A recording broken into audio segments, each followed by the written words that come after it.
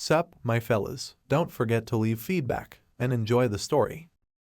The action begins with the appearance of a guy in a certain place. A man was standing in front of the boy. He said that the boy was another alien from another world. The boy was surprised. He seemed to have a lot of questions. They were in some medieval city. The man scratched his head and thought about how to start the story. The man said that at first he understands that the boy is confused. He asked the boy to calm down and listen to him. The boy suddenly took off his t-shirt and started groping himself. The man once again asked him to calm down and asked why he was taking off his t-shirt. The man said that this world is called Aeria. Swords, magic, and hordes of demons and monsters. Because of them, there is an ongoing struggle for survival in this world. This world tends to draw aliens from other dimensions into its battle, and first they get to this city.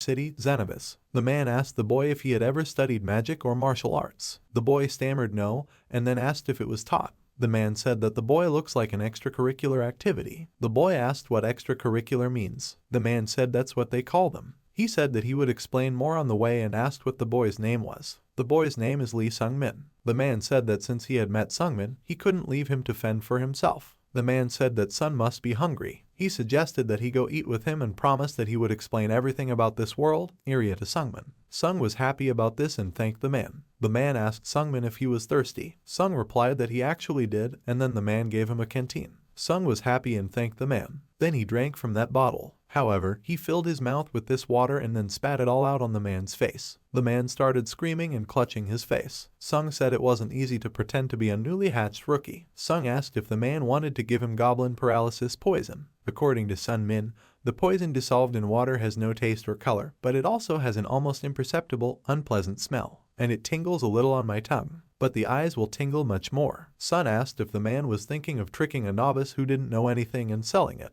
The man asked Sungmin how he knew, and then he realized that Sun wasn't a freshman conscripted into Aeria. Sung said that this is not the case and that he is just a newly called, extracurricular student.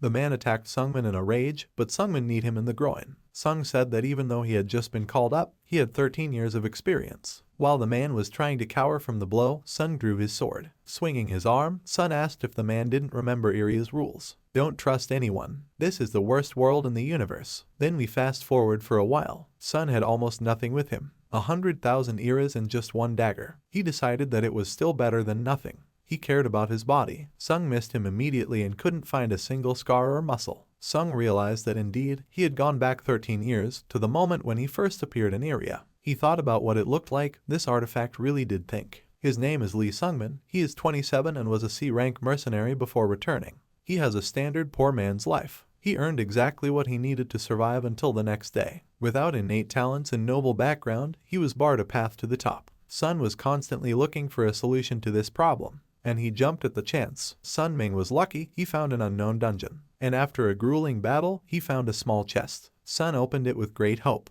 but inside the hero found only this stone, and from then on, he carried the stone with him. Sun couldn't find out what to do with it or why it was needed. Then he received a notification that the Stone of Return had been activated, and Sun would be moved to the point of departure 13 years earlier. This was the notification Song had seen right before he died. He realized that apparently this stone is needed in order to return its owner to the past. Suddenly, Sung thought that the stats might still be there. He immediately looked at his stats, but there, he saw that he didn't have any abilities and skills. He was annoyed that it was the same thing again. He had been hoping, but now he realized that he was in Aeria with exactly the same characteristics as last time. He realized then that it was a pointless return. But still, Sun Ming still has 13 years of combat experience in Aeria. His memories are not so detailed, but he remembers some of the most vivid events. They can also take advantage of some extracurricular privileges. Sun came to the chiropractor. Various people from other worlds arrive in Aeria. There are also magicians and martial artists among them. However, most often extracurricular classes are included in the Aeria. Extracurricular students can become whatever they want,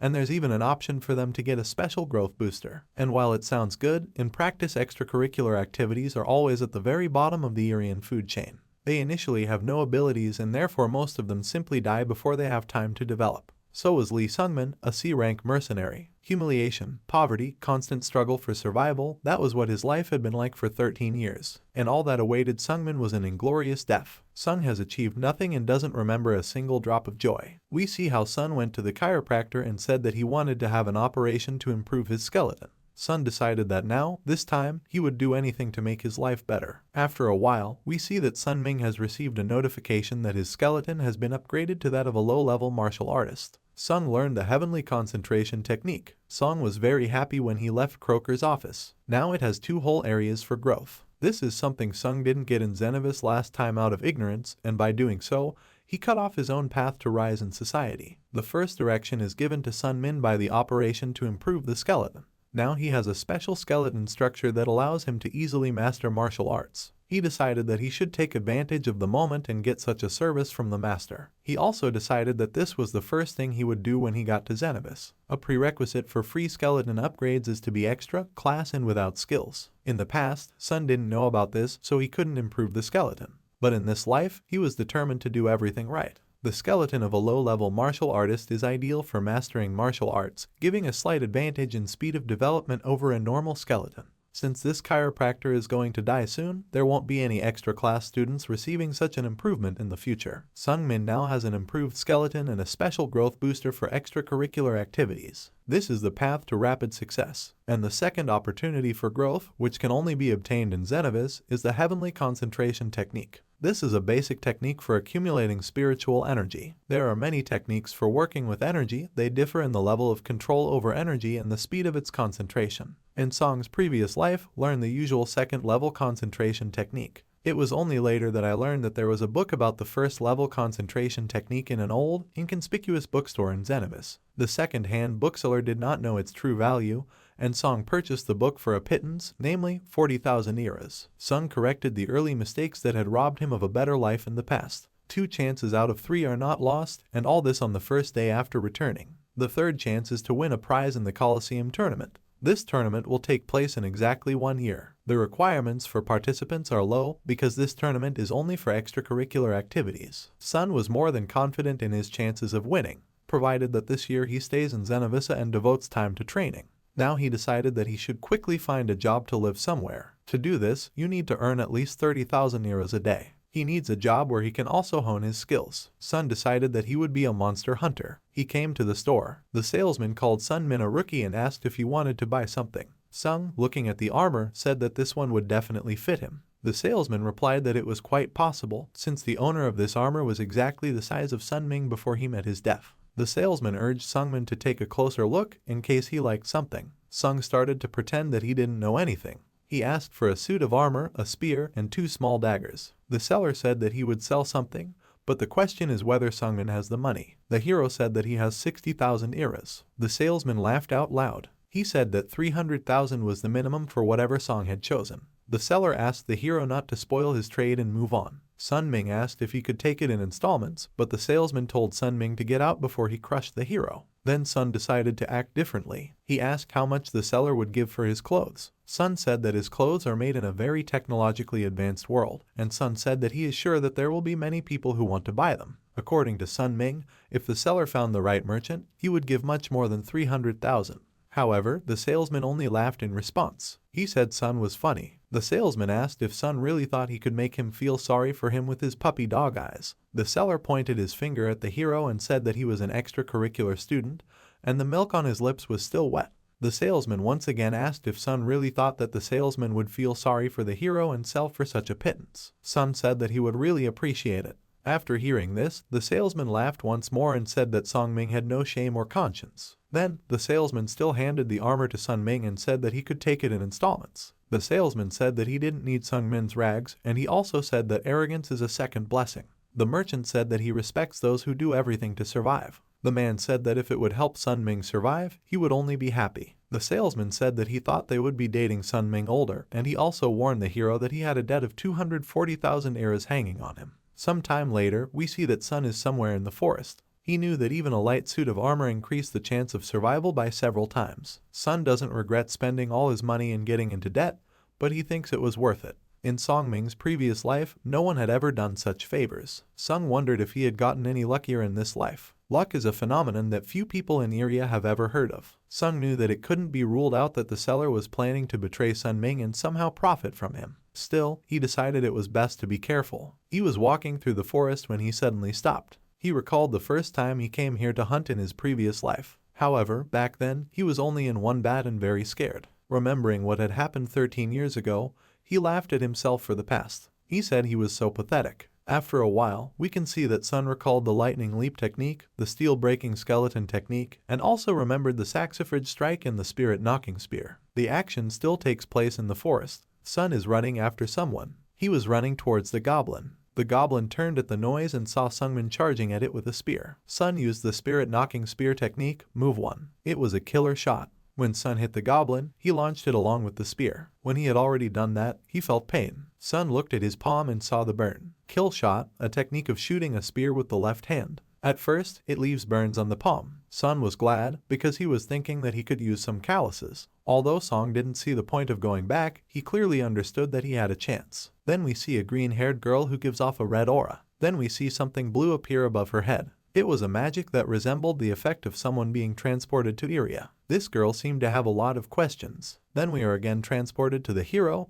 He was standing in front of a building. He went in and was greeted. It was an inn, and the person standing there immediately recognized Sun Ming. Sung told Jack Ajosi that he had brought payment for the night's lodging. Jen asked what Sung was paying for, and the hero replied that it was the same as always. He asked about where Sung got such a purse, because such a purse that can hold a spear is worth about 1.5 million. Sun said he got a discount from his merchant. Jack said that Sun was a businessman because the hero got goblin teeth and blood serum. Jack said it would last for a couple of days. Jack said that the Mages Guild didn't give Sun Ming a damn for this because according to him, everyone there is greedy. Jack said that Sungmin has a talent. Sun asked what was so talented about it. Jack said that when an extracurricular boy approached him and offered to pay for the rent with the fruits of the hunt, he agreed and did not expect Sun to live long. However, it's been 2 weeks since Sung has been regularly paying Yiwu after a successful hunt. Jack said that's why Sung is so talented. Sungmin seemed annoyed by this. Jack said that usually extracurricular activities barely make ends meet. Jack happily said that with such a talent, Sun could easily become like Xian. However, Song immediately went to his room. He said he was tired, but he was annoyed about something. As he walked, he grew angry, clenching his fists even harder. Sun went to his room. He was thinking that the word talented didn't fit him at all. In his entire past life, he had only grown to a C-rank mercenary. Soul-shattering spear technique, lightning leap, metal blood exoskeleton, saxifrage strike technique. These are all techniques that Sung learned in his previous life. These are Aeria's mechanics. If Sung remembers the technique, then he can practice it. It's something to start with, but it's only a second-level combat technique. Sung knew that you wouldn't get very far with these techniques. Sung Ming's only hope is for the technique of non-youthful concentration. This is the only first-level technique. But this technique also has its limits. It does not give infinite energy. Sun then began to concentrate. He decided that he needed more sophisticated martial arts techniques. We're moving to the next day. We see Sun coming out of the inn. A girl asked him if he had gone hunting again.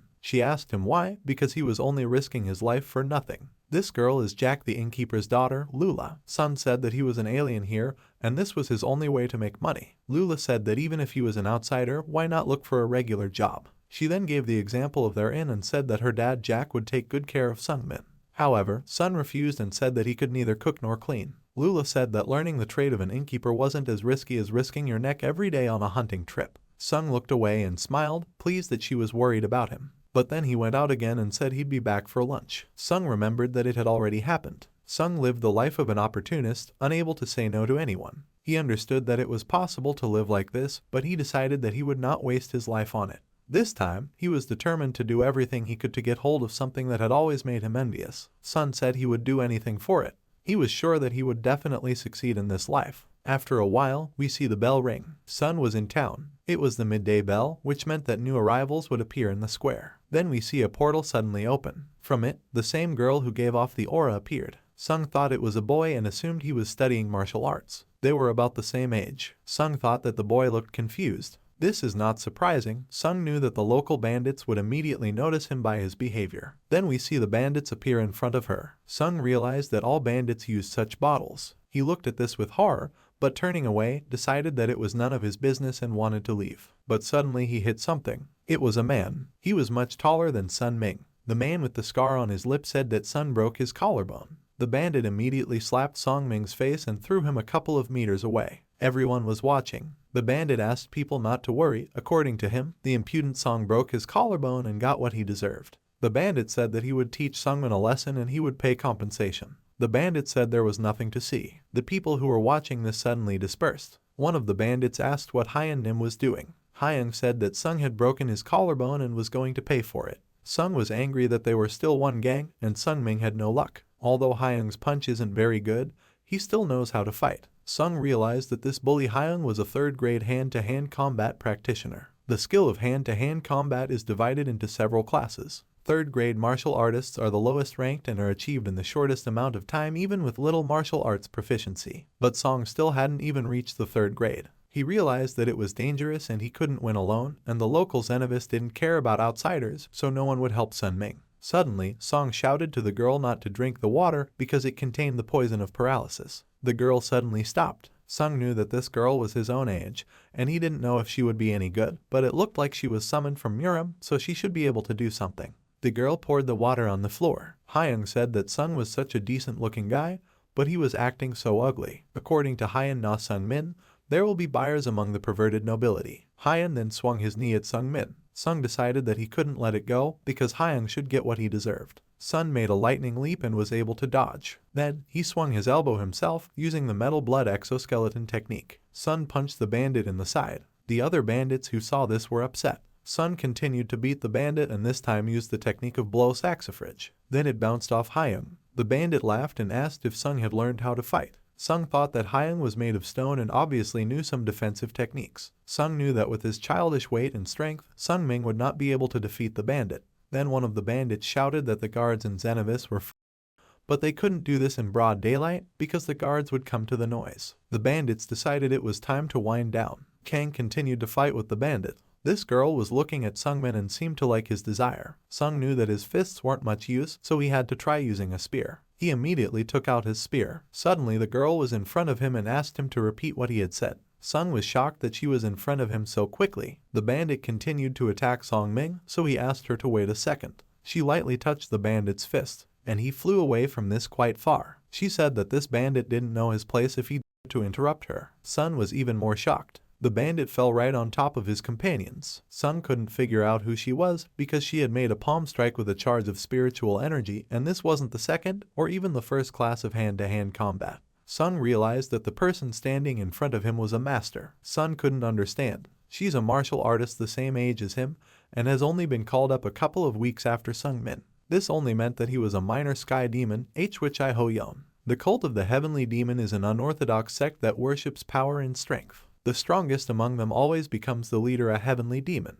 His offspring are called young leaders. Hwichai is an alien from Murim and a young leader. The dead sky demon, Hwichai Hoyon. He has master-level techniques, and when he entered Aeria, he soon became famous. The same age as Sun Ming, who reached heights as soon as he crossed the threshold. Naturally, Sung didn't even dream of such a thing. Sung was nervous because Hwichai was standing in front of him. He introduced himself and said he was 13 years old. They came to Sungmin. The hero was surprised that Hwichai is only a year younger than him. Sungmin is now 14. Hwichai said that Sung told him something interesting. He said he was intrigued by this world, Aeria. After all, it is completely different from the native world of Hwichai. Hwichai asked if there was a sky demon cult here, to which Sung replied that there wasn't. Hwichai laughed and said he understood. Then he suddenly became serious. He said that Sun yelled at him in the square not to drink this water because it contains the poison of paralysis. Hwichai then laughed and called Sungmin a p***, asking how did he address him like that. Sun immediately apologized and said that he didn't know what he was shouting at the young leader. However, Sung couldn't believe that he had to bow down to a 13-year-old. Hwichai enjoyed watching it. He said he saw Sun fight. According to him, he has not seen such a thing for a long time. He called Sungmin a clumsy person because his techniques are no good and their execution is even more so. Hwichai asked who taught Sungmin such clumsy techniques. Sung was angry and asked where Hwichai was going. He said that he would teach Sungmin martial arts. Sun was shocked and surprised. Hwichai said that if Sung could learn from him, at least he wouldn't be so clumsy. Sung asked if Hwichai would teach him martial arts. Hwichai said that he would teach you, but only on one condition, just one. Sun became nervous. Hwichai announced the condition. It turned out that all you need to do is be a friend of Hwichai. Sung looked disappointed at first, but then it dawned on him. He was shocked and didn't understand what was going on. Then we are transported back in time, and we see how Hwichai asks his father to have a friend. My father asked who had told Hwichai about this. Hwichai took out a book and said what he read in that book. According to him, it says that no trouble is terrible with a friend. His father said it was true, but only for mortals. My father exclaimed that Hwi was the heir to the throne and that one day he would be the commander of countless hordes of demons. Her father is the leader of the Sky Demon cult, the Sky Demon Hwi Hack. Hack shouted that the ruler didn't need friends. According to him, it's better for Hwi to practice martial arts than to read all sorts of nonsense. Then the frustrated Hwi ran away. My father was thinking that he had to say that. He was worried. For training, he called the fighters, and although they were all amateurs, there were 50 of them, and his 10-year-old son dealt with them with ease. Hack knew that Ho Young was his son, but he was so strong that it was almost frightening. Hack hoped that the die wouldn't fall on Ho Young. We flash back to the present and see Hon asking Sungmin to be his friend.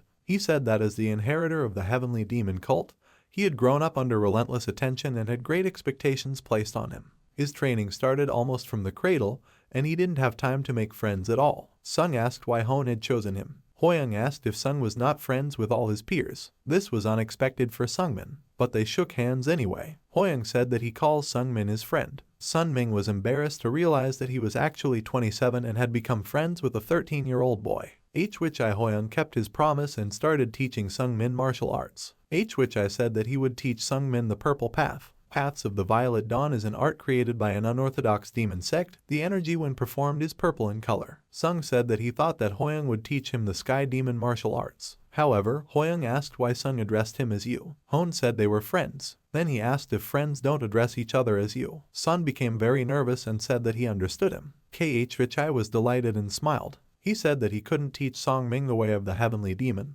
This school of arts is only for the heavenly demon and his heirs. Hoyoung said that Sungmin would like the Path of Purple Dawn as he said it was a very good martial art. Then they started. We are moving forward a month. Sung knew that an improbable combination of circumstances had brought him together with Hwi Hoyoung, who had taught Sungmin the way of the Violet Dawn. The hero became stronger little by little. Right now, he is roughly in the middle between second and first class martial arts mastery. Compared to his previous life, this is a huge achievement. However, Hwi said in disappointment that Sungmin's teacher was the great Hwi Hoyoung, which was all that Sung had achieved in a month. Hwi said that Sung is really untalented. Sung was a little annoyed, but then he came to his senses and decided that he needed to collect everything of value from the goblins. Suddenly Sung saw something come out of the trees. It was a huge monster and it almost hit Songming with the bat. Sun couldn't figure out where it came from. If Sung hadn't reacted, his head would have rolled. Sun wondered where the orc had come from. The Sun looked to the left. Then he looked to the right. He realized that the orc was alone. At the same time, he hit the orc. With this blow, he pierced through the orc with his spear. Sung was glad that he could kill one orc at a time.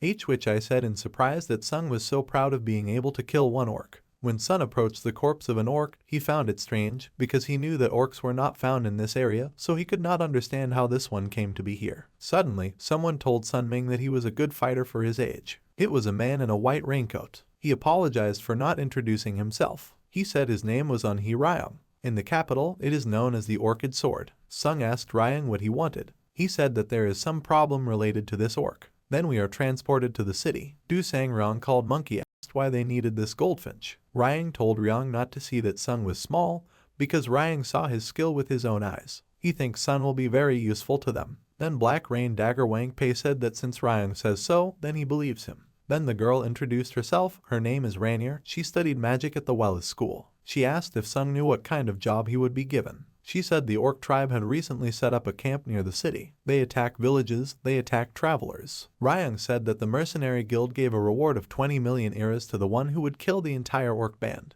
Together with the spoils, this will come out to about 35 million eras. Sun asked how they would separate them. Ryong replied that they would divide by 5. Song pondered that he would get about 7 million eras, a quest that doesn't come up very often. The only problem for Sunming was whether he could trust these people. Sung also thought about Ryong. Then he said he was in business. Ryong happily reassured Sungmin that he had made the right choice, because together with Sungmin, he said it would be much easier for them. Sung thanked Ryong for the praise. He pointed to 2 men who were sitting nearby and asked who they were. Ryong said they were just extracurricular porters. Ryong asked Lee Sung from Murim. Sun lied and said he was from there. Ryong said that these men would carry their equipment and they would be charged a small fee. According to Ryong, they are not of any interest. Ryong said that if they were only told, they would follow him. This didn't make Sungmin happy and even angered the hero. Then they decided it was time to leave. Ryong looked crazy. He didn't seem to be what he wanted to appear. And after a while, the heroes went. Ryong led the way and the bearers brought up the rear. Sun asked Ryong how many orcs would be in the camp.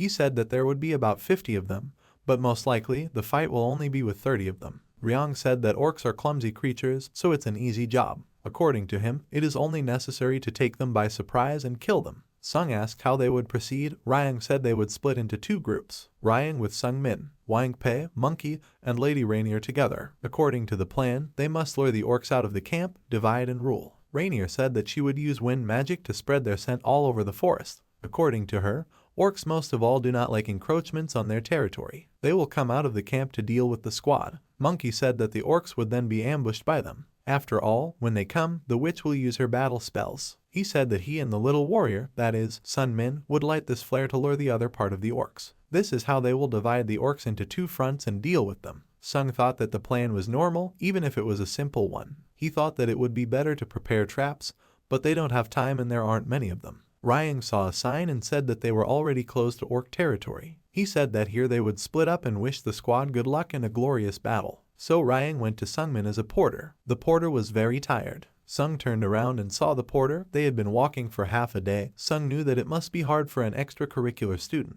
Sung looked at the porter and recognized himself from his previous life. Sungmin wasn't happy with that. He asked the porter his name. He answered and said his name was Brass. Sung said he wasn't sure he could protect Brass when the battle with the orcs started. It gave Brass the choice to go on or run away. Sung turned around and realized that Ryong wasn't exactly going to defend the extracurricular student, since even now he wasn't paying attention to the fact that Sung and Brass were talking. But then Brass said he couldn't run away. Sungmin wasn't surprised. Brass knows what the guild will do to him if he tries to escape. Sun told Breaststroke to defend itself by any means necessary. Ryong told Sungmin that they seemed to be in place. Fortunately, they didn't encounter any of the orc patrols. Ryong asked if Sungmin could see the fence in the distance and then said that it was an orc camp. Ryong decided to light a flare to lure in the orcs, but Sung asked him to wait. Ryong saw Sung rummaging through his purse and said that this small pouch on Sungmin's belt wasn't easy. Ryong said it was an oversized bag. He asked where Sung got it. Sung replied that he was lucky. Ryong looked mad and he asked what Sung got. Sung replied that he had taken out a tub of water because you need to knead the dirt and smear it to mask the smell. Ryong was surprised that Sung was so creative. He said that Sun Ming's knowledge surprised him and that Sun was precocious. Sung replied that he had a good teacher. Ryong said that the teacher is really good.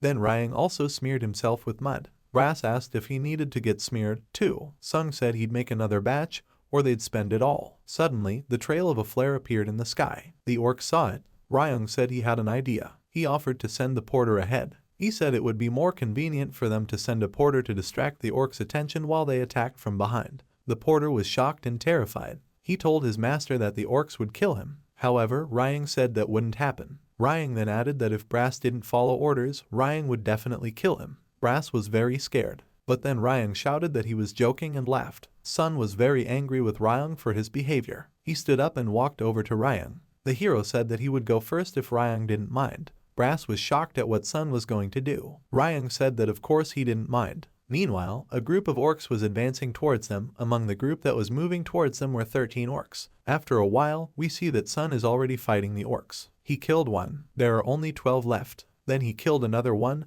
and there were 11 left. He wondered if he could do anything. He pushed those thoughts aside and decided that they were all within his power. He wondered why he felt sorry for the porter. What Sungmin from this? He thought it was pointless to be merciful. He wondered if it could be empathy and not just charity. Sung knew that they were nothing to each other, that they were not friends. However, they are both extra class. That was enough for Sungmin. In Aeria, there is a prakilo that the one who is stronger is the law. Sung knew that was the rule. However, this is a very straightforward and cruel rule. We see a flashback where Hwichai tells Sungmin that no matter how many times he explains to the hero, he still can't do it. Hwichai said that Sung should be grateful for his steadfastness. He asked Sun Ming to memorize his every word and movement, to memorize how to hold the spear. Sung realized that he needed to hit from a distance. He was sure that this way he would become stronger. He used a level 3 soul-shattering spear and struck down 2 orcs at once. Then, he used a lightning-splitting strike. The orcs watching from the side were afraid of Sun Ming. Ryong also joined the battle and started killing the orcs. Meanwhile, Brass was attacked by an orc. Brass just lay there in fear and closed his eyes. However, Sun was able to save him and killed the orc. He was glad that he had helped Brass. And so the battle ended and all 13 orcs were defeated.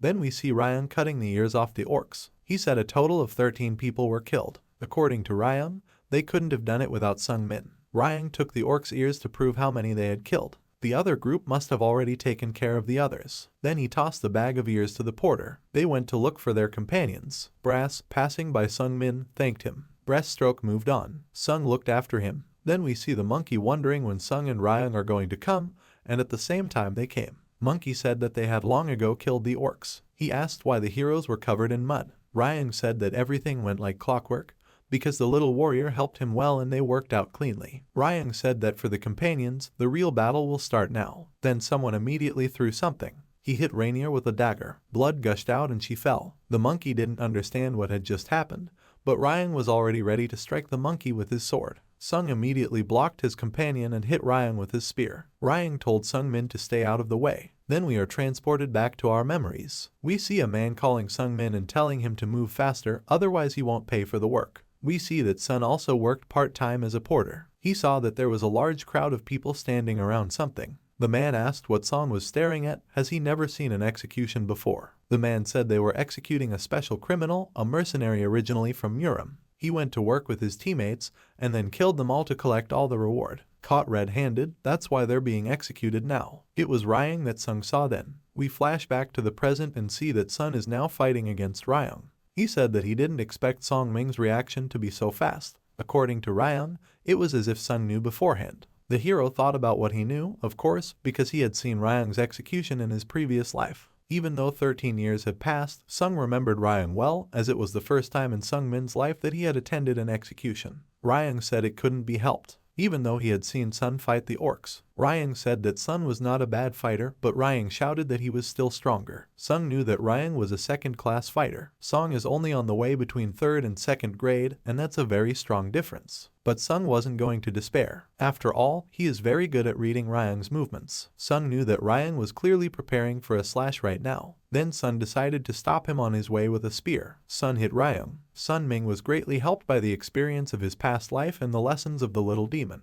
Ryung jumped back and said it wasn't bad. Ryung's mouth started to bleed, but he wasn't going to give up and asked how much more Sung could do. When he started coughing up blood, he realized that something was wrong. Sung said that he put a long-acting poison in the mud that Ryung had smeared himself in. The poison is not fatal, as it did not enter the stomach, but Ryung's hands were shaking from it. Sung said that in this state, Ryung wouldn't be able to handle even a weaker opponent. Sung then asked what Ryung would do. He saw Brass standing behind him. Ryung immediately ran towards him. Sung was shocked and understood what this was all about. Ryung grabbed Brass and put his sword to his throat. Ryung said that if Sung made another move, the porter would be killed. Sun couldn't figure out what to do. Ryung was thinking that Sungmin really cared about this extracurricular student. So Sungmin had caught a soft-hearted kid. Ryung was sure that Sungmin would have no choice. Sung wasn't wondering if Lee Ryung was serious. He wondered if he thought it would save him if he took a hostage. Sung started to approach, but Ryung told Sung not to take another step. Sung thought about being a mercenary for so many years. He wondered what the only reason was to help Brass. Then we see that he seems to relate to Breaststroke. He was thinking when he saw Ryung's crazy face. Sun decided that this wasn't the time to speculate, since the battle with the orcs had left Sun exhausted. If it wasn't for this circumstance, Song would have stabbed him before he knew it. But Sun can't. If he tries with the last of his strength, it can end very badly. And Sun can't expect Ryung not to recover from the poison anytime soon. In addition, if the monkey is defeated, then Sun Ming will have to fight with 2 opponents already. Sun decided that he had to act because he had no choice. Brass looked at Sungmin. He decided to take action and took a step back after putting a cut to Ryunggu. They both fell to the ground. Sun was excited. Ryung was angry because how did an extracurricular student do such a thing? He thrust his sword into Brass. Ryung just smiled and said he should have listened to him. Sun was standing over Ryung, who was lying under the breaststroke. The villain realized that he was in danger and asked Sungmin to stop and listen. However, Sun was so angry that he didn't hesitate to stick a spear into Ryung and kill him. Monkey Bee, meanwhile, defeated Wang Pei, although he was not seriously injured. Sun was heartbroken and saddened.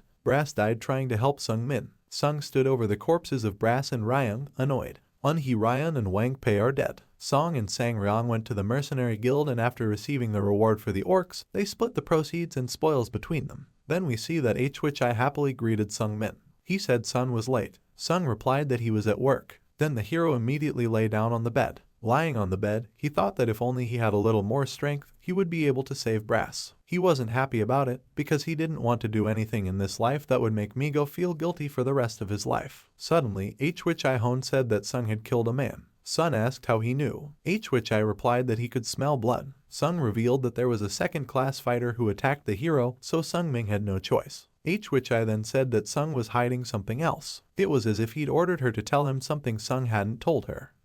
Sun then sat down on the bed. He said it was a strange question. Sun asked about what he might be hiding. Sung asked if which I Hoyoung thought that Sung wouldn't be able to beat a level 2 fighter. Which I said that wasn't the case at all. After all, Sun is learning the way of the Violet Dawn, and therefore it is quite achievable. Which I said that Sung is special. Which I said that he wandered around the city and watched, trying to understand what kind of world it was. He noticed a lot. Which I quickly realized what life was like as an extracurricular student. He saw how insignificant most extracurricular activities were. Which I said he was aware that humans usually kill insects with ease. While not everyone is able to kill a small animal, to do this, you need to cross a certain line in yourself. Which I said that Sung, however, went to the forest to hunt first thing on the first day of his summoning. Sung got nervous and asked if it was really that unusual. The hero said that he would not have survived otherwise. Which I said it made sense. Which I asked if Sung thought that other extracurricular students were living like this just because they didn't understand it. Which I said that others understand this, but are hesitant to end someone's life. Which I added that in addition to being an extracurricular student, Sung is also a teenager. Hoyoung said that what he was getting at was that something wasn't going right. Sun became even more nervous, but tried not to give himself away and said that he was able to adapt. Which I said that Sung also knows how to avoid direct questions. Which I said that in this case, he would tell about his other suspicion. Hoyoung said that Sungmin doesn't have any abilities. Which I said that in light of this fact, even if Sungmin is taught by On, Sung can't learn more than a third of the material. Which I then said that he was intrigued by something, namely that it hadn't been more than 3 weeks since Sung had been hunting with a spear, and his skill was already quite good. As a rule, the weakest point of a beginner is a lack of control over internal energy and footwork. However, Woo Sungmin's which I doesn't notice such common mistakes. He then asked a question about how a person without abilities could master the spear so well in just 3 weeks. Which I asked the question who is Sung. They both fell silent. Sung then said that he didn't understand what which I was talking about.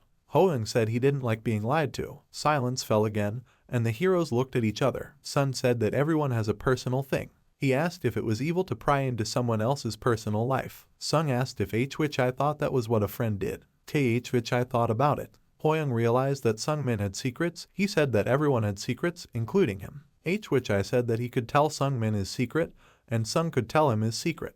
However, Sung refused and said that he didn't need which I's secrets. Hoyoung decided that Sun was raising the stakes and said that in this case, he would tell his secret and also teach him an incredibly strong technique. To choose from, he gave the art of using a spear and the art of moving during a fight. Sung chuckled and said that it was ironic that he didn't have the ability to fully understand the teachings of which I, and he didn't have the inner energy to fully implement them. Which I then continued to think as he looked at Sungmin. After which I said that he would give Sungmin a quarter of his energy. Sun was shocked. He couldn't tell if which I was serious, to which I replied that he was curious. Which I said that Sung is his only friend and he wants to know everything about him and what he keeps secret. This is how the young leader sees friendship between people.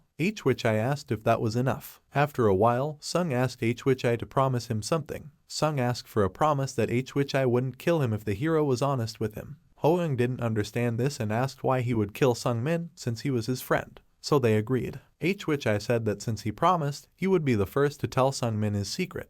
Then which I let his hair down and said he was a girl. Sung was very shocked and surprised, although it wasn't really hard to guess. Which I asked about what surprised Sungmin so much. She said it was for the sect. Only a man can become the leader of the heavenly demon sect. So her father said she should live like a boy. Sun was still in shock.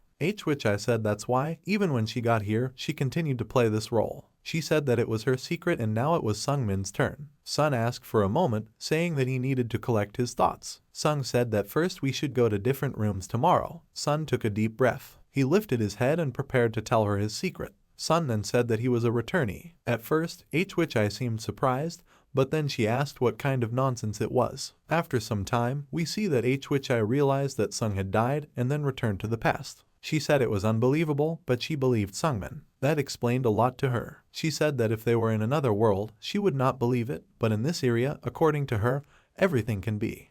Which I asked what made Sung think that she would want to kill him. Sun said that he had reincarnated as a 14-year-old boy, but his real age was 27. Sung asked if it was a shame for Hwi that he had lied to her about his age, so she thought she was looking at someone the same age. However, Hwi didn't care at all. She asked him to think about what had happened. After all, she offered to teach Sungmin martial arts and offered to be friends. She said that Song didn't deceive her but simply agreed. It's no reason for her to kill Sungmin, and it doesn't call their friendship into question. She's spent 3 weeks with Sungmin by her side and he's a friend to her. She said that was all and hoped that Sun was happy. Sun was speechless, he didn't know what to say. He was so moved by this that he almost tearfully thanked her. Hwi also wanted to say that she felt sorry for how small the level Sung had reached in his previous life was. She said that she had more questions for Sungmin, but she put it off for later. Right now, she was going to transfer a quarter of her internal energy to him. Sun was shocked and excited. Kai energy, which is accumulated by martial artists for use in combat.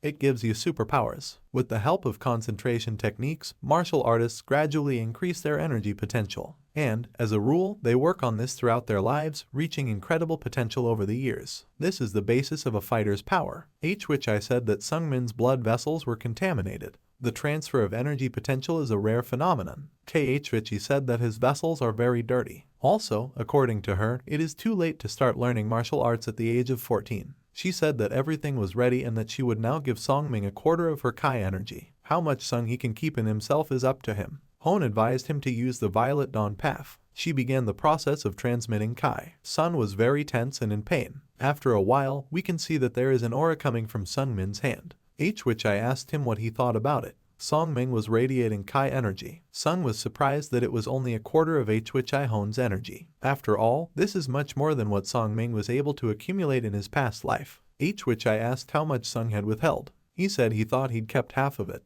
She said that Sunming should not be upset, because the rest of the energy will be dispersed along his meridians. She advised him to use the Violet Dawn path, and then he would take all this energy into his body. Suddenly, she collapsed. Sun became worried and rushed to her with a question about what was wrong with her. She asked him not to make a fuss. According to her, she was just a little tired. Sun was thinking about something. He asked her why she was doing this for him. Hwi replied that it was because they were friends. She asked him not to worry and said that there was nothing required of Sungmin, just that she wanted to do it. She thought that she only did it for herself. She then said that she would teach Sung another move now, just like she promised. The spear technique. Sung was surprised and asked if it was true that she would also give it to him. Hwi said that the technique of the Spear King, the carrier of the great spear of the ninth heaven, is something that will suit Sungmin. Sung wanted to say something, but she continued to speak and said that with his abilities, it would be difficult for Sungming to assimilate it, so she would try to make him more primitive. Sung wanted to say something, but Hwi asked him not to make her repeat it. She was only doing it for her own sake. Then she said that, to be more precise, she was doing it for her first friend in her life. She said that she couldn't let Songyi disappear this time after only 13 years. Sun was touched by this. He bowed to her and wanted to thank her, but she immediately hit him and said that friends do not bow to each other. Sun asked her what was wrong with bowing, and what made her think that her friends didn't bow. She said she didn't like it and dropped him so that he lay down next to her. She said it would be better if they did something more pleasant. Sun was shocked and asked what she was talking about. Hwi asked Sungmin to talk about his past life. She asked him what he knew about her back then. Sung began his story. He barely made ends meet and only knew about her through rumors. She was said to be at the very peak of Aeria, peerless in strength. Then she chuckled and said that it wasn't surprising since it was her. Sun said that she left the city just a month after appearing. Then it was not known about her for 3 years. Hwi said she must have been traveling. According to her, it was freedom that she always missed the most. There is no freedom in the cult. You are always under supervision and within the rules that are set by the cult leader. She said that's why she was called to this world. Then she met Sunmita, her first friend. Sun was embarrassed. She said she would leave in a month. She wanted to enjoy her freedom and this new world. She informed him that when Song learned the ninth heaven spear technique from her in a month, she would leave like she did in her previous life. Then she asked what Song would do. She was really interested. She said that Sungmin has a new life now. Hwi asked him how he would like to live it. Songyi himself wondered about how he would like to live his life. He started to recall fragments from his previous life. He remembered how pathetic and weak he was, like a maggot. Sun said he wanted to live a better life than last time. Hwi asked if that was all. Then she asked if Sungmin had a goal after all. Sung didn't hesitate to say that he didn't even know. She asked him to think about it and tell her later. Suddenly, Hwi remembered something. She was very happy that she remembered what she wanted to ask about Sungming's past life. She asked him to tell her. Sun was embarrassed and said there wasn't much to tell. H which I replied that she knew it. Sun suddenly thought of his previous life in Xenovis. He wondered if he ever had a single friend.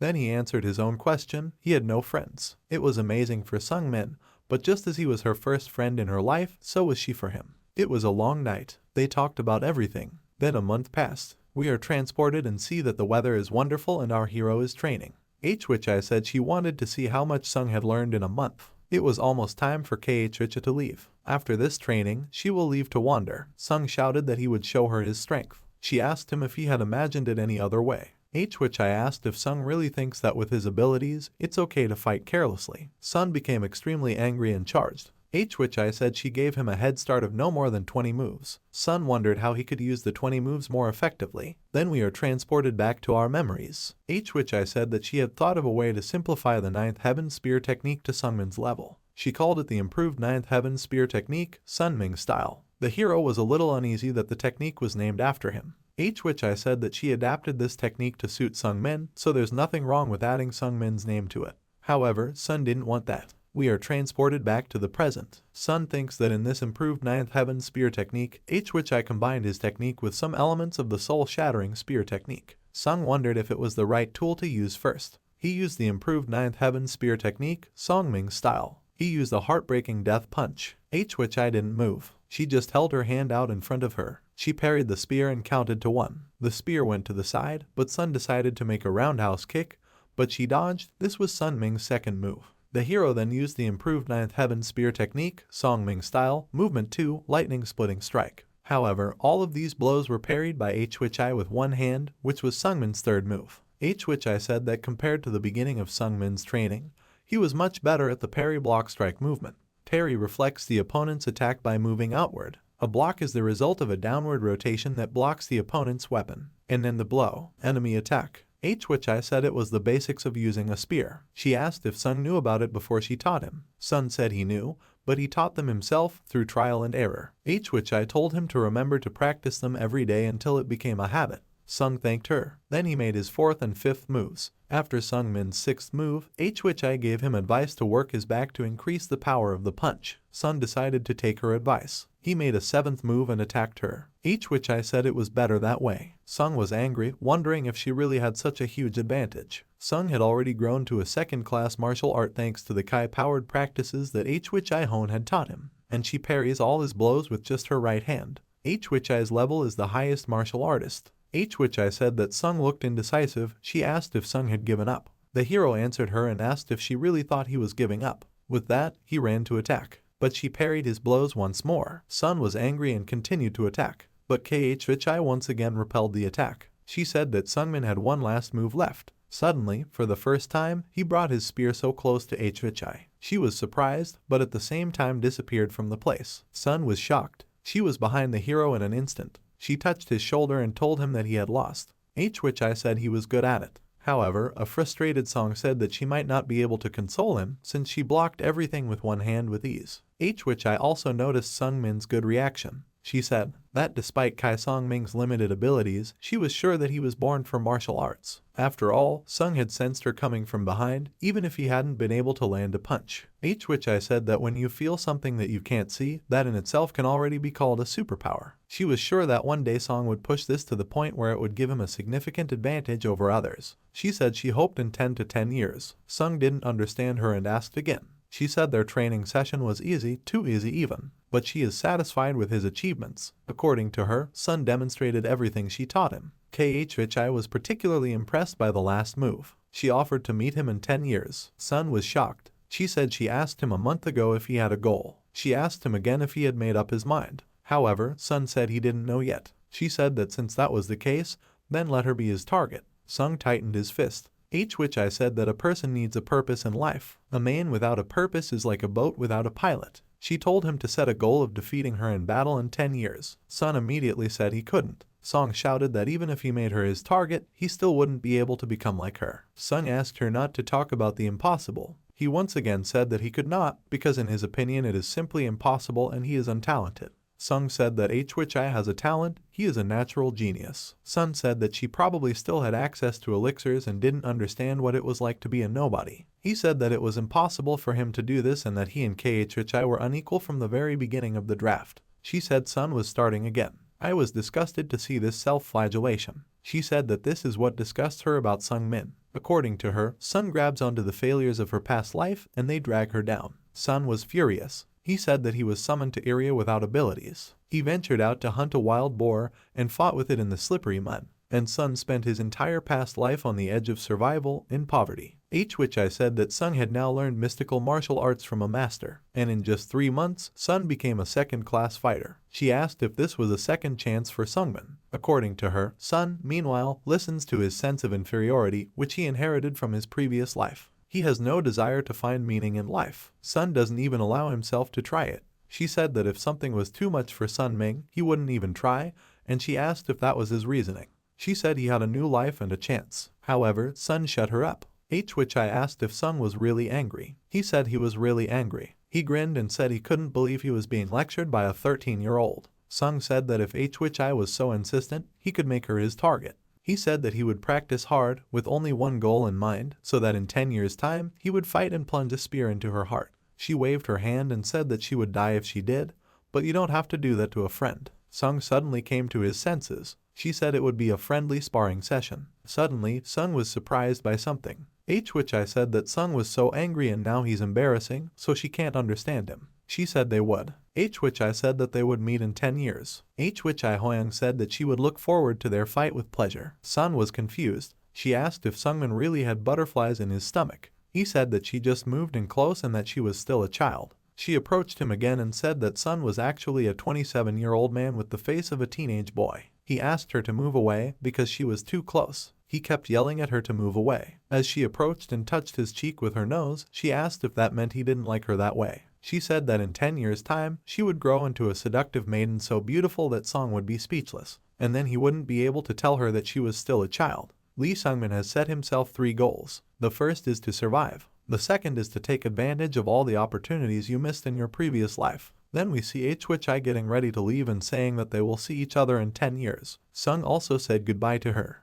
Which I was leaving, but she turned around and asked Sungmin to take care of his life. He said it was a matter of course. Then they separated. Sungmin's third target was which I Hoyoung. Songmin has 3 chances that he shouldn't miss in this lifetime: skeletal enhancement surgery, heavenly concentration technique, and finally a tournament for extracurricular activities. Various tournaments are often held in Zenavisa, and there is one that Sun can participate in, an extracurricular one. 10 months since which I Hoyoung left. At the tournament, Song met a strange man. He underestimated Sunmin and suggested that he give up, since the male is a level 3 fighter. During this time, Song had grown to the first level of martial arts proficiency. Because of this, the victory was given to him with great ease. Among the extra-class people, Sunmin had no equal. The reward in the tournament was the Sacred Power Elixir, which increases the potential of Kai energy. Sun took the elixir immediately. The Holy Power Elixir was a huge boost to his energy potential, even though it was given to him by which I. Sung knew that he now had everything he wanted from Zenavus City,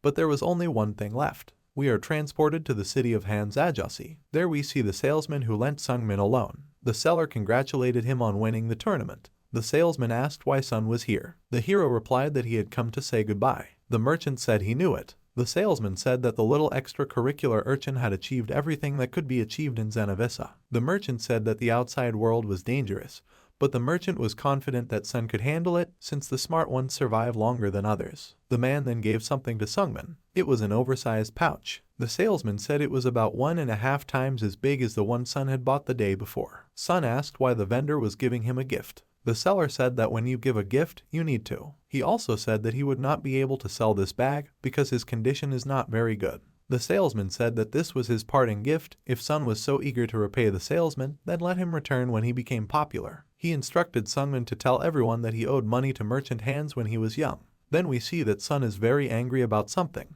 We are transported to the inn. Sun went into the inn and Lula turned to him. She asked if he was moving out. Sung asked how she knew. Lula screamed that this was the first time he'd ever cleaned his room, and only a blind man would have missed it. Lula asked him why he had left, because it was her responsibility. Sung said he knew what she was talking about. Lula knew that people like Sun, who came from other worlds, would eventually leave their city. Sung said he had to go. She asked really. She said she wanted Sun to go missing and die somewhere. Then she ran away in frustration. Jack was on his way to the meeting. They both didn't understand what had happened. Jack asked Sungmin not to draw. Jack said that Lula was young, so he asked the hero to understand him. Sung knew that. Jack asked why Sun was so precocious, because it was like his soul was much older than his body. Then Jack gave Sungmin something. It was the cloak Jack had worn when he was a young warrior. Jack said that although it didn't look good, it had heat magic and magic that could help you fight with a sword. Sung thanked Jack. The innkeeper said that the plaza was too big for Sungmin, so the hero could sew at the tailor's. Jack took the hero by the shoulders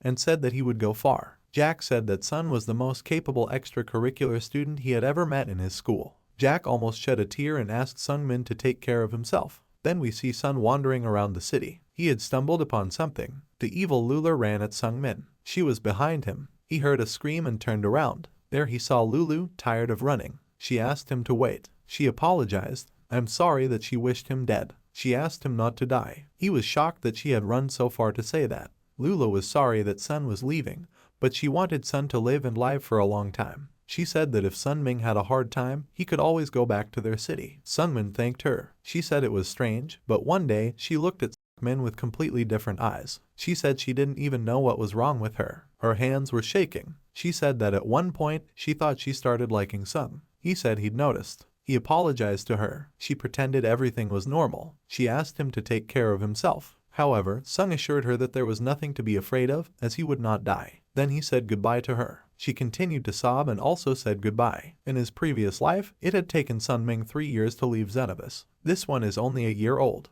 And, strangely, Songming didn't have any good memories from his previous life, and in his new life, he got the full amount of good that he didn't have. He wondered if he might ever come back here. He decided that there was nothing to be afraid of since he wasn't going to die. Then we see Sun go somewhere, a man who hadn't met such a young adept in a long time. This man said that Sun came to the Mount Mercy community. This man asked what kind of band Song wanted to impose on himself. Sun decided that to do this, he needed to become stronger. We see a flashback in which I wonders where he and Sungmin will meet up after 10 years. She said that she didn't know the geography of this world, so it was up to Songming to decide. Sun thought about it. Then he suggested that we meet in Behenger. Sungmin is still 9 years away from his appointment. He didn't know where to go now. However, he doesn't need to go to Behenger yet. Sun thought about becoming a mercenary, but it would be the same life as in the past, and he needed to hone his skills. Sung thought about it and seemed to remember something, namely about Mount Mercy. Mercy is the Aerian god of trials and hardships. Through the community of priests of this god, which lives on Mount Mercy, you can cast a forbidding spell on a part of the body or on one of the senses. This allows a person to increase the effectiveness of their training 100-fold. Sun was walking towards the mountain and it seemed to be somewhere nearby. So Sun came. He arrived at Mount Mercy and received a ban from one of the priests and decided to train. It is subject to 2 bans. The first is the prohibition of lightness. With him, Sun feels an unusual heaviness in everything. In the body, even in its equipment. Even the oversized bag, and that got heavier, and even the bread. There was also a second ban on Sun Min. He took a bite of the bread, but it disgusted the hero. He was shocked. He spat out the bread, but it was already a pile of insects. This ban was placed on Sun Min's sense of taste. This is the worst part. It's not even about losing taste, per se. It is forbidden to feel good taste. Everything Sun eats is nauseating and disgusting. Even the texture of food changes. Instead of a piece of H-Leia, he felt slimy, moving insects in his mouth, and it was as if he was chewing them alive and they were secreting juice. Sung thought that he couldn't drink or eat under this ban. The hero did not know that it would be so terrible. At the same time, he had the idea to give it all up. He wondered if he really had to work so hard. He could have gone to Behenger and become a mercenary there. He thought that he would quickly grow up to B class. He decided that it was still better than in his previous life, and he seems to be jumping above his head. Suddenly he remembered H-Vichai. Sung immediately stood up. He grabbed the bread and started eating.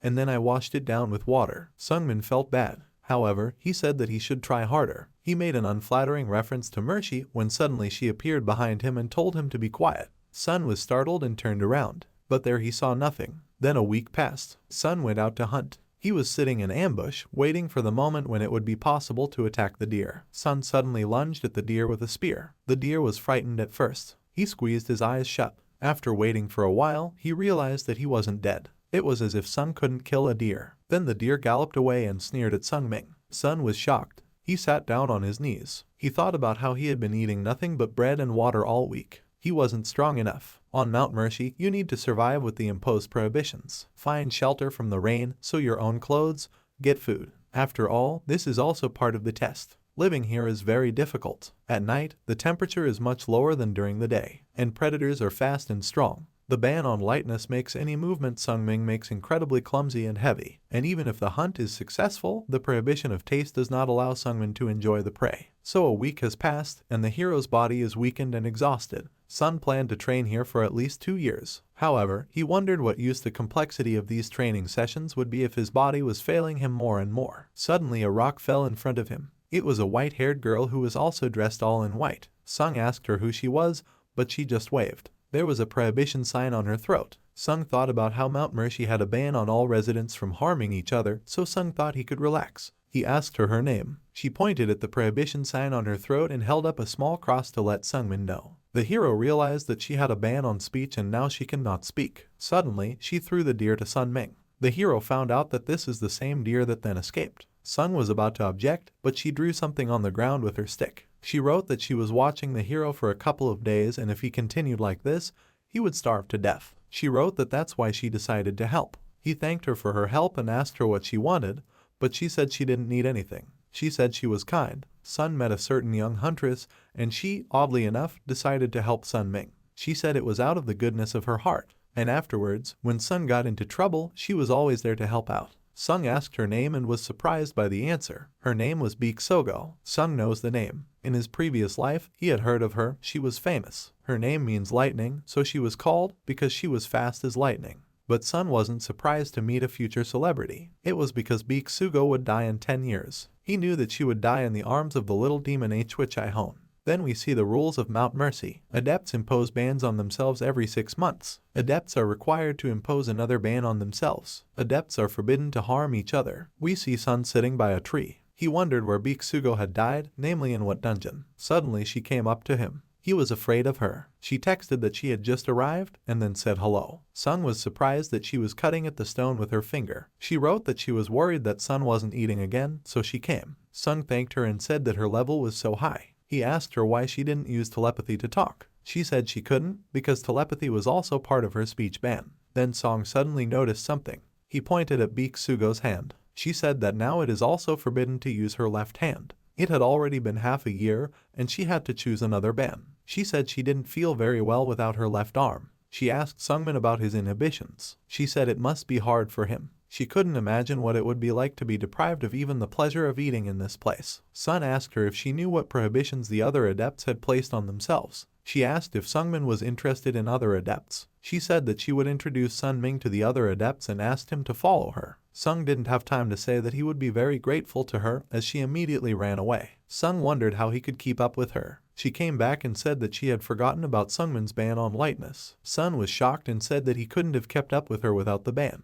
She said that with a weighted body, you need to work more on the movement technique. According to her, this is now more necessary for Sungmin than using a spear. Sung asked if she'd watched him train. He asked her to teach him the movement technique. She said that she might be kind, but she couldn't share things with Sungmin that gave her an advantage in battle. He laughed and said that he was joking, but in his mind he was not happy. Beak Sugo put her hand on his shoulder. She said that since Sun was slow, she would carry him. He yelled at her to wait, but she only warned him to hold on tight. When they arrived, someone asked who had come. This girl called Beak Sogo mute, and she asked him what kind of boy he was. She said it was the new adept Lee Sungmin. It was the girl Scarlet Lessaire, the future archmage. It was forbidden to wash or change clothes, which is why it stank. Then we see Doc Bai Jun, the future recognized sword. It had a vision ban on it. He said that the fact that Song is a fighter is great, because he wanted to definitely fight sometime. She said that there were only 4 of them left on the mountain after half a year of testing on the mountain. Song was shocked because he knew that all these people would become great masters in the future. So far, they are not widely known, but soon the fame of their skills will spread throughout Aeria. Scarlet then asked what Sungmin's inhibitions were. He said that he had no sense of lightness and taste. She asked how it was possible,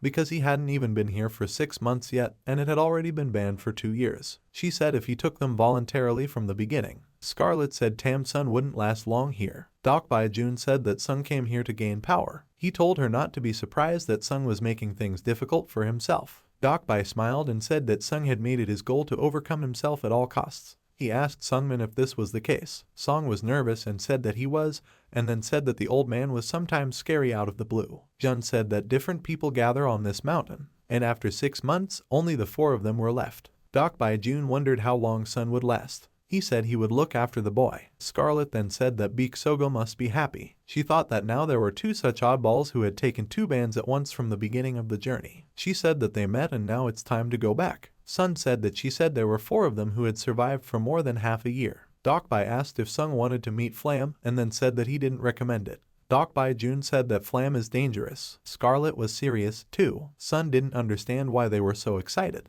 It's been 4 months. As soon as Sungmin got used to the restrictions, they got worse. My body felt even heavier, and the food tasted even more disgusting. However, Song felt that he was getting stronger. After 4 months of training, Sun had upgraded the Violet Dawn path to 3 stars. Even though the operation to improve his skeleton was low grade, it greatly accelerated his growth in martial arts. Sung knew that life on the mountain was full of difficulties. He could already cut through the tree with his spear. Sun was proud of himself and confident that the reward was worth the effort. During the day, Song used the improved Ninth Heaven Spear technique, Songming style, and at night, the Path of Purple Dawn. The overwhelming weight of his body and the nauseating taste of food are always with him, but every minute of being on the mountain brings Sunming fruit. His bones feel like they're going to break with every step, and his muscles are almost bursting when Sun works the spear. But Sun was determined to survive it all, because he had set himself such a meaningful goal. Sung noticed that during this time he had grown up and his clothes had become too small for him. Suddenly, someone approached Sun Ming. That someone said that Song was good with a spear. It was a boy. He said that he hadn't met Sungmin before and said it was nice to meet him. It was a blue-haired boy with strange eyes. He said it was the first time he'd ever met someone the same age. This was the Flam. He asked about Sungmin's name. Then we flash back to the past and see Scarlet asking Sungmin if he's ever met a real genius. She said that while they were working hard and fighting on in desperation, he was moving forward with leaps and bounds and looking at them with a grin. This is the extent of his talents. Sui Ming was told not to seek out Flam, otherwise he might get desperate. We are transported back to reality. Flam approached Sungmin and asked him why he was so tense. Flam said he was just asking for the hero's name. Sun introduced himself and gave his name. Flam asked if others had told Sungmin about him. Flam asked why Sun hadn't found him and met him. Flam said he really needed a friend of his own age. However, an exasperated Song turned away and said that he needed to train. Sun wondered if Flam really was a genius. Then he thought that it was a lie, because Sun had been living with a real genius for a whole year. Sun decided that he wouldn't waste any time on this simpleton. Flam asked what kind of training Sungmin had. The hero asked if Flamu really didn't understand. Sun was about to say something about the spear. However, Flam deftly snatched it out of the hero's hands. Flam said he hadn't trained with the spear yet. Flam smiled slyly as he looked at Sun Ming and held his spear in his hands. Sung was shocked, as the greatest humiliation for a warrior is to be stripped of a weapon. However, instead of rage, surprise came over Sungmin. Flam asked why Sung was looking at him like that, since he just borrowed a spear from him. Flam asked Sungmin not to worry, he was going to return the spear, but before that, just try it out a little. Flam said that he would repeat the reception of Sungmin. Then he tried to remember these techniques. The first thing he remembered was the improved Ninth Heaven Spear technique, Songming style. Preven Sun cut down the tree. Flam used a second stance, a lightning-fast splitting kick. And with these blows, he left huge holes in the trees. With this technique, Flam cut down a large number of trees. Sun was shocked. Flam said it was a good spear technique. Sun was shocked that Flam not only repeated the technique the first time, but also improved it. Sung wondered if Hwichai could do such a thing. Sun said it was unbelievable. Flam smiled and said that he was better than Sungmin. The hero was depressed. Flam said he couldn't understand why they all came here to train. He said that no matter how they trained, he could copy any of them, and even make them better. Flam asked if Sung knew why. He asked Sungmin why no one could be like Flam. Why do these people continue to train hard even though they will never reach his level? Sun was absolutely emotionally destroyed. Flam said that Doc Bai Jun, Beak Sogo Nuna, and Stinky Scarlet, Flam asked them the same thing, but they were angry with him and drove him away. Flam said that swordsmanship, movement techniques, magic Flam can do it all better than them. Flambeau wondered why this was so. Sung, meanwhile, was thinking that for him, the other adepts were even now shining examples of skill, but he understood that there was a real genius here who dwarfed them. Sung was thinking about how an ordinary person like him would treat geniuses. Flam makes Sung feel different than he does with Hwichai. She openly talks about her genius, but she has never belittled Sungmin with her superiority. But Flam, he knows perfectly well how his abilities are perceived by ordinary people and revels in his superiority over others. Flam asked what the restrictions were on Sungmin. The genius said that if Sung said his prohibitions, he would also say his own. However, Sun said he wasn't interested. Sung rhetorically asked what kind of inhibitions Flam might have. Is it really a ban on modesty? Sun was leaving, but Flam asked where he was going without the spear. The hero ran up to Flam and told him that he didn't need a spear. He yelled at Flam not to come any closer. However, Flam said it was strange because he didn't see him doing anything wrong to Sungmin. Flam asked why Sun was reacting so aggressively. Flam asked why Sun had come to this mountain in the first place, because with his skills, Sun could make ends meet. Sun was so angry that he started to hit Flam. However, his punch didn't pass. Flam asked if Sung had forgotten, since there was a ban on hurting each other here. Flam also asked what Sung was thinking when he wanted to hit him, because the hero is weak. Flam asked if Sung had done this with the knowledge that Flam would not be able to respond to Sungmin due to the ban. He continued to make the hero angry and talked about how life must be so hard for Sunming when he had to constantly contain his anger. Flam said he knew they were all gossiping behind his back and avoiding him. Just behind him, Beak Sogo appeared. Flam smiled and told Nuna not to look at him like that.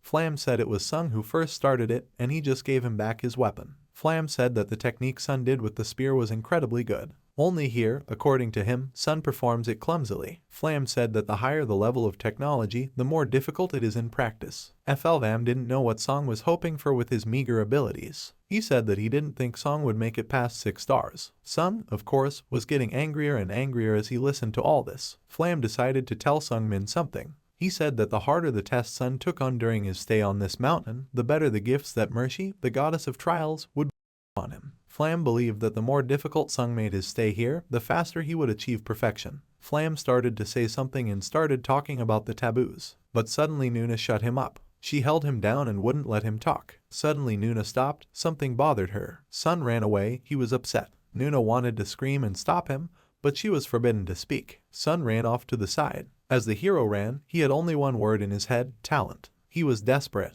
Then he shouted Mercy's name with all his might. She appeared behind him. Sun was in tears. He asked Mercy for a ban. Then we are transported to some strange place. Sun had somehow ended up there. He asked Mercy, who was standing in front of him, where he was. Mercy said it was her abode. The goddess was glad to meet a mortal. She said her name was Mercy and she was a goddess. She heard Sungming's voice, especially as he called out to her with screams and curses. She had warned him that she would not tolerate such a thing again, so she told him not to make her angry again. She asked if he wanted to impose a ban. She named 2 of its prohibitions, taste and lightness. She said his hardships were too much. She asked if Sun still wanted more hardships. Sung said he could handle it. She just laughed. She called Sungmin back from the clutches of death. Sun was shocked and asked how she knew. Mercy said that the eyes of the goddess see right through. She said that human life is short. This simple rule cannot be broken. She said that those who break the rule are called gods. And Sun, according to her, is not a god and at the same time a violator of the rules of the universe. He died and then went back in time and lived again. Sung asked if it did him any harm to break these rules. Mercy said that everything has a beginning and an end. She said that it should be so, and yet Sung defied death. She said that Sun Ming's soul would pay a great price in the future, but not in life. She said that Sun Ming's torment would come after death, hundreds of millions of hours of torment. The goddess said that this price was Sun Ming's life. Sung seemed shocked at first, but then it was written all over his face. He said he didn't care what happened after he died. Then we see that Sun has returned to his comrades. Nuna asked if Sung had finished off the ban. Sun said it was, and he asked Nuna if she was worried. She was really worried. She asked what Sungmin's ban was. The hero replied that he has a ban on warmth and restful sleep. Beak Sogo was shocked. She asked if Sung had gone mad. She asked if Sung even knew that inhibitions about feelings and emotional comfort were the worst. Sung said it couldn't be helped. The ban on feeling warm meant that Lee Sungmin could no longer keep warm. Even next to the fire, he was constantly shivering from the cold. And the prohibition of restful sleep made it so that the memories of Sungmin's life on Earth, his parents, his fears, and insecurities, from now on, all came to him during sleep and deprived him of peace. Sleep was no longer a refuge from worries. Lee Sungmin lost the peace and contentment of sleep. Beak Sugo said that Sung can't imagine what a ridiculous mistake he made. She got angry and asked him what he was thinking. According to her, Sung, with good makings, he would have achieved everything soon. However, Sung said that he didn't have anything. Beak Sugo was surprised and stopped yelling at him. Sun said he didn't have the makings. Nuna was surprised. She didn't believe it at first, but then she thought about it. Despite Sung Ming's achievements, with the restrictions he had previously imposed, his growth somehow still didn't accelerate. Sungmin has so many skills, but Beak Sugo realized that Sung really was born with no talent. She wondered who he was. Sun said he had set a goal for himself. However, he doesn't have the talent to achieve it. He told her not to think that he ran to take the bands just because he talked to Flam. It was just that Flam showed Sungmin the next step towards his goal. Sung said that he needed to reach the level of such talented people as Biksugo and others, and for this, Sung was sure that he had to do something that was impossible. There was silence. The heroes looked at each other in silence. Biksugo then smiled and crouched down to say that Sung seemed to have set a high goal for himself. She said that she could understand Sungmin. She set herself the goal of becoming the strongest in the world. Sung was surprised to hear this. She asked him if he remembered asking her to teach him movement techniques. Sun said he was just joking. However, she said that she would teach Sungmin. The hero was of course shocked. She took out a book and said it was a secret manuscript. This martial art is both a mystical teaching and a movement technique. This is all you need to know to develop movement techniques. It is called Flight of the Soul Without a Shadow. Sun opened the book. He was shocked because this is a high art comparable to the Path of Purple Dawn and the Spear of the Ninth Sky. He asked her why she was giving it to him. Nuna said she didn't know. According to her, if Sung died from hardships on this mountain, there was nothing she could do about it.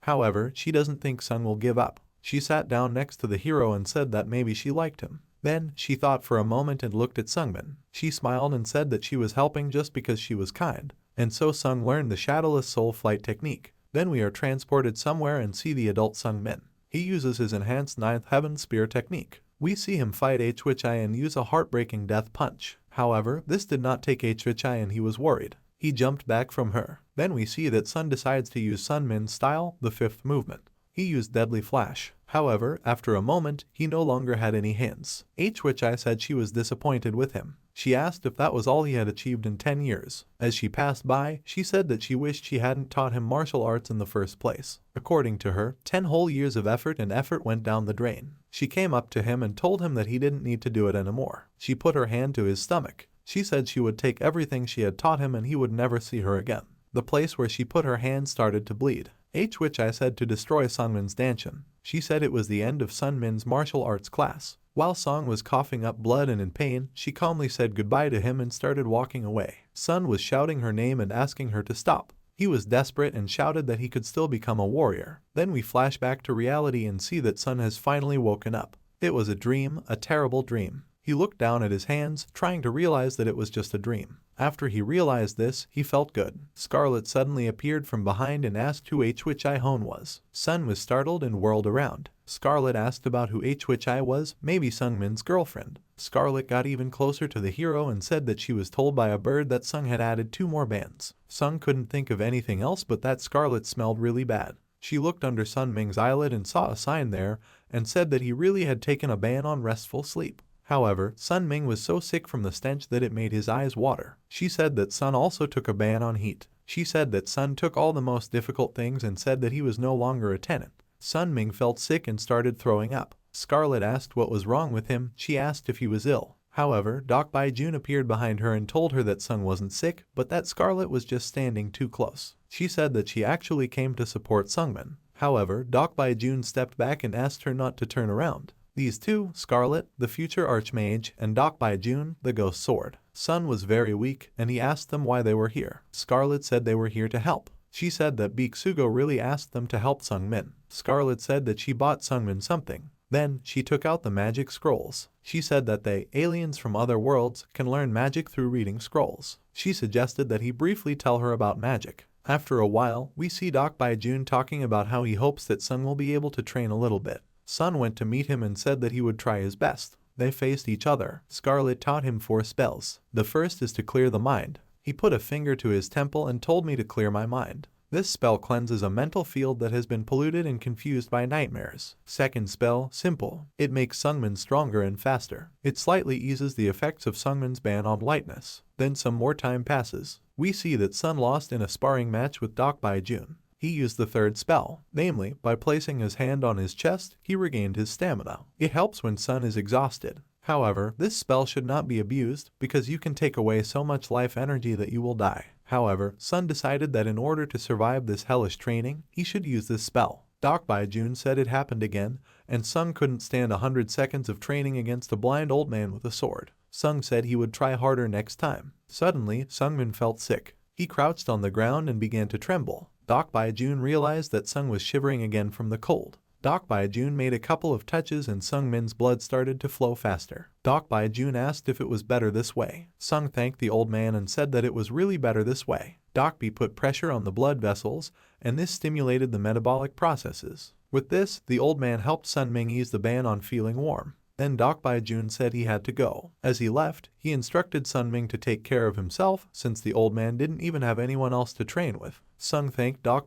Jun. Sung was thinking that if Doc didn't help him, he wouldn't have survived. The sky was turning orange and the sun was setting. Sung lay on the ground and looked up at the sky. He reflected that he had been given a chance to live his life anew, and so many people helped him. Suddenly, he was thinking about something. Sung suddenly jumped up. He was shocked and couldn't believe it was possible. Sung knew it was unnatural. He couldn't understand why after Sun returned, people became so kind to him. In the area that Song lived in his previous life, there was no place for compassion between people. He wondered what was going on. Then we flash forward and see Scarlet and Doc Jun. The old man said he noticed Scarlet's presence from afar. She said that as soon as she got back from this mountain, she would burn Doc down like a match. She said it wasn't a big deal because she hadn't bathed in a couple of days. She asked if he had trained with the boy. Doc replied that he had been training and said that Sun was moving a little hard, but he was making progress day by day. Scarlet asked why Doc was doing so much for Sungmin. After all, the old man is only interested in martial arts. Doc said he'd been asked for help. Doc Jun said that she actually made the scrolls for Sungmin herself. He asked what was wrong with her. Scarlet thought about it herself. She replied that she did not know, but when she saw him, she could not remain indifferent. We are transported back to Sungmin and see a strange dark purple aura around him. He kept thinking about why everyone was helping him, but then he wondered why he should complicate things. He said he was just lucky.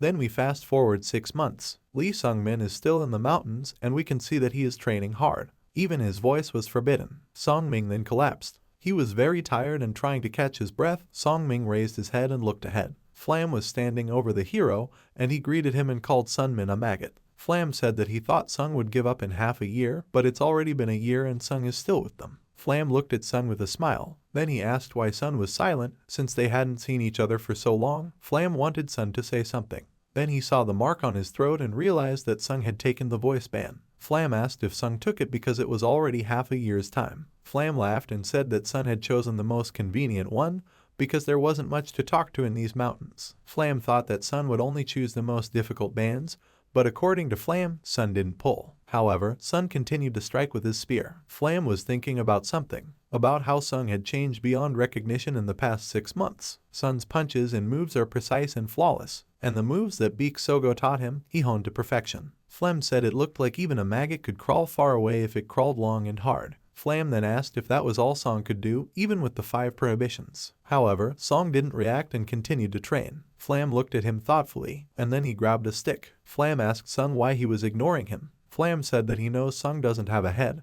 but that's no excuse because he can see everything in Sung's face and lips. Although the hero couldn't speak, he still looked like he was asking Flam if he had anything to do. Flam said it wouldn't do since he could afford to be arrogant with Sung, but according to Flam, Sung shouldn't even think about it. Sun then asked what Flam would do. Would he really kill him? Sun asked if Flam had told him about the ban on violence, but then Flam snatched the weapon from Sung's hand and slammed it into his face. The hero fell to the ground. Flam laughed and said it was pathetic. He said that Sun crawls on the ground like a maggot. Sung realized that it was possible to deal indirect damage. Flam urged Sun to look at himself. Flam did something and a blue aura appeared around the tip of the spear. Flam said Sun can't even do that. Song realized that it was the weapon's Kai. A supreme martial artist has such control over his Kai energy that he can infuse it into a weapon, thus increasing its lethality. Flam asked how much longer Sun would last. Flam said that in his opinion, Sun would never reach his level even if he trained here until a very old age. Flam said that the world is unfair because Sun has to crawl to the top with sweat and blood while Flam can easily run there. According to Flam, Sun puts in so much effort and gets nothing for it.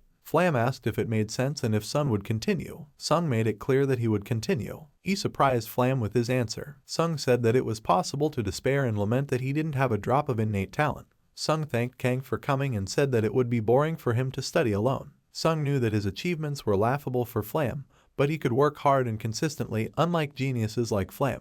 No matter how much he had to crawl like a maggot, Sung would continue. So he encouraged Flam to keep laughing. After all, according to Sun, the day will come when his spear will pierce Flam, and then, most likely, Flam will no longer be funny. Flam plunged his spear into a tree. Then, he channeled Kai energy into it. It tore this tree apart. However, Sung wasn't impressed and didn't even flinch. Flam said it was interesting. He will look forward to this day very much. Flam was about to say what would happen if Sun gave up or cried, but Sun interrupted him and told him not to even hope. A month later, Lee Sungmin's one-year stint as an adept at Mount Mercy arrived, and it was necessary to choose a new ban. This time, Sun chose a rumor. This ban was one of the most painful. From now on, his ears were constantly filled with terrible noises to which it is impossible to get used. 6 prohibitions. Sun Ming spent every day on the edge of survival, and still his hands didn't shake when he fought with a spear. Block. Retention. It. Improved 9th Heaven Spear Technique, Sun Ming style. Purple Dawn Path, Shadowless Soul Flight Technique, training with Dokbai Jun,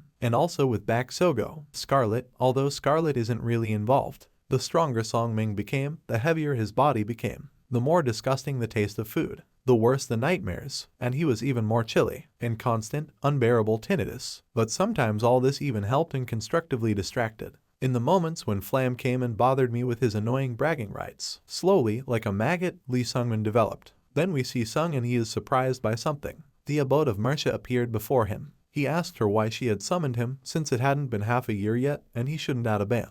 However, she turned to Adept Lee Sungmin and said that he had passed the path of her trials and congratulated him. Sun asked about the trials and asked what she was talking about. Suddenly, Flam appeared in front of the hero and said that he would explain now. Sun was startled by this unexpected appearance. Mershi's abode said that in a simple way, here's the thing. Flam's very existence is a test. The hero understood what was going on and exclaimed in his mind and was surprised. He realized that Biksugo, Scarlet, Dokbai Jun they all became famous after being tested on this mountain. However, Sun had never heard of any Flam. If he were to step out into this mountain, due to his talent, he would be even more famous than them. Sun said he suspected something was wrong with him, but he couldn't have guessed that he wasn't real. Flam said it was true. The whole point of its existence is to drive adepts to despair with its achievements. Biksugo, Scarlet, Dokbai Jun, even those who were very gifted, despaired seeing how easy everything was for him. They tried to avoid Flam, turned up their noses. But Sun, even though he was born without a drop of talent, Sun didn't turn away from Flam, but instead made him his motivation. Flam said Sun had taken on even more difficulties. It wasn't the best solution, but Flam hadn't been able to make Sun despair. Abode Mercy said that she liked Sun's rashness. She said that was all she wanted to say. She asked him not to tell the other adepts who Flam really was, or it would provoke the goddess's wrath. Mercy's abode asked if he would like to continue his journey of trial on her mountain. Sun replied that of course he did. The Mercy abode said that the reward would be waiting for Sun when he decided to leave Mount Mercy. Then she offered him something. She suggested that Sun give her his soul, and she would give him a power that he would not have achieved even in 100 years of cultivation, because such a quirky soul like Sun's would be useful to her. However, Sun was indignant and shouted that he did not need such deals. She asked if it meant that Sun would work and crawl slowly towards the goal. Sung suddenly became thoughtful about how he hated the word work so much. The starting point is different for everyone. No matter how hard Sun worked, he couldn't keep up with the talented ones. But talents also need to work hard. Sung hated those who, regardless of the makings and initial conditions of a person, said that you just need to not be lazy and work on yourself. But on the other hand, Sun really wanted to work. He'd spent his past life clinging to his lack of talent as an excuse for everything. So he always stayed where he was and got nowhere. He wondered what his new life was like and then answered it himself. Many fateful meetings. No more excuses or self-indulgences. Breaking away from the comfort of excuses, he had no choice but to move forward. Only in this life does he really work on himself and overcome himself. Sung said that he would crawl to the very end. In this life, he loved the word work. Then the Mercy Monastery decided to put forward a short monologue with Sun's permission. She said there were no coincidences in Aeria. Everything has a reason and a beginning. Aeria summons aliens from other worlds. They are given advantages in the form of skills. She wondered what the reason was. Sun wondered what the Mercy Abode was talking about. She said she'd talk to herself, but she's definitely telling Sung that. He wondered if this meant that she was saying something Sung shouldn't know, and therefore didn't say it directly. Sung didn't understand why she was doing this. Mercy's abode fell silent for a moment, and then she said that Sun's return meant that someone or something wanted Sun to come back, and something incredible was going to happen. She told him that since he had returned to the past, he should prepare. He has to be prepared for what gave him a second chance. The action was still taking place in the monastery. Abode of Mersha suddenly became nervous and thought that this was it. She was worried about something. Then we see that the abode has begun to crack. She ordered someone to stop immediately because this is her abode.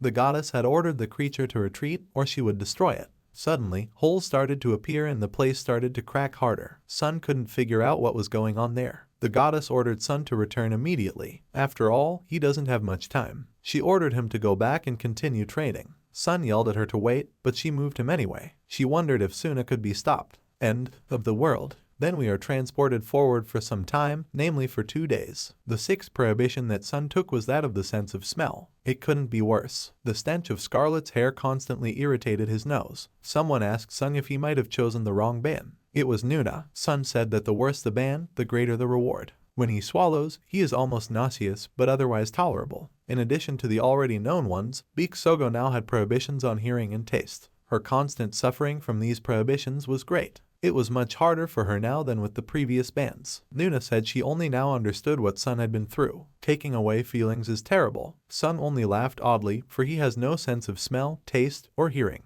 Nuna then stated that she had to say something to Sun. She said that she would soon leave this mountain. She was serious, but Sun was surprised. In fact, for Beak Sogo, the trials of Mount Mercy were unnecessary. Her talent, then, outshines everyone else. It had been tested for 2 years, and Sun was sure that it had already achieved all its goals. He asked if that meant she was leaving. She said that this was indeed the case and asked if Sun was leaving. However, the hero replied that there would still be some time left. Nuna, as if a little upset, replied that she understood. Sun asked Nuna if they would meet again. She replied that they would certainly meet, moreover, she was sure of it. Nuna smiled, but she was upset about something. She was thinking about how it felt like she and Sung had known each other for a year. The little boy that Sung was is now as tall as her. She thought that if she left, Sun might die. After all, a few more bans, and he will not be able to bear them anymore. She was annoyed that she had never taught Sung the full skill of shadowless soul flight. She wondered if that was why she should stay. However, suddenly Sung said that he could handle it.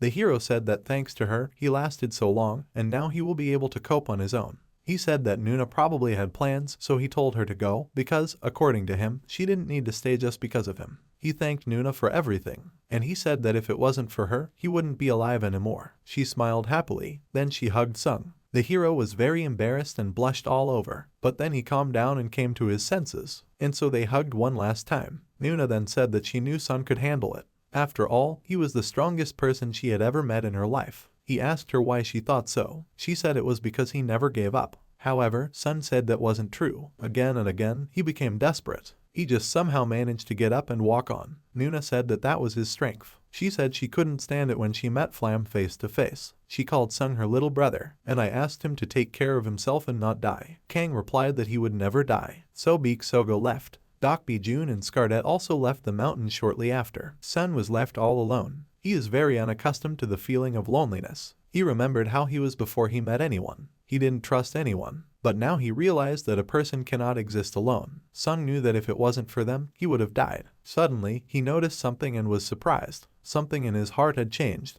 The invisible wall fell. At that moment, he no longer felt any heaviness, no longer smelled any stench, no longer heard any noise. Sabota's sensation was fleeting, but it felt like it lasted forever. The usual view suddenly changed. Of course it was obvious, because Sun, as such, no longer existed. He was different, and following it, the world around us changed as well. Then Leo came in. The cicadas began to sing. In 7 years, Beak Sugo will meet Hwichai Young in a dungeon, and be killed by it. Sung decided that he should repay Beak Sugo with kindness, so I must save her from this death. Then we see Sun swing his spear at an insect that is sitting in a tree, but it stopped a few millimeters away from the insect. This insect is a cicada. Cicada larvae lie in the ground for 10 years before developing into an adult cicada. Sun only has 7 years to prevent this murder. Sun wondered what he could achieve in 7 years. He wondered if he could do it at all. But then he put it aside and decided that he could, period. Although every day brought new achievements, it wasn't enough for Lee Sungmin. He tried to increase the intensity time after time. He cut down on his sleep hours and used that time to train with the spear. Then it's time to choose the next ban. We see a flashback in which Doc Jun, who says that it is easy to navigate without sight, you just need to focus on other senses and remember the environment well. It is not difficult to guess that this ban is a ban on vision. The world was plunged into darkness. The only thing Lee Sungmin could rely on was his sense of touch. After a week, he was able to move around a little. His hearing didn't help him in this dark world, because it was filled with deafening sounds. One day the noise began to sound like cicadas singing. In the midst of the cicadas singing, Sungmin forgot about the passage of time. He continued to work with the spear. His body was used to performing moves automatically, and he could spend more time thinking. He wondered if he was a maggot, what he wanted to be. the question of whether he would like to become a cicada. Once on the surface, the larva first makes a song and then becomes a cicada. Sun was very angry. He wondered what he wanted to be and why he came back. Summer passed. He began to feel colder. His routine, however, remained the same. He just trains with the spear, goes through season after season, and he gets used to a world full of darkness. Suddenly, we are transported to the monastery and see that Sun is addressing Mercy. He said he wanted to complete the tests. All of a sudden, the symbols in his eyes, ears,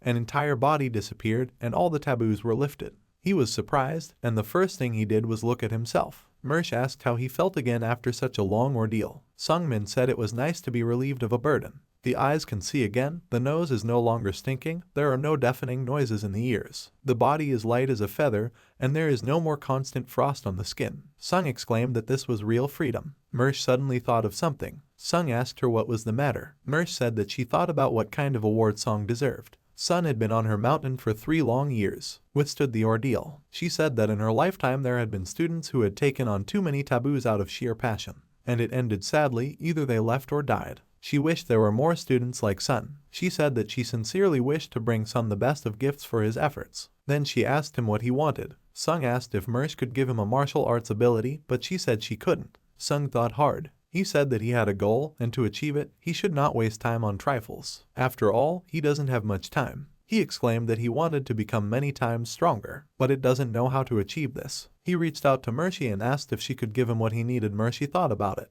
She said that if it came to that, she could guess. She said that Sungmin needed time. She can give him time. Sunming was surprised and exclaimed if it was true. She instructed him to go to Dreamer. Then she put a sign on Sung and instructed him to show it to Denner. Sung asked her what Denner she was talking about. Mercy said it was the god of time. He would give Sun a test. However, Mersh said that her trials would seem like flowers to him. Mersh said she thought that was what would attract Sungmin to them. She said that, just as here in Denner's abode, he would be rewarded with just as much for passing the tests as they were difficult. The goddess said that dangers and difficulties were waiting for Sunming. The hero confidently said that this is exactly what he needs. She said it was the first award for his victory over Flam. The next reward will be for 3 years of testing. Sunmin said that she was generous, and Mersh said that the gods were not petty. She summoned someone and said that this was his second reward. Mersh said that with the help of her patronage, Sunming would be able to join the ranks of Erebus. The person she summoned decided to introduce himself. His name is Neville, a representative of the Erebus Guild.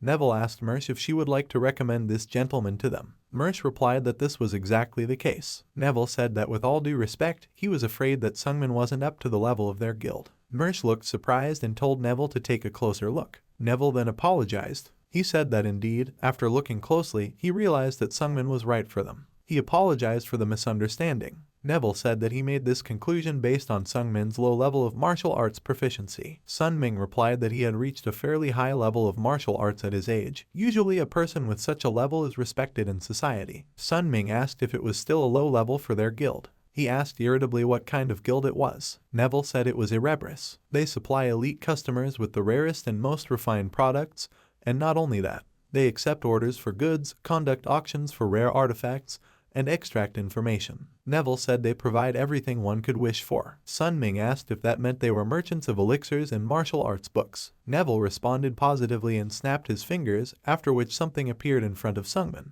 The hero exclaimed that it couldn't be because it was the Great Shale and Restoration elixir, but it couldn't even be bought with money. He was surprised that Erebus even had the Hua Mountain Sex Plum Prosperity Sword Technique and the Wudang Mountain Sex Taiji Sword Technique. Neville said it was their job. He promised that Sunming would be satisfied with the assortment of rarities and curiosities of the Erebus Guild. Neville also couldn't help but notice that Sun was well informed. Sun asked Mercy if she was also a member of the guild. The goddess replied that this was so because their services were very useful to her. He was a little worried that this merchant guild had a goddess client. He wondered who they really were. Neville then asked Sungmin about what he would say. Neville asked if Sun would be willing to become a client of the Erebus Guild. Sungmin decided that he had nothing to lose and then said that he agreed. After which, Sungmin had to sign a document. Neville then congratulated Sungmin, who was now a client of the Erebus Guild. Neville said he was looking forward to starting their collaboration. He snapped his fingers again and said that this was a special prize from him personally. Sungmin was wearing new clothes and her hair was also shorter. Neville said it was better this way. Mersh said it was fine, too, because she didn't like that he'd grown his hair almost like hers. Neville said that it was time for him to go, and also that if he was needed, Sung could call him at any time. Mersh asked Sung if he liked her reward. The hero replied that he was very pleased and thanked the goddess. Mersh said that becoming an honorary buyer in the Erebus Guild is a great honor, so Sungmin should appreciate it. She asked where Sungmin was going now. He said he thought it would be Behenger first. She said he could do whatever he wanted. She also added that he should never forget her monologue. As Sungmin walked, he thought about her monologue, specifically that there was a reason for his return and that nothing happens in Aeria without a reason. He wondered what that meant. He thought about how lucky he was in this life. Several werewolves had come out on him, but he was thinking about meeting Hwichai, about meeting Beak Sogo and her help. He wondered if it was an accident, and if not, who arranged it. Songming easily dispatched the enemies. He thought that somehow he didn't care because he didn't want an extra headache. 3 years of training in the mountains had made him a top martial artist. His body is 18 years old, and he is already a supreme master. He knew that people would think he was some kind of natural genius. However, his skill was gained through sweat and blood and luck in the form of fateful meetings. He said he had a long way to go, and many more unexpected acquaintances, and all this will make him stronger. He went to Behenger but decided that he would become a mercenary first. His adventure had begun. Then we are transported to Sunmin's thoughts. Devnark magical armor. It was found in the Black Magician's dungeon in the vicinity of Behenger. This was the luck of a rank C mercenary. The properties of this armor are truly incredible. In it, even a C-rank mercenary received a level of martial arts proficiency, the highest master. If a top martial artist obtained this armor, it would increase their level to master of martial arts. Sunmin could have continued testing on Mount Mercy, but he wants to use the opportunity. In half a year, as far as he knows from his past life, the Black Mage dungeon will be ravaged. Therefore, his immediate goal is to become a well-known mercenary in Behenger in order to be able to participate in this raid. Then we'll transfer to the Mercenary Guild, Behenger. There, Sun was asked if he really wanted to be a mercenary. The man then asked Sunming why he was saying this to him, since he was just an innkeeper. The innkeeper told Sunming to go up to the second floor. He said the guild clerk was sitting there. The blue-eyed, blonde-haired man then laughed and asked if Sungmin was aiming for a mercenary. He called him a rookie and asked why he did it. He said that it would be better for Sungmin to get a job in the kitchen and do the dishes. Suddenly, Song snatched the spoon from the man's hand and shocked him. The innkeeper was also surprised by Songming's skills. The innkeeper recognized the weapon's Kai and said that it wasn't bad. He realized that Song was a supreme martial artist. The innkeeper apologized for his tone and politely asked Sungmin to take a seat. Everyone in the inn was surprised by the appearance of a supreme master who is proficient in weapon Kai. The innkeeper and Sunmin were sitting across from each other. The innkeeper introduced himself and said that his name was Baron, a magician. He is the leader of the Mercenary Guild in Behenger, and the innkeeper is just his favorite job. However, Songming knew this, so he spoke to him. After all, in his previous life, Song had gotten a job as a mercenary in this particular guild. The innkeeper said that as a general rule, if a mercenary supreme martial artist gets a job with them, they immediately give him the 5th rank. However, they needed to be sure that Songming wasn't just an inexperienced youth who only trained in the mountains. The innkeeper said they needed warriors. They need to test Sungmin in battle. Baron said that he would find a suitable order for the hero, and his partner will be another 5th rank mercenary, so Sungmin has nothing to worry about. Baron said that if Sun could do it, he would confirm him as a 5th rank mercenary. Sun agreed to this. We are transported to the events of the next day. My partner tells me that Sung something is silent as a fish. He asked if Sung was always like this. The hero said something like that. However, the years of loneliness on Mount Mercy left their mark. This man said Sung was a boring guy. Then he added that he'd thought better of it when he'd seen how well Sung had cheated the man in the inn. He asked how Sung planned to hook up with girls if he had such a stony face. Then he glanced at Na Sungmin and realized that this guy was really going to have a lot of girls. This man's name is Lud, and he's a 5th rank mercenary from the guild. In his previous life, Song only knew him by name, but he didn't communicate with him. Lud will be Sungmin's partner on this mission and will keep a close eye on how Sung is doing. Lud asked Sung if he had ever fought an ogre. Sungmin became nervous and said that he didn't fight. Ogres are one of the most powerful monsters in Aeria. They have a moderate resistance to magic, and their skin is as hard as steel. The hero's task is to kill an ogre. This order came from the villagers. One of them saw an ogre in the forest. Lud had said that 2 rank 5 mercenaries would be enough to deal with an ogre, so Songming didn't have to worry. However, Lud found something strange, namely this forest, which Lud said was too small for an ogre. Sun asked what Lud meant by that. Lud said that ogres are large monsters, usually between 3 and 5 meters tall. Such a huge creature needs a lot of food, and in a small forest like this, he would run out of food quickly. As they walked, Sungmin noticed something and called Lud over. Seeing this, he was also a little alarmed. Lud said it was monstrous. There was a dead deer lying in front of them. Lud added that he can only tear living things apart. An ogre, after all, only he has such power. However, Sung said he didn't see any signs that the ogre had killed for meat. Lud said it was really strange and they still hadn't seen the litter. Suddenly, there was a loud roar that shocked the heroes. With a loud clatter, someone was running out of the forest. The heroes prepared themselves and Sungmin took out his spear. They looked at each other and made up their minds. The heroes ran together at the monster. Suddenly, they saw that it was some strange huge creature. They were shocked and stopped. Lud was scared. He recognized the creature and said that they did not agree on such a thing at all. He offered to run away because according to him, they cannot cope with this. This creature had 4 fingers with sharp claws, and something also protruded from its back. It was a chimera ogre. A chimera is a magical creature made from parts of various monsters. Its creators aim to make the most perfect monster. Each type has its own drawbacks,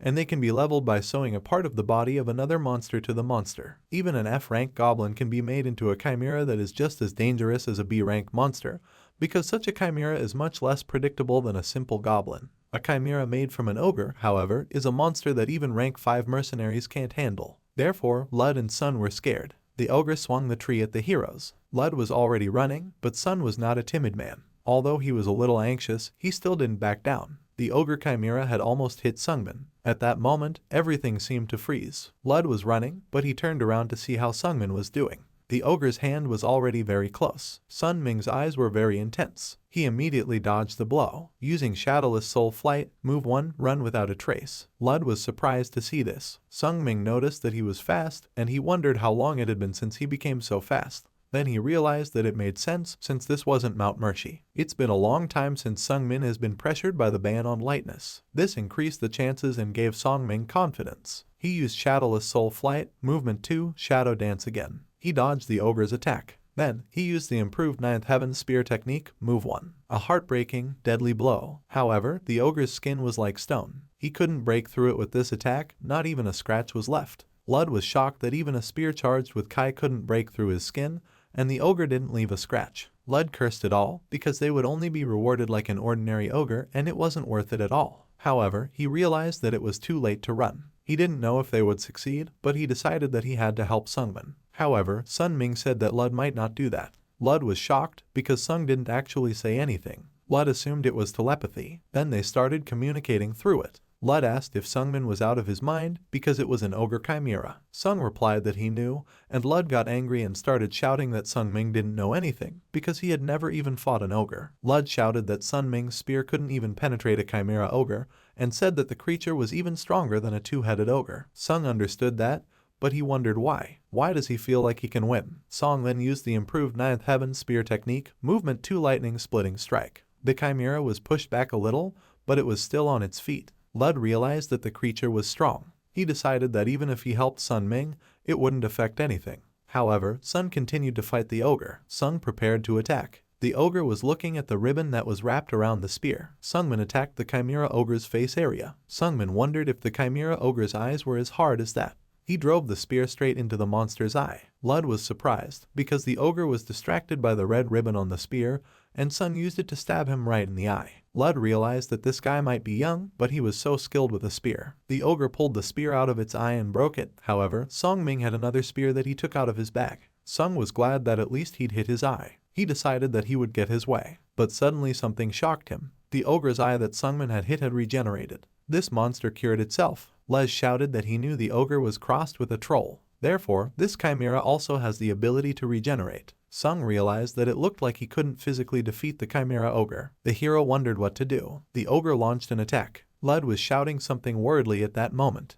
Sung only thought that he had plans for life. The ogre wanted to grab Sungmin. The hero decided that since he had plans, he should not risk his life in vain. So he exclaimed that he would not die here. We flash back and see Hwichai talking about the 3 basic spear techniques. She instructed him to do them every day from now on until he could hone them. He thought of Hwichai. Just like he said, he trained them endlessly. The time has come. He used his spear to deflect the ogre's arm. Hwichai said that parrying reflects an opponent's attack by moving outward. What Sungmin had just done was parry. The ogre swung once more at the hero. However, the hero kept trying to hit the ogre's skin with the spear, but all to no avail. The ogre then decided to counterattack and wanted to grab Sungmin with its hand. However, Sung thought of a block. A block is the result of a downward rotational movement blocking the opponent's weapon. And just like that, Sungmin managed to block the ogre's attack. Lud was extremely shocked by the hero's skills. Sun got behind the ogre and threw a punch. He hit the ogre's leg. This time, Sungmin still managed to stab the spear into the ogre. The monster felt the pain and became nervous. Sung realized that it was effective, as he thought the chimera ogre's joints were vulnerable. However, the ogre didn't stand still and continued to attack. He struck at Sungmin, but Sungmin managed to jump back. Sun wondered how long it would take the monster to repair the broken joint,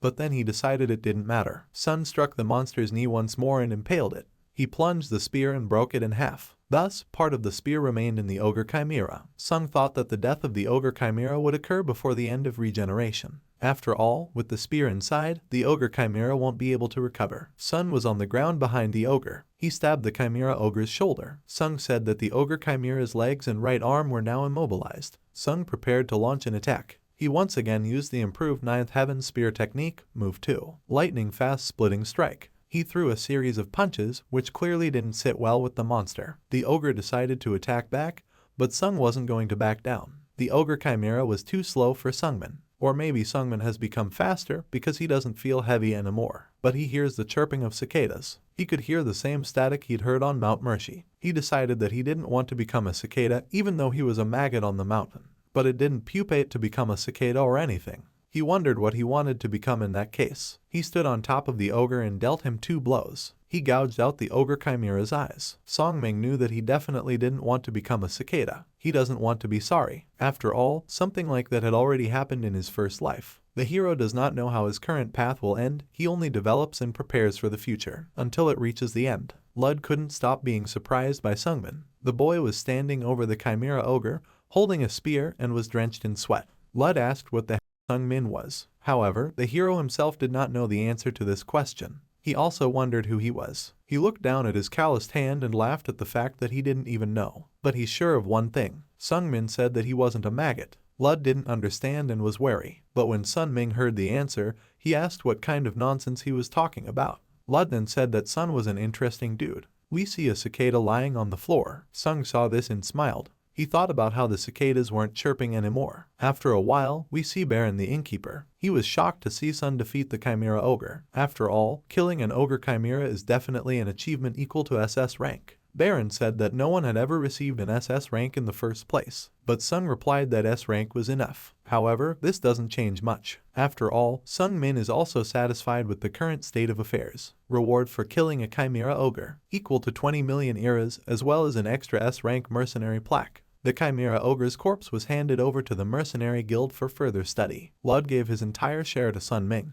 and in the end, the hero received 47 million eras. He was thinking that 47 million was an incredible figure. In his previous life, Song had risked his life by completing orders and received at most 1 million eras. Sun was thinking about what to do with this money. Suddenly, something occurred to him. He took out his spear and looked at it. Then we flash back to the guild and see Baron and Lud discussing Sungmin. Lud said that Sun was pretty good. Then he said that the innkeeper had better see for himself. Baron put the staff to Lud's head and used magic. He saw all the events from Lud's perspective. Baron then said that Sun definitely surpasses S rank. Lud suggested simply assigning him an SS rank. Baron replied that he would think about it. The innkeeper said that this guy, who had reached such heights in just 4 years without having a class, would definitely appeal to Xion. Then we see Sungmin, who has entered a dark alley. He called out to Neville, who appeared out of the shadows. He said that he was glad to meet you and asked what he could do for you. Sun said he had little interest in weapons. Previously, the main thing was that they could be waved and stabbed. But during the battle with the ogre, he had sensed something.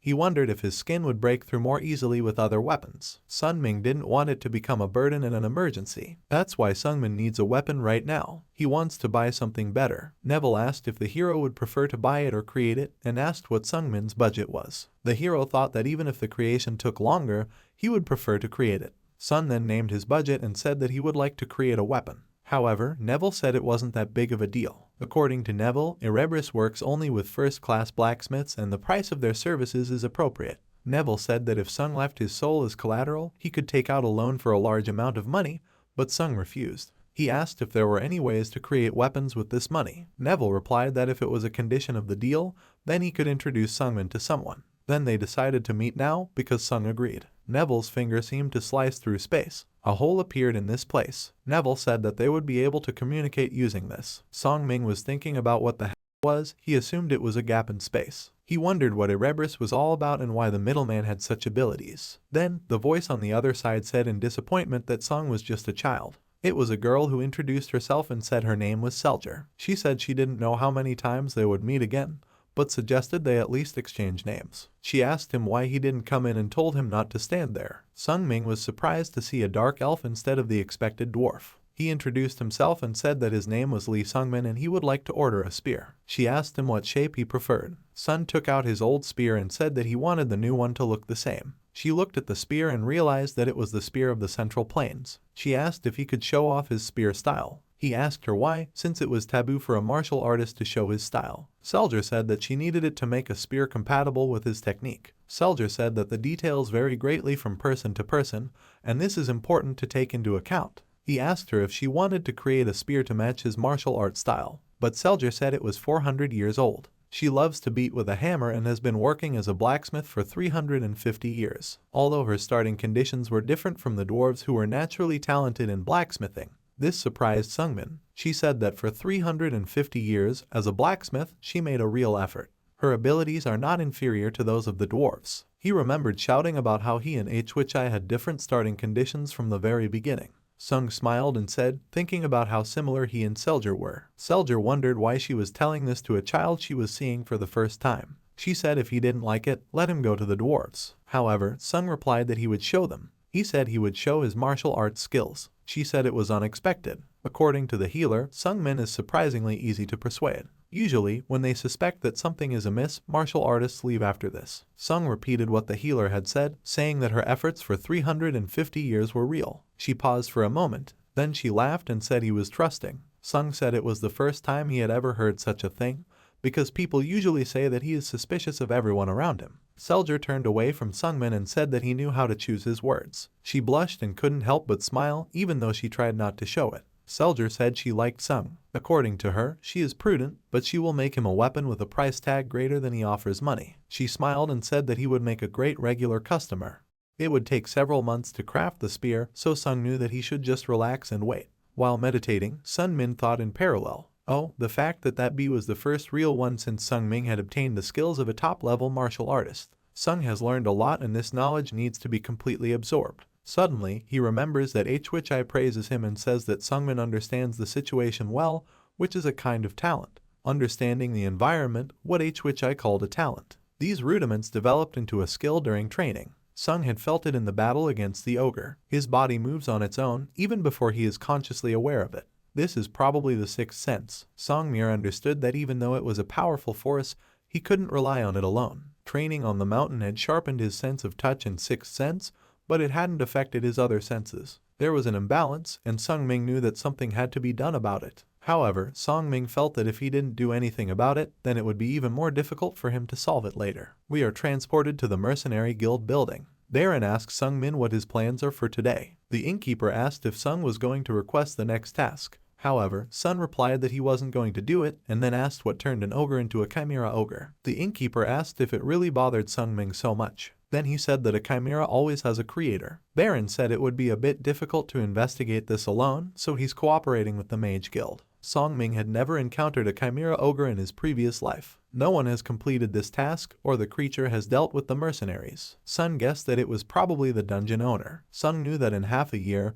he would discover that he was the creator of the chimera. However, it might have been him in the previous life, but Sungmin killed the chimera and the future changed. Sun said he'd like to see the body, too. Then we are transferred to the Behenger Mage Guild. The man greeted Sungmin and said that it was a pleasure to meet him. Sung was a little surprised, because this man who is a magician used magic to lift the chimera's head into the air. He said his name was Kim. He's the black magician Kim Young-hyun. Kim asked if Sungmin was surprised that the mage was currently in the process of investigating the chimera. Sunming also introduced himself and said that he was the chimera killer. Kim immediately realized that Sung was Korean. Kim said that even though he is also from Korea, it is unlikely that they are from the same dimension. Kim asked if there was a gate crisis in Sungmin's world.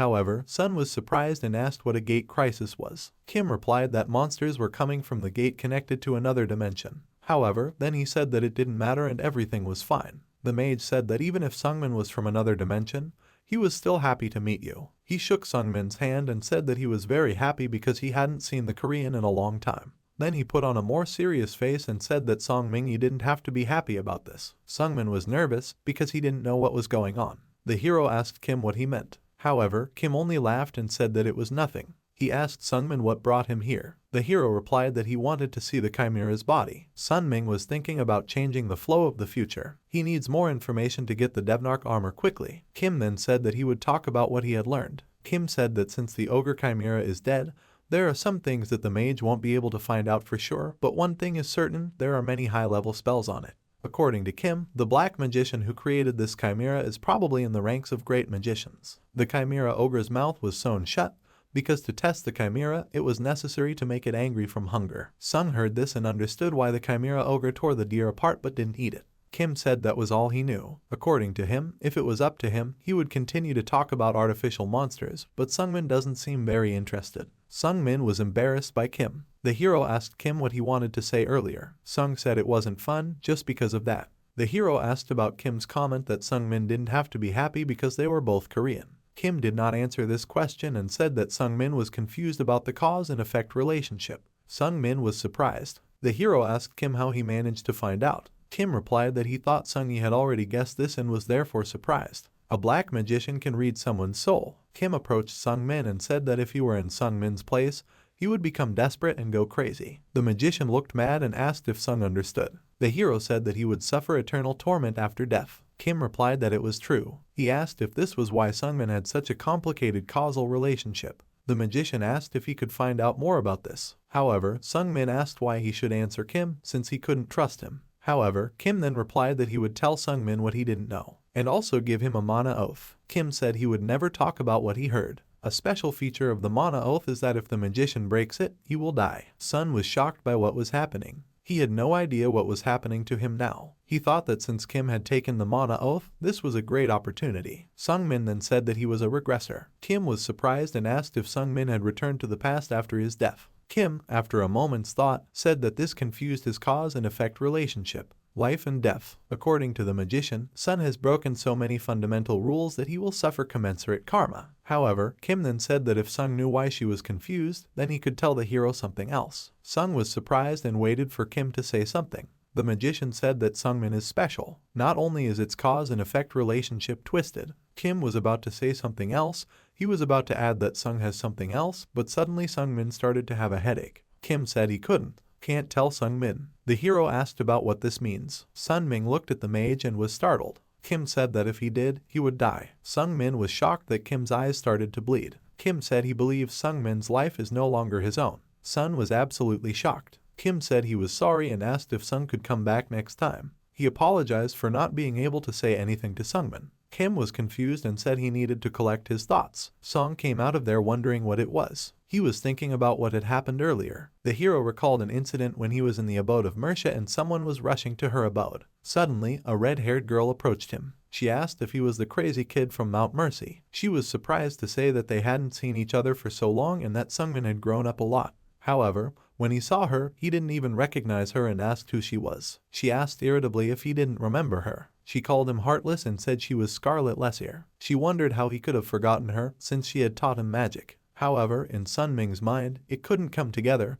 He remembered the Scarlet that stank and this one that stands in front of him. Then, unable to think of an answer, he asked her not to lie, and for that, Scarlet immediately slapped him in the face. After being punched in the face, Sung said that they hadn't seen each other for a long time and still admitted that she was Scarlet.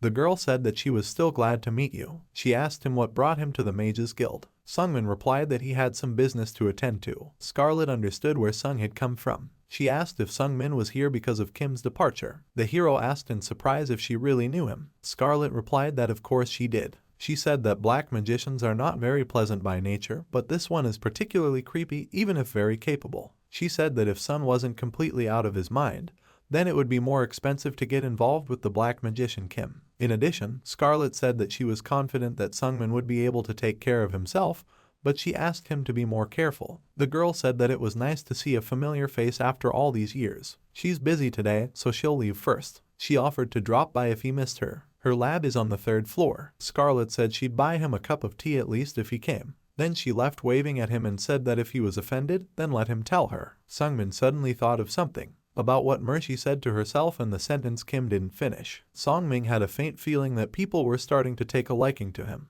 Everything seemed very strange to him. Sung was sure that something was happening. However, he couldn't figure out what it was. Such things are too complicated and Sun is too distracted by them. He decided to focus on what was happening around him. Then we see a double two-headed troll, which has the 5th difficulty, and the reward for it is equal to 60 million. We see that Sunmin came to the mercenary guild and met Lud there. They decided to go troll hunting together. Lud said that this time he would show Sungmin what he could do. Sung replied with a smile that he was burning with impatience. He has acquired new connections. And now, only in his second life, he realized that a person needs a person. He stopped pushing other people away. Lud was a good friend. Sun Ming's senses had been dulled by years of practice, but being around Lud made him feel comfortable. They've been traveling together for the 3rd month now. Then we see that they did a great job with the next task. Lud placed a bag on the table with the words that 50 million eras belonged to Songming. The hero thanked Lud. Then the man offered a drink. However, the innkeeper said that there was something he wanted to see Sungmin about. It turned out that this someone was the captain of the Torch mercenary squad Xian. Lud and Sungmin were shocked. Baron asked if Sung knew him. The hero replied that he knew, because he simply could not help but know. Captain of the Torch huge squad, which consists of more than 100 mercenaries. One of the 3 SS rank mercenaries in Behenrek, a top-level martial artist who has passed the 100 steps of Shaolin. Sung admired him in his previous life, and among the many heroes I chose him as my idol. Then we flash back and see Xian talking about how happy he is to meet Sungmin. Xian introduced himself as the captain of the Torch mercenary squad. Xian said that there was some talk that Sun was also an extracurricular student. He said that Sun must have had a hard time. It turns out Sung admired Xian because he didn't have a class either. Sung now, as a top-level master, understood that Xian was strong. He knew that the person sitting in front of him would soon become a supreme martial artist. Xian asked if Sungmin was 18. He said that the world is cruel to extracurricular students and he had already felt it the hard way. However, according to Xian, Sung is so young and has already reached the top level of martial arts, and it's amazing. Then Xian said that it was time to stop talking and get down to business. Xian immediately suggested that Sungmin join the Torch. Xian was impressed with Sungmin's performance, as he had defeated the Chimera Ogre and would soon reach SS rank. Xian said that he would guarantee Sungmin the position of vice captain if the hero worked for Xian. The mercenary guild commander said it was an unexpected offer and Sung was probably confused, but Xian promised to help Sungmin. He held out something to the heroes and urged them to decide how they would look at it. Seeing what Xian handed him, Sung was surprised. Xian said it was a weak energy pill. Xian only put forward one simple condition: if Sun accepts the condition, the pill will go to him. Xian also took out a contract sheet and said that Sungmin needed to sign it. Sungmin was immediately confused by the fact that the contract says that he must obey Xian's orders. The man said it was easy. Although it's not a magic contract, if Sun breaks it, he'll be held accountable in some way. Xian said that this is necessary to restrain the hero. Xian also said that if Sung talked about his martial arts, he would give him a stronger energy pill. Sung frowned, then asked if anyone would agree to such a thing. Xian replied that of course they agree, and then with a creepy smile said that if they want to become mercenaries in Behenger. After that, after a while, we see Lud impatiently asking Sungmin about what he did. Sun replied that of course he refused. The hero said he wouldn't sign a contract. Lud said that Sung had done the right thing and did the right thing, but since things had turned out this way, Lud said that Sungmin had better leave Behenger. Sung asked if it was that bad. Lud said that Sun was now in grave danger, judging by the situation. Xian has a lot of suspicious cases hanging around, because he probably would have had a hard time doing extracurricular otherwise. All mercenaries of a rank and above are in his squad and under his control. Lud said that Xian would cause trouble if he was opposed. Lud said that in the past, when Xian was S rank and Lud was a rank, Lud also rejected Xian's offer. Then the flow of work stopped, because everything in Behenger was taken under the control of the Torch. Lud said that he got an S rank in another city, returned here, but Xian has already become an SS rank mercenary. As Lud continued to drink his beer, Sungmin was thinking about something. The hero did not even know about such a Xian. He didn't know what to feel when he saw the ugly side of the idol. Lud asked if Sun wanted to go to Michter's with him. Suddenly, someone in the bar asked the heroes if they had heard about the news. The bearded man said that they found the Black Magician's dungeon, perhaps the one who created the Chimera Ogre. The man said that they seemed to want to gather a group for a sweep led by the Torch squad. This baffled Sungmin. Then we are transferred to another location, and we see that Selger said it took longer. Sun replied that there was nothing wrong with that since he didn't need the weapon so urgently. Selger said that Sun continued to give her money while working, so it took longer. Then she took the weapon and presented it to Sungmin. She said that mithril is the base and the coating is made of black iron. According to her, they are good at conducting mana and kai, so using the sword kai will be easier. Selger asked the hero if he liked guns. Sun was delighted and said it was the best. Then we flash back and see Neville and Sun talking. Neville said that Sungmin liked the healer. Sun asked him what he meant by that. Neville replied that the spear was made of very expensive materials. Sun gave money during his work to improve it in some way. Most of them were used for materials. Selger worked almost for free. However, Neville said that he did not understand what she had done. Neville noticed that Sungmin had a strange charm that made people want to help. Sung suddenly stiffened, but Neville told him not to worry because he didn't mean anything by it. Neville then said that he had started talking, but it was time for him to leave. He said that Sung could contact him at any time convenient for him. After Neville left, Sung was shocked to think that it wasn't Neville's strange words that surprised him, but that they confirmed the hero's guesses. Sungmin sensed something amiss for the first time on Mount Mercy. However, putting it down to luck, he continued on his way as if nothing had happened. Sung wondered if suddenly there was something inside him that attracted people. Then he thought about everyone he met. The hero wondered if this could be considered something real. Then we see Lud run up to Sungmin and ask him where he was. However, Sung didn't seem to see Lud as he was so lost in thought. He was thinking that if his suspicions were correct, then even his friendship with Lud was in doubt. Lud suddenly hugged Sungmin and asked why he was so gloomy. Lud asked if Sung was worried about the dungeon raid and then asked him not to worry since he was with Sungmin. After that, Sungmin thought about the dungeon as well. Since the future had changed, Sungmin's anxiety was only confirmed. Since he killed the Chimera Ogre, the guild started looking for the Black Magician. The dungeon was discovered 3 months earlier than in the previous life. However, something else has changed. Suddenly, Xion walked past the heroes. He said that since the raid was joined by a newly risen star, it would be a good one. That other change was the war with the Torch Squad. In the previous life, they couldn't join because of another mission, but this time they are participating because the raid was postponed. Xion told Lud that they hadn't seen each other for a long time and asked him how he was doing, but the characters were serious. Lud said it really had been a long time. Xion patted Lud's head and told them to be careful. After all, the dungeon is a very dangerous place. You cannot immediately predict your place and time of death. Then Xion and the squad moved on. Lud turned to Sungmin and asked if Xion had just threatened to kill them in the midst of the chaos of the expedition. Sungmin thought for a long time about whether to join, but it was his useless abilities that decided him. Sun returned from Mount Mercy 3 months ago and has made no progress since. To break through the plateau, Sungmin needs the Devnarch magic armor, which transforms a third-rate warrior into a top martial artist. Lud said that in front of people, Xion wouldn't act rashly, so he asked Sungmin not to worry his head. There are only 27 people in the raid. 1 SS rank, 4 S rank, and 12 A rank from Torch. Even Guildmaster Baron joined in. Sun hoped that Baron really wouldn't do anything wrong. Then we see that Lud asked Sungmin not to worry. After all, according to him, he, Lud, will cut off the head of anyone who does anything with his ghost sword technique. However, Sungmin found it funny since Lud had no reason to participate in this raid. Lud was here because he was worried about Sungmin. The hero was grateful to Lud for this because his relationship with Xion would be damaged because of this. Suddenly, Sung found himself thinking. He decided to stop thinking. Then Baron asked if everyone was ready. He said that the Behenger Mercenary Guild is going to the Dark Magician's dungeon. Baron said they didn't know what to expect inside, but they were the best in Behenger. He ordered everyone to be on their guard, and then they would overcome everything that came in their way. Baron called out that it was time to begin his work, and so they entered the dungeon. This entire squad entered the dungeon. The beginning was quiet. Leading the way was an A-rank mercenary, Young Call. Thanks to his mastery of external martial arts, his body is as solid as stone. But it was torn in half like soft tofu. The companions who were following him stopped. A friend who was following Young walked up to him and picked him up. He looked at Young and then saw something that scared him. Jungkook's lower body was lying in the dark. Then Baron used magic to light up the dungeon. Thanks to this, they saw a large number of monsters. The heroes knew it was going to be a long night. The cave was filled with chimera monsters. Xion said that things didn't seem to be going very smoothly from the start. A huge monster pounced on him, but he tore it in half with a blow. Sungmin was surprised, as he had just seen Xion use the 100 steps of the Mystic Fist. Then, he turned around and looked at Sungmin with a terrifying smile, which scared him. Sungmin knew that Xion was strong, so the hero wouldn't stand a chance against Xion.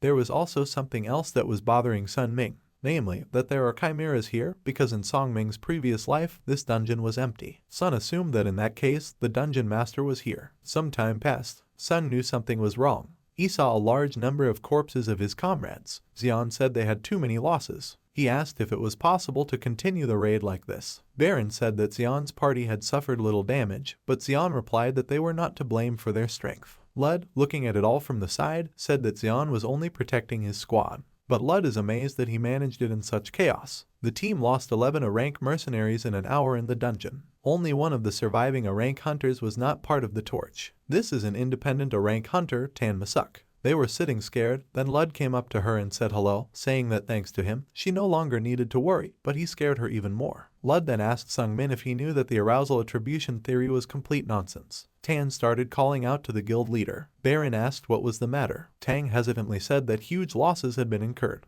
Baron apologized and said that was why he couldn't stay here. Otherwise, how can they face their dead comrades? Baron said that since the core of S and SS rank is still alive, they can continue the raid. Tan stammered as she wanted to say that she should leave in this case within a rank. However, Baron interrupted her and said that she could go back if she was not sure of success. However, the guild leader added that no one would protect her on the way back. She looked at what was behind her in horror, and she said she would go with them. And so the heroes went further. A blonde man walked in front of them. He said it was quiet. Then, two of the squad members started talking about monsters. One of them asked if those monsters were stalling for time. Another man, wearing a helmet with horns, suggested that the dungeon master had run away when they found his trail. They were discussing that there were undoubtedly a lot of chimeras out there, and they can be used to buy time. Baron ordered them not to let their guard down because of any speculation. The fair-haired man agreed with Baron, but suddenly he noticed something ahead and warned the others. There was a door in front of the squad. Baron said that there were no traps here and that it was just a door. This made the characters, including Sungmin, a little tense. Then they entered the room. Entering it first, the blonde man said it was just a library. Baron added that there are no traps here and the space is quite large. The guild leader said that we should split up to explore the library. Sun Ming was shocked. He recognized this place. We are transported to the memories of a past life. We see a man in Devnark armor who says that his life changed for the better when he received this armor. Lud, who was talking to the man, did not take his words seriously, saying that once he got drunk, he always talked about one thing. However, the man said that after passing through the cave, he saw a door, and behind that door was a huge library. Sun Ming wondered what kind of books the man had touched. Sun decided to check it out and started grabbing all the books in a row. Suddenly touching one of them, he found himself behind a hidden door. He was glad and thought about the fact that Devnark's magic armor was down there. However, Xian noticed this and asked Sungmin about the secret passage. Xian asked Sungmin about how he found him, and then said that Sung did a good job. Sun said he came across it by accident. Xian noticed that Sung was very calm and he said he liked them. Xian's words alerted Sungmin. Xian used his 100-step Mystic Fist technique. However, Sung was able to dodge and then Xian said that now he likes the hero even more. So Xian said that if Sung wasn't on his side, he would have to get rid of him. According to Xian, a Song with such a talent would be able to surpass him one day. Xian said that Baron had gone with his subordinates to another room so they wouldn't be disturbed. Lud suddenly appeared out of nowhere, shouting about who said that. Xian was surprised by this and said that his subordinates should have guarded the entrance. However, Lud only responded by saying the name of his ghost sword technique, and then Xian understood. Lud shouted that he knew Xian would do it and was just waiting for an opportunity, and finally revealed his true identity. Sun Ming was shocked and asked how Lud came to be here. However, Lud only shouted that if Sun died, Xian would kill him to cover it up. Xian then sent Lud flying towards Sungmin. He asked the heroes if they thought they could beat him. Sung Ming knew that their chances were obviously low, especially if help from the torch arrived. He was nervous and thinking about a plan of action. Song immediately grabbed Lud and ran. Lud was shocked and didn't understand what Song was doing, but the hero shouted that they needed to go down. Since the Devnark magic armor increases the strength of the weak, if Sung gets it, then he will have a chance to win. They were running downhill and suddenly stopped. Sun was surprised. He saw the armor. Sun went to dress her, and Lud came to her defense. He was willing to fight Xian and cover for Sungmin,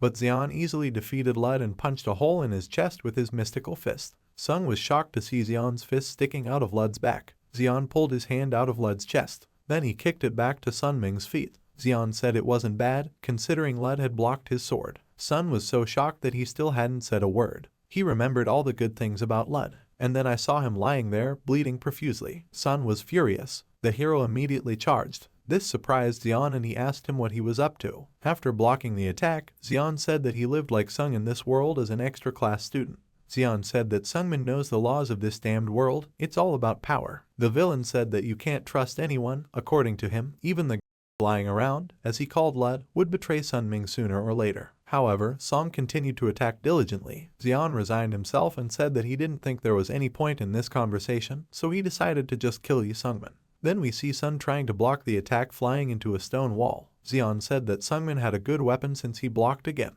Xian slapped Sungmin's chin and decided to take his weapon. Looking at the weapon, Xian was surprised. He said that it is much lighter than it looks. He asked if it was made of mithril. Suddenly, something happened that surprised them both. The armor began to transfer to Sungmin. Seeing this, Xian decided to retreat and jumped back. He was surprised that the armor itself had been transferred to Sungmin since it was magical in that case. When the armor is fully transferred to Sungmin, we can see that there is some kind of energy coming from him. Xian was shocked and scared and wondered what kind of dark energy it was. He knew it was something very dangerous. Suddenly, Sungmin's mouth started to bleed. They were both surprised. Xian continued to attack Sungmin, but the hero couldn't understand what was going on. As Xian attacked, he wondered what that dark energy was and where it went now. Xian wanted Sun to fight him because he was definitely stronger after getting the artifact. Sungmin understood that this was indeed the case, but he couldn't understand what was going on. He didn't feel any changes in his internal energy and physical abilities at all. When Xian was about to kill Sungmin, he said that he was very good at dodging.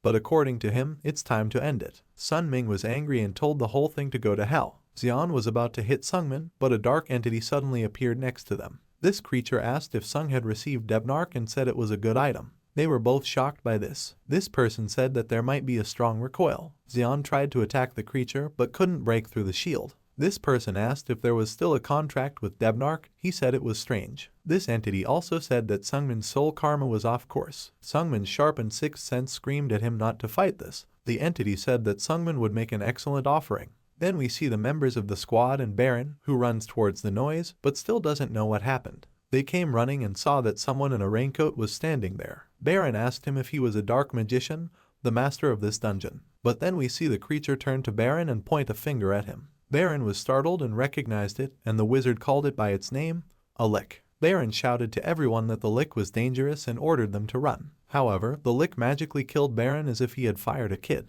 The members of the squad started to panic because the exit to the outside is blocked. The lick said that normally they wouldn't have been able to come here, but he let them. He said he was in a very good mood. He thanked them and told them that there was now a better offering than the ogre chimera. It wrapped the heroes in magical chains. He walked over to Sungmin and reached for his hood. After taking it off, Leech said that the day of his prayers was approaching. This creature is called the Lick Priestkin. The battle ended before it even started. The Dark Mage killed everyone, including dozens of SS-ranked mercenaries. Baron, who was standing in front of the Great Mage, was cut in half in the blink of an eye. His lifeless body rolled to the floor, and even Xian was easily captured. Sung wondered why he was in such a state, because it seemed to him that everything was different in this life. It seemed to him that he had grown out of a maggot and a cicada, that he had become something more. Then he saw Lud's lifeless body once more. He realized that he was still a maggot. After a while, we are still in the cave and see the Lick Priestkin. He is standing in front of a magically bound Sungmin. The Lick greeted Sungmin in his workshop. Sun wanted to break free and tried to do so. However, the Lick said that there was no point in fluttering around because according to him, Sun would not be able to break these chains. He laughed at Sungmin. Leech said it might sound strange, but he wanted to be a woman. According to Leech, the women are amazing. They have powers that no alchemist has ever been able to replicate. The Lick tried everything, but didn't become a woman. His magic failed him, and he gave up his soul and flesh in exchange for eternity. After all, only with an infinite amount of time will he be able to find the answer. And he found a solution to this problem. Although he can't create life on his own, he knows a way to create it. Leech said he wanted to start a new life. Sungmin was absolutely shocked. The Lick said it was a very good day. The Lick held out his hand to Sungmin's face and said that once in the past, he had met a friend with bad karma. He was a monster beyond the Lick's control. However, the Lick said that if he used someone like Sungmin, a person with corrupted karma, as an offering, then he might be closer to fulfilling his dream. The Lick then placed his bony hand on Sungmin's face and started chanting some spells. Sungmin was very scared. He could see some markings on the palm of his hand. Then he felt that someone was looking at him. They found themselves in a place that looked like a monastery. The Lick told Big Eye who was presenting Sungmin. Sungmin's eyes started to bleed. The huge red eye then looked at these characters briefly. Suddenly the skeleton was surprised and clutched its head. He asked the eye to wait and said that it was impossible. Lick Wine said it was impossible. Then we see that the magic has dissipated and they are back in the real world. The Lick was shocked, but Sun continued to breathe heavily. The Lick asked the creature if it had declined the offering. The Lick then grabbed Sungmin by the throat. He furiously asked who Song was, and why the Demon King of Terror rejected him. The Lick said that a soul with corrupted karma like Sungmin's has a high price as an offering, but the Lick was shocked that Sungmin wasn't accepted. However, Sung had no idea. The Lick once again asked Sungmin about who he was and then decided that he should look into his memories. He said he wanted Sun to show him everything. When Sun awoke, the Lick was gone. Lee Sungmin breathed a sigh of relief when he realized that he was alive. But in the next instant, all of a sudden, he began to hear sounds. He said it was so noisy. He started imagining images of Xian and the Lick, which made him very angry. He clutched his ears as the cicada sounds that had disappeared after killing the Chimera Ogre returned. But soon, Sungmin was able to move. The reason for this is not the experience of the current life,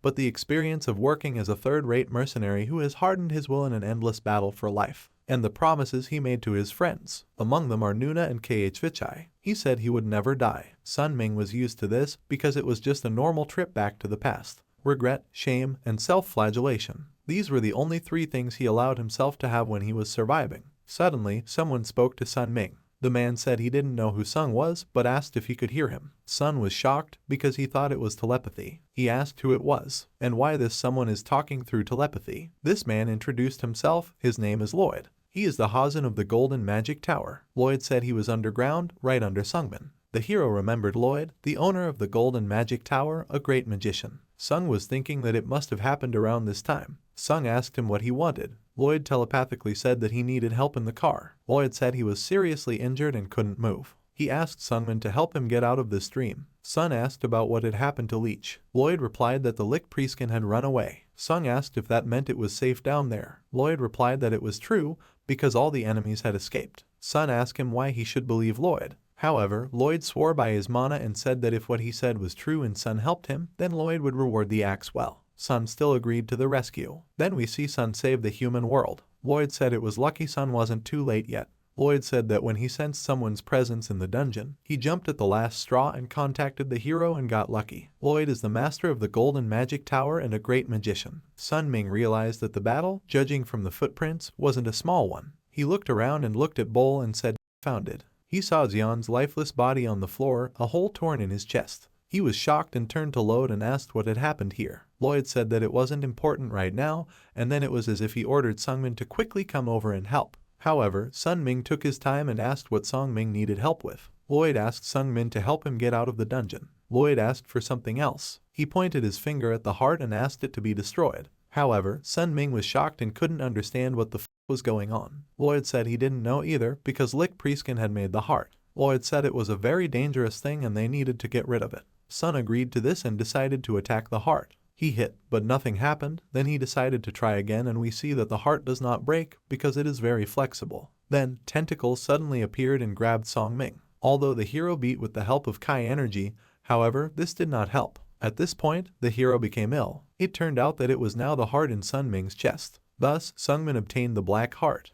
We then flash back to the events a few hours before Lee Sungmin receives the heart. Priestkin stumbled as he ran. As the Lick ran, he wondered who Song was. The Lick used magic that destroys a person's consciousness to extract Song Ming's memories. But for some reason, the magic was reflected. The Lick thought that the other magic worked without misfiring, but only the memory reader was reflected. And even the Demon King of Terror refused to accept Sun Ming. The Lick was thinking that he was badly injured and had used up too much mana. While he was running, he suddenly saw 3 unconscious squad members lying on the floor. He saw hearts in them and decided to do something. He said he needed these guys to restore his mana. However, Xian was conscious and clearly determined to defend himself. Then we see one of them yell at the Lick to stop. The Lick was draining their life energy with magic. After killing the 2 of them, the Lick said that he felt a little better now. Only Xian remained. However, the Lick noticed that Xian wasn't asleep and asked him if he was pretending to be asleep. Xian realized that he had been discovered and became nervous. The Lick said he couldn't believe Xian was already free of the magic chains. The Lick said Xian was strong.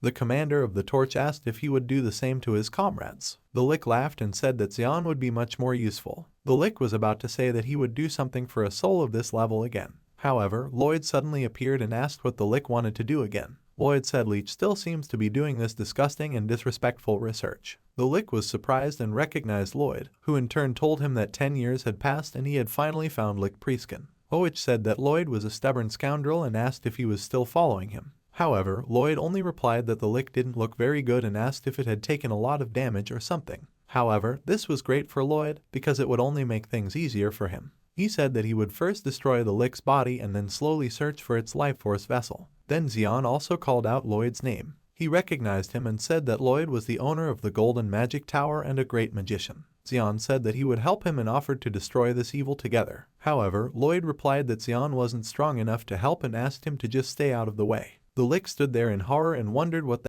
hell was going on today. The Demon King of Terror rejected his offering, and that monster Lloyd also found it. But then he remembered the 2 hearts. He thought that even though it wasn't completely completed, he didn't have a choice. Then, he used 1 heart with magic. Lloyd was shocked. He couldn't understand what had happened to the flow of this mana. He asked what the Lick had created. The Lick asked if Lloyd was really that interested. The Lick said that this is what he dreamed of, the result of his research. He shouted that this is the highest stage of evolution. Then the heart was torn into many pieces. We see the appearance of a girl. She had very long hair. The Lick thought that this was far from complete since the heart and physical body were not yet ready, but there was still 1 heart. He was confident that nothing bad would happen if he used this unfinished product to overcome this crisis situation. However, he also decided that he would finish working on the perfect heart later. Lloyd shouted that they were useless beasts and that he would win with magic. Lloyd started using magic. It was like a golden phoenix. The Lick shouted at this girl to take care of Lloyd. He in turn attacked them with his magic. The projectile almost reached the girl. It almost hit the girl, but then it happened.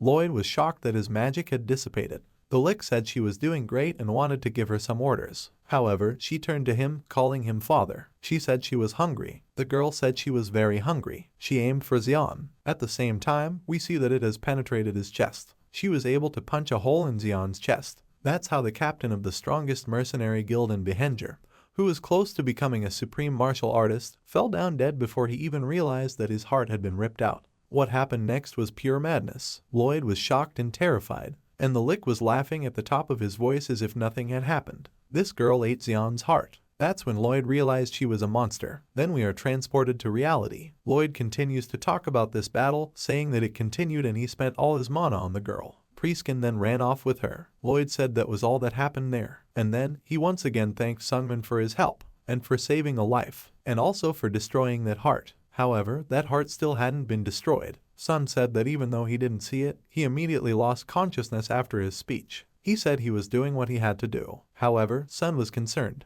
After all, this heart was inside his body. Lloyd thanked Sungmin and promised to reward him. Lloyd said that he would give Sungmin anything he could get his hands on. A great magician's guarantee of fulfillment.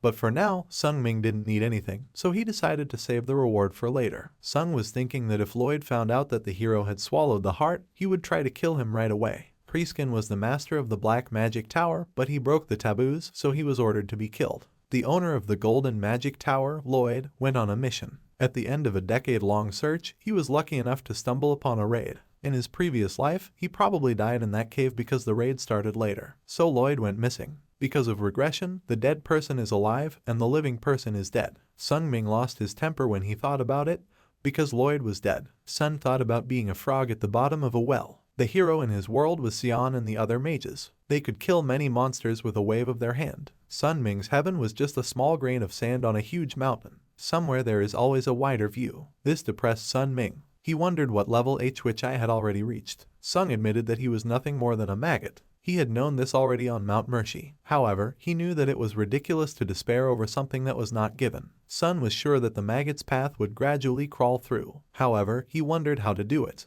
Then we see Kim, who turns to Sungmin and says that he can't believe they met here. Kim had heard that most of the raid had died, but Sungmin was able to return alive. Kim noticed Sungmin's armor and said it was quite an unusual artifact. Kim asked if he could take a look at them. Sunming was curious and gave his consent. Sung said that he also had something to ask. Sung asked what kind of armor it was. Kim replied that it was a forced contract type of armor. It communicates with the transcendent demon king or demon god. Kim said that it was evil armor that skipped the contract part and forced its owner to agree to terrible terms. Sung asked about these conditions and Kim started writing on the blackboard.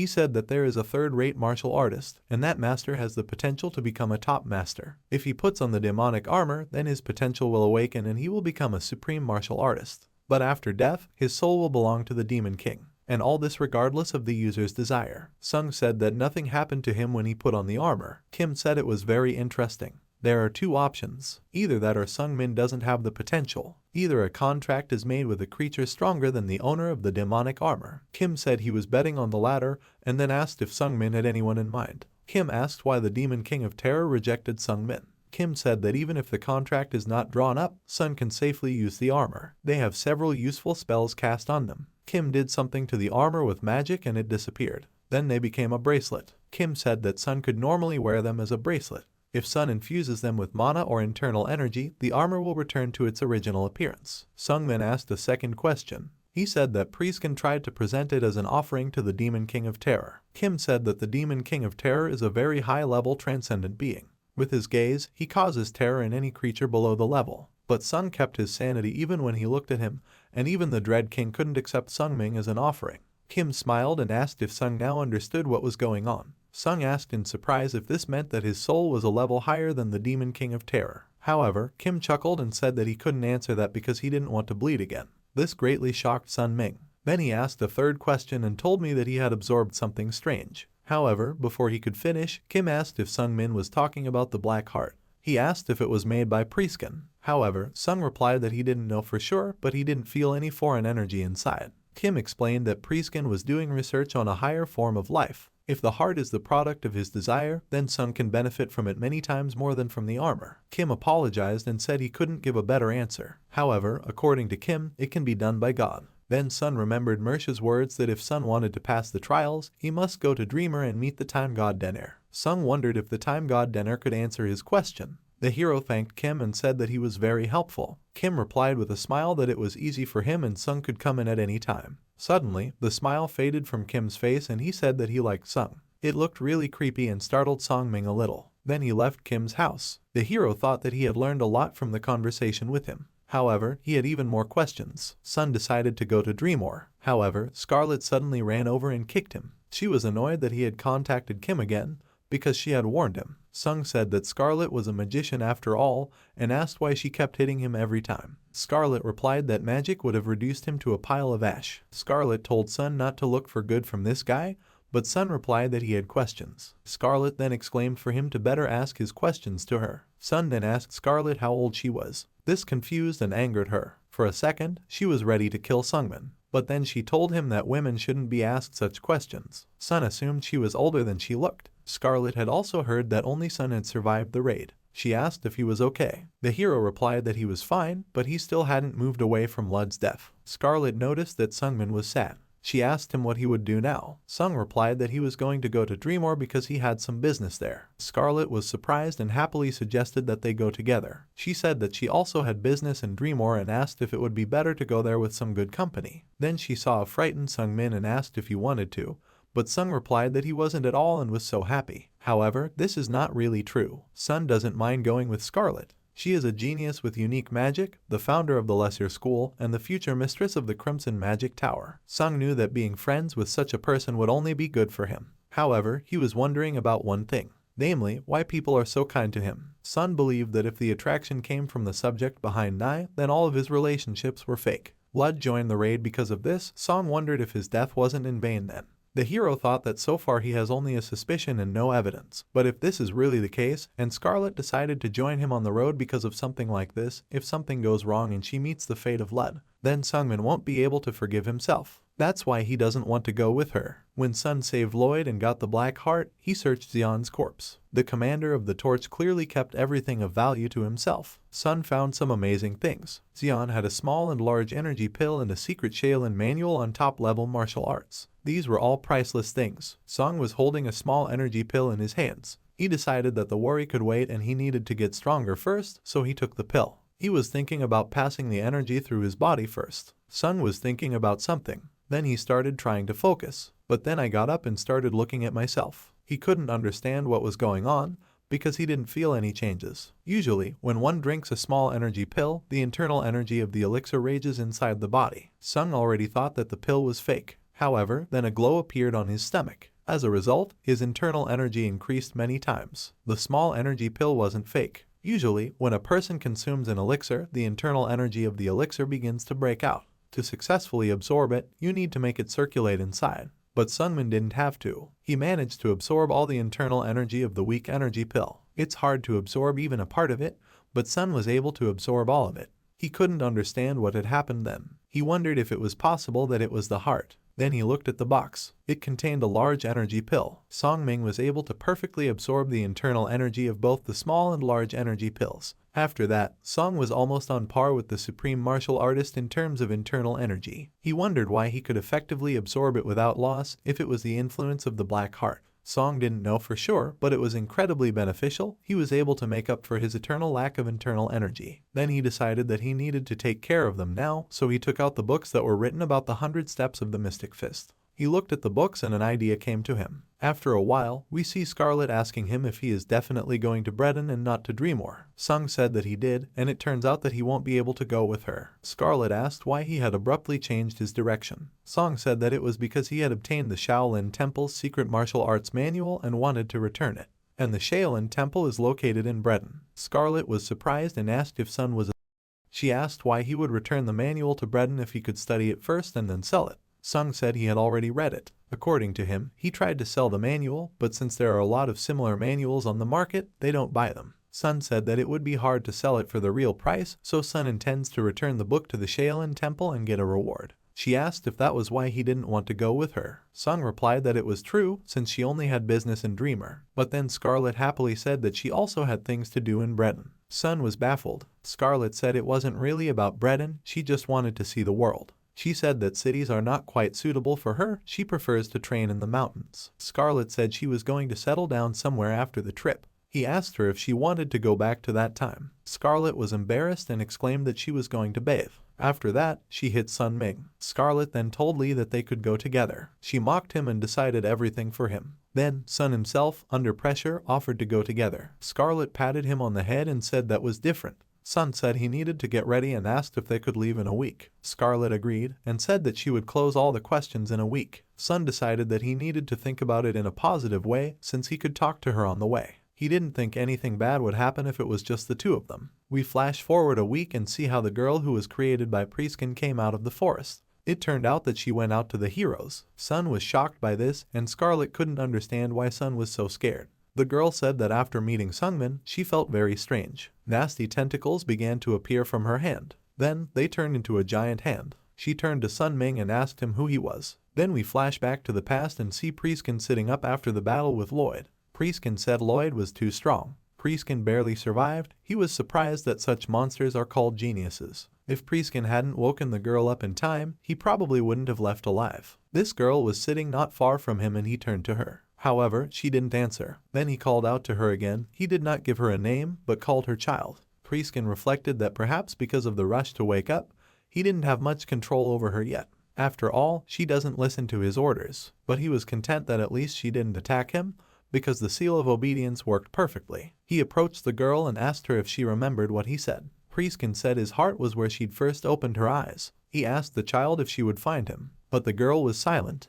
Priestkin then asked if she would be back soon. However, the girl remained silent. Then he pointed his finger and ordered her to follow the heart. However, the girl ran in the other direction. Priestkin wondered where the girl had gone. However, she just went where she wished. While running, the girl thought that her father asked her to go to another place, but there is something strange where she is running. Her heart is beating very hard and it seemed strange to her. She couldn't understand what that feeling was. She wasn't feeling well. That's how she met Sungmin. She asked him who he was. Sun was shocked and terrified. Tentacles began to appear from her arm. And then, she swung her huge hand at Sungmin. He froze, and then Scarlet began to save him. She used her magic to counterattack the girl. The tentacles began to burn from this and the girl's arm began to return to normal. Scarlet shouted for Sungmin to get ready. She asked if he really wanted to die. However, Sun was scared and he apologized and said that something had suddenly happened to his heart. Scarlet was also shocked. She asked what this child was. Sung realized that this was the Priestkin chimera that Lloyd had told him about.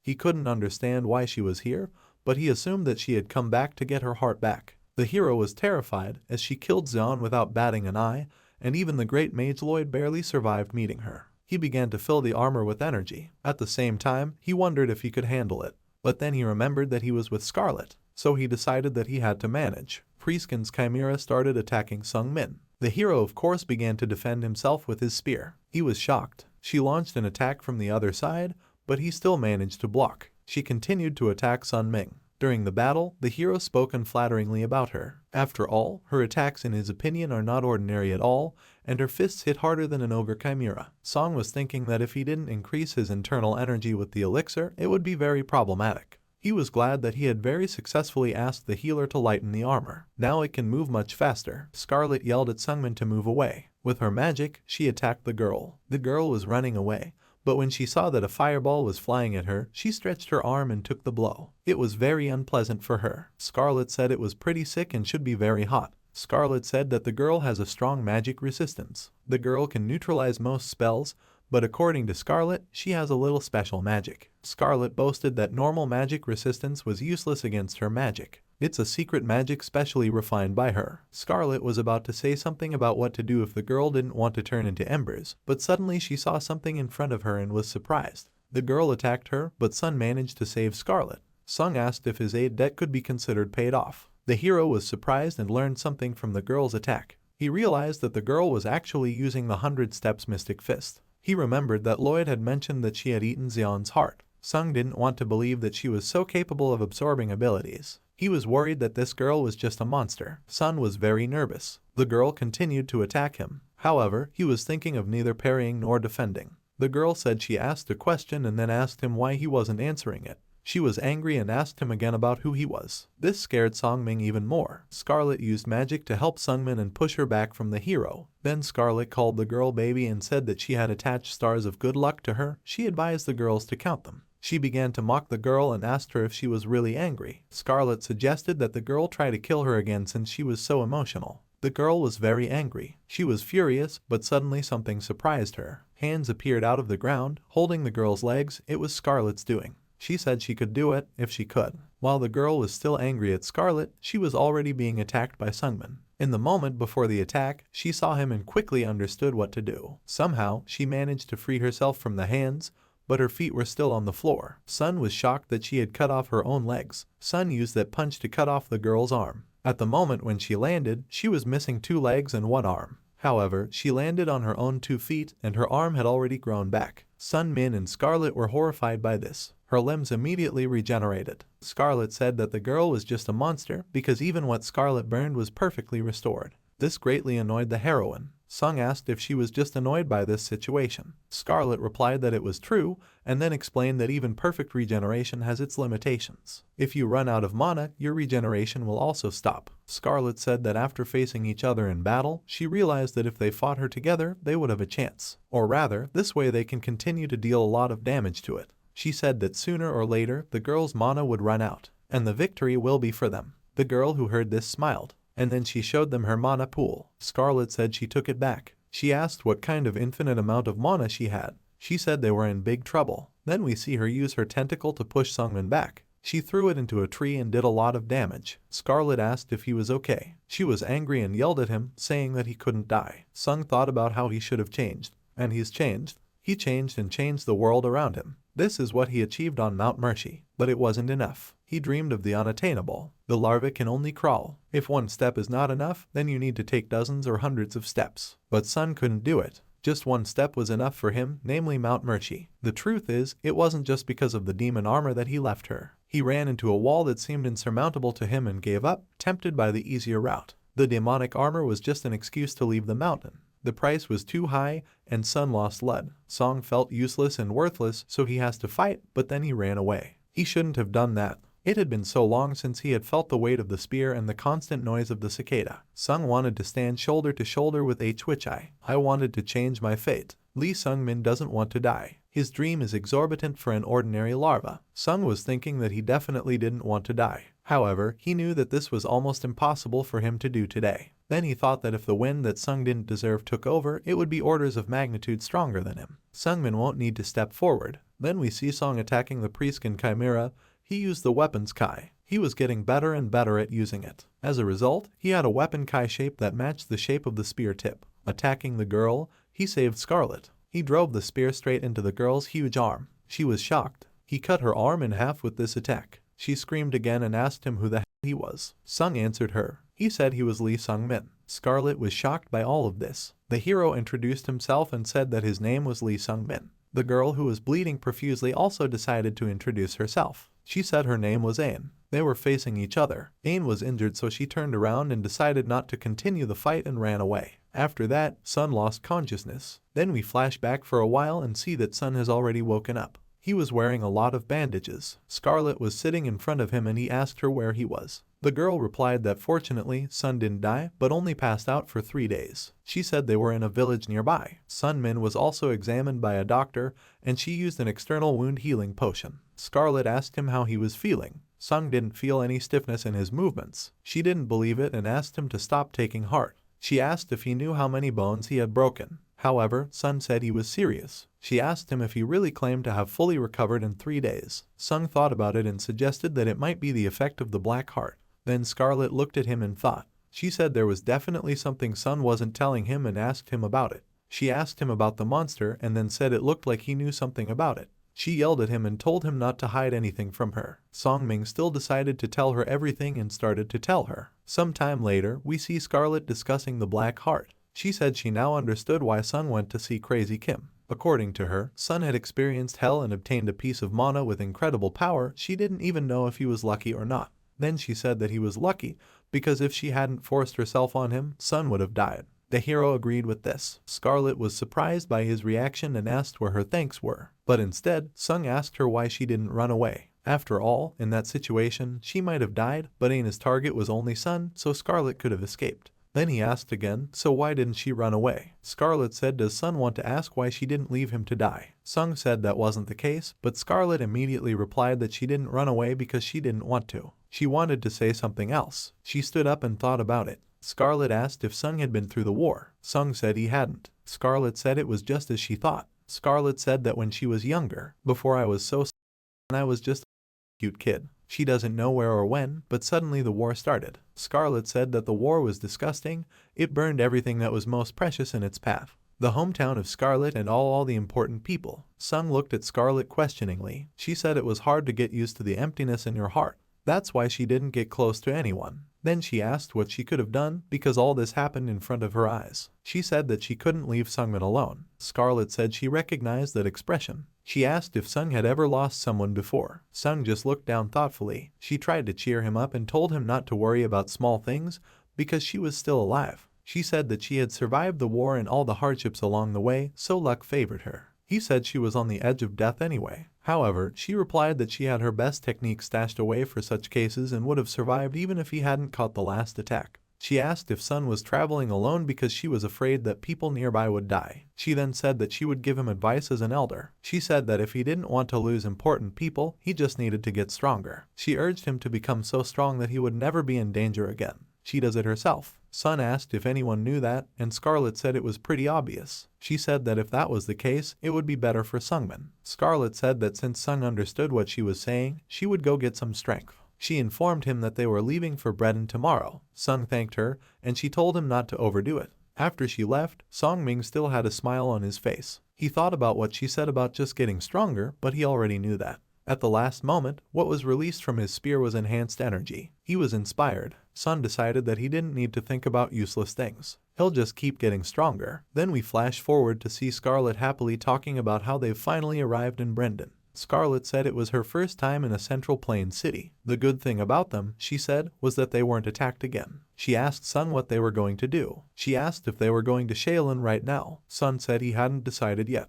Then Scarlet said that since they were here, they might as well get some rest or at least a bite to eat. Sun agreed to her suggestion. Then they entered one of the establishments. Sitting at the table, the heroes thought about what is better to take. Scarlet said she didn't know because she wasn't familiar with the local food. I've never eaten any Central Plains food either, and even more, she doesn't know what to do with the bad flies. Sun asked if they felt it too. Scarlet responded positively and said they looked them up and down as soon as they entered. You can't help but feel it. She wondered why they were doing this, which annoyed Scarlet so much. Sung said it was all because of him. When a martial artist reaches the highest level, their essence changes. Because of this, his vast reserve of internal energy is not seen by others. Lee Sungmin met one of the criteria, namely the amount of energy, but it didn't fit the others. He hadn't become a full-fledged supreme martial artist yet. Scarlet asked if this meant that Sungmin's inner energy was overflowing and attracted those guys. Suddenly, someone who was on the second floor turned to Scarlet and asked her what she had said. The man said that for the beauty her tongue is too thick. The man added that perhaps this highlight makes Scarlet more attractive. She rudely asked him what he was talking about.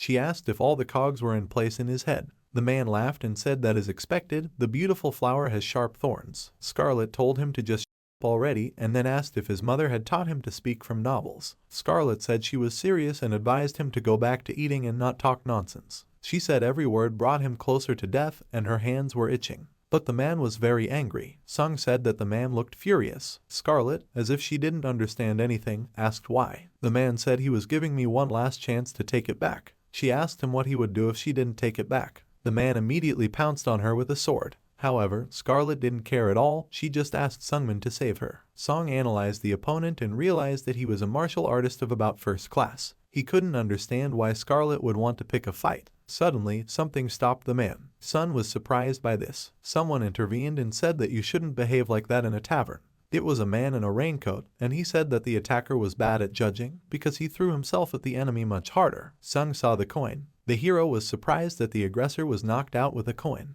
Then the man asked for forgiveness and said that he would not like the corpse to interfere with the waiters. His name is Namgun Hwon. He is a rising star of the Namgun clan, a dragon swordsman, Namgun Hwon. Scarlet said that Namgun is a clan full of strong martial artists. Sung was surprised to meet Hwon. Sungmin said that he didn't really intend to kill the aggressor. Hwon asked if he could join them. Scarlet said that only if he paid for them, since the Kamnon clan was supposed to be rich. Hwon laughed and said they had a deal. Then he sat down with the heroes and stared at Sungmin. The hero asked why Hwon was looking at him like that. Hwon asked how old Sungmin was. When Sung said that he was 18, a smile appeared on Hwon's face and he said that Sung was so young and practically a top martial artist. Hwon said that it was very impressive. He thought that he was not a failure himself, but he met an even more incredible talent. He asked Sung if by any chance he was the little sky demon, Hwichai Hoyeon. Hwon said that when he thinks of Sungmin's peers, he is the only monster with a similar level of martial arts. He asked if Sung knew the little sky demon. Sung himself asked if Hwon knew the sky demon. Hwon replied that the lesser sky demon was quite famous. According to him, there are 3 martial artists in Aeria who are called heavenly demons. Blood Sky Demon, Beak Wusung, Sky Demon Berserker, Beak Wonpi, and the lesser Sky Demon, Hwichai. Hwon said that if you think about her strength based on her nickname, you might think that she is weaker, but she is not. Hwon wanted to say something, but Scarlet kicked Sungmin's head with 2 feet, his face expressionless. Hwon said that Sun wasn't a sky demon back then. After all, there is a rumor that the lesser sky demon is a girl. Hwon asked, referring to the same age as the lesser sky demon and the owner of an amazing martial art, who he was. Sung introduced himself, but Hwon said he'd never heard of him. Sun started furiously asking Hwon if he knew anything else about the little sky demon. However, Hwon replied that he had said everything he knew. Hwon said that if Sung wanted to know more, he should ask around because they say that the little sky demon has a tough personality. Hwon then said that he would like to spar with Sungmin. He asked the hero not to think about bad things, because it just wakes up the spirit of competition when he sees a worthy martial artist. Sun was happy to fight a strong opponent, because it can help overcome the plateau in development that the hero faced. Sung said that he agreed to a friendly duel. Hwon said that just sparring was pretty boring, so he suggested that we put something on. Sung asked if Hwon wanted to put something on. He replied that it was true and asked about something not very serious. Hwon then exclaimed that the loser would become the winner's brother. And after a while, we see that the heroes have come to the sparring ground. They were holding wooden weapons in their hands. Hwon asked if the hero was ready. Sung said he was unlikely to meet Hwon's expectations. Hwon laughed. Then, with a sudden change of expression, he said that Sun was too modest. Sung was surprised that Hwon's energy aura had completely changed. Sung realized that Hwon had not become the strongest Namgun clan in Sungmin's previous life for nothing. The hero realized that Hwon was strong and at least a martial artist, or he is a supreme master. Scarlet watched, yawning with boredom. Hwon started walking strangely and suddenly his mirages appeared. Sung noticed that there were some strange foot movements. The hero understood that if he hesitated, he would lose his rhythm. In that case, Sun decided to use the shadowless soul flight, the first form. Sun used a lightning strike. Hwon was surprised that Sung had increased his speed so that Hwon's illusory footsteps were no longer a problem. Sung had gotten so close despite the spear in his hands. Hwon shouted that he liked it. Sung noticed that Hyewon was using an energy absorption technique. He was very shocked by this. However, he managed to pry his spear away from the sword. With a kick, he knocked Hyewon back. Song then decided to use the Nine Heavens Spear, the first form. He used a soul-shattering spear. Hyewon changed the grip of his sword, then took it more comfortably and blocked the attack. Sung was surprised that Hyewon put his sword away in the middle of the attack. Hyewon said that a real spear would have been much more powerful. According to Hyewon, he would be in danger if he was fooling around. He didn't really want to call someone younger than him big brother. Sung asked if this deal was more profitable for him. After all, Hyewon is older, so Sung doesn't lose anything, no matter what happens. Hyewon asked if it changed the fact that Sung would go all out because martial artists don't like to lose. Scarlet, who was watching, wanted it to end already because for her it is very boring. Hyewon continued to attack and shouted that the game was still on. Sung jumped back, but Hyewon kept pushing the hero. Sung swung his spear around, but Hyewon managed to crouch under the spear. Sung knew this was a mistake. Hyewon then grabbed Sungmin's spear under his armpit. Sungmin's spear was stuck due to the energy absorption technique. Then Hyewon swung his sword. Sung didn't want to admit it, but still, Hyewon's internal energy control is much better. This is the most effective move in this situation. Sung thought about pushing him away with his inner energy. However, Hyewon thought about it and decided to see what Sung would do. The hero used the second form of the Nine Heavens Spear. He used a lightning-splitting strike. However, then something shocked the hero. Hyewon decided to strike directly at Sungmin's spear with his sword, and then the wooden spear broke down. Hyewon said that there were only so many moves that looked like it, but the Phantoms only had one original move. He said all you had to do was find him and meet him face to face. Pointing the wooden sword at the enemy, Hyewon said that he won. Sung said that he lost, and then called Hyewon big brother. Sung knew that he still had a long way to go. After the sparring session, Hyewon laughed and said that Sung was still quite skilled. He said that the difference in their skills wasn't that big,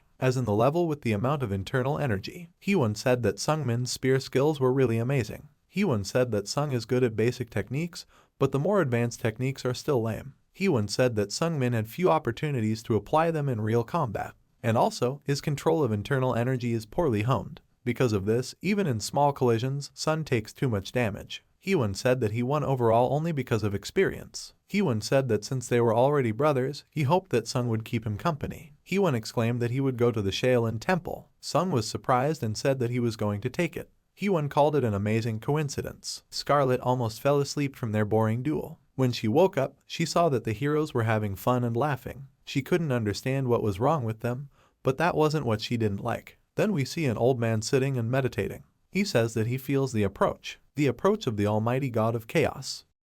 Sung wondered why Namgung Hyewon was going to Shaolin. Hyewon said that he should visit a Shaolin monk, Master Bulin, about once a year. He said that he should do it together with the new generation of the other three respected clans. Sung understood, but asked him why he had to do this every year. Hyewon said it was because of a long-standing promise, but he didn't elaborate, saying that he would explain on the way. That's why heroes go together. Then we are transported to the Shaolin Temple. Namgung Clan, Chegal Clan, Moyin Clan, and Tan Clan. 4 respected clans. The recipients are peers with similar skills. More than once, clan heads made attempts to unite the clans. It all ended in an argument about who should take the lead. It's hard to decide when everyone is roughly equal in power. They gave this problem to the next generation to solve. Monk Bulin was chosen as the judge. It is he who will decide who will take the place of the leader. We see how everyone is already assembled. When Hyewon came over, he told them that it looked like they had to wait for a while. Hyewon said he was delayed because of something. Sung looked at them in surprise. He had heard about all these people in his past life. One of the group members, a red-haired girl, asked Hyewon why he was late. She asked if that guy was the cause and pointed at Sungmin. She asked Hyewon to explain the improbability of her reason. Hyewon started repeating her question and asked who she was calling that guy. Hyewon said she must have something wrong with her eyes. She got angry and asked what he said. Hyewon hugged Sungmin and asked if she understood now. He said that his little brother is not even 20 and he is almost a top martial artist. She asked in surprise if Hyewon's brother was such a gifted master. At that moment, everything became clear to Sungmin. Since Sungmin is already like this at 18 as Hyewon's brother, then Hyewon's status will increase. All the other participants were also surprised. Sung asked Hyewon if that was why he wanted the hero to be his brother. Hyewon replied that he probably is, because Sung will reach the highest level someday. Hyewon said that being Sung's brother doesn't have any disadvantages for him. He asked if that was the reason Sung accepted the bet. Sun sighed and replied that it was true. Then, one of the contestants asked how long to wait for Sungmin and Hyewon. Namgun replied and said that it was really time to leave. Hyewon said that they would go with Master Bulin so Sung can rest here somewhere. Hyewon then went with the group. A green-haired girl was standing in his way. He was in love with her. Scarlet said that Sungmin was lucky to have lost the fight,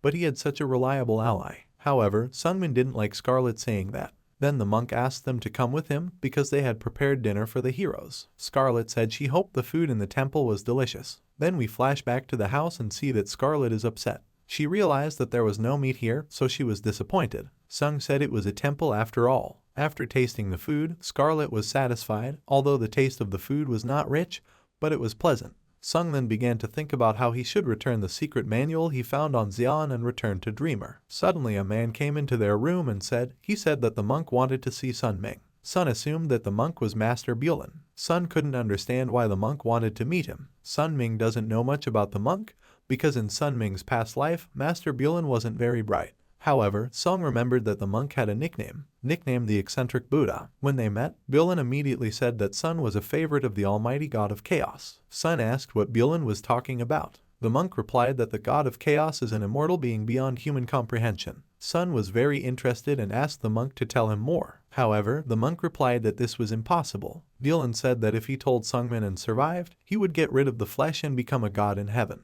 Sung immediately recalled what happened to Kim when he tried to tell the hero something. Sun asked where he could get answers in this case. Suddenly, something strange happened. Sun was shocked and couldn't understand what it was. The monk sat silently in front of Sungmin. He briefly said that Sun should go north. According to Bulan, in 5 years, in a place forever covered in snow, Sun will meet someone very important. Sun was shocked by what the monk said. He then asked Bulan about what it was just now. However, the monk replied that Sun Ming's question was meaningless. The monk said that the spirit spoke in him, so Bulan doesn't even remember what he said. Sun asked if the monk served the Buddha and was possessed. Bulan laughed and said that it was probably because they called him the eccentric Buddha. The monk said that he did not know why the spirit suddenly spoke to Sun Ming through him, and that this was probably the answer to Sun Ming's question. The monk said that he had heard that Song was here to return the secret manual. Sung said that he did, and then took out the books. The monk asked that Sun must want to get something in return for the chosen item. Sun Ming felt uncomfortable and laughed. The monk then said that he still had to reward Sun Ming.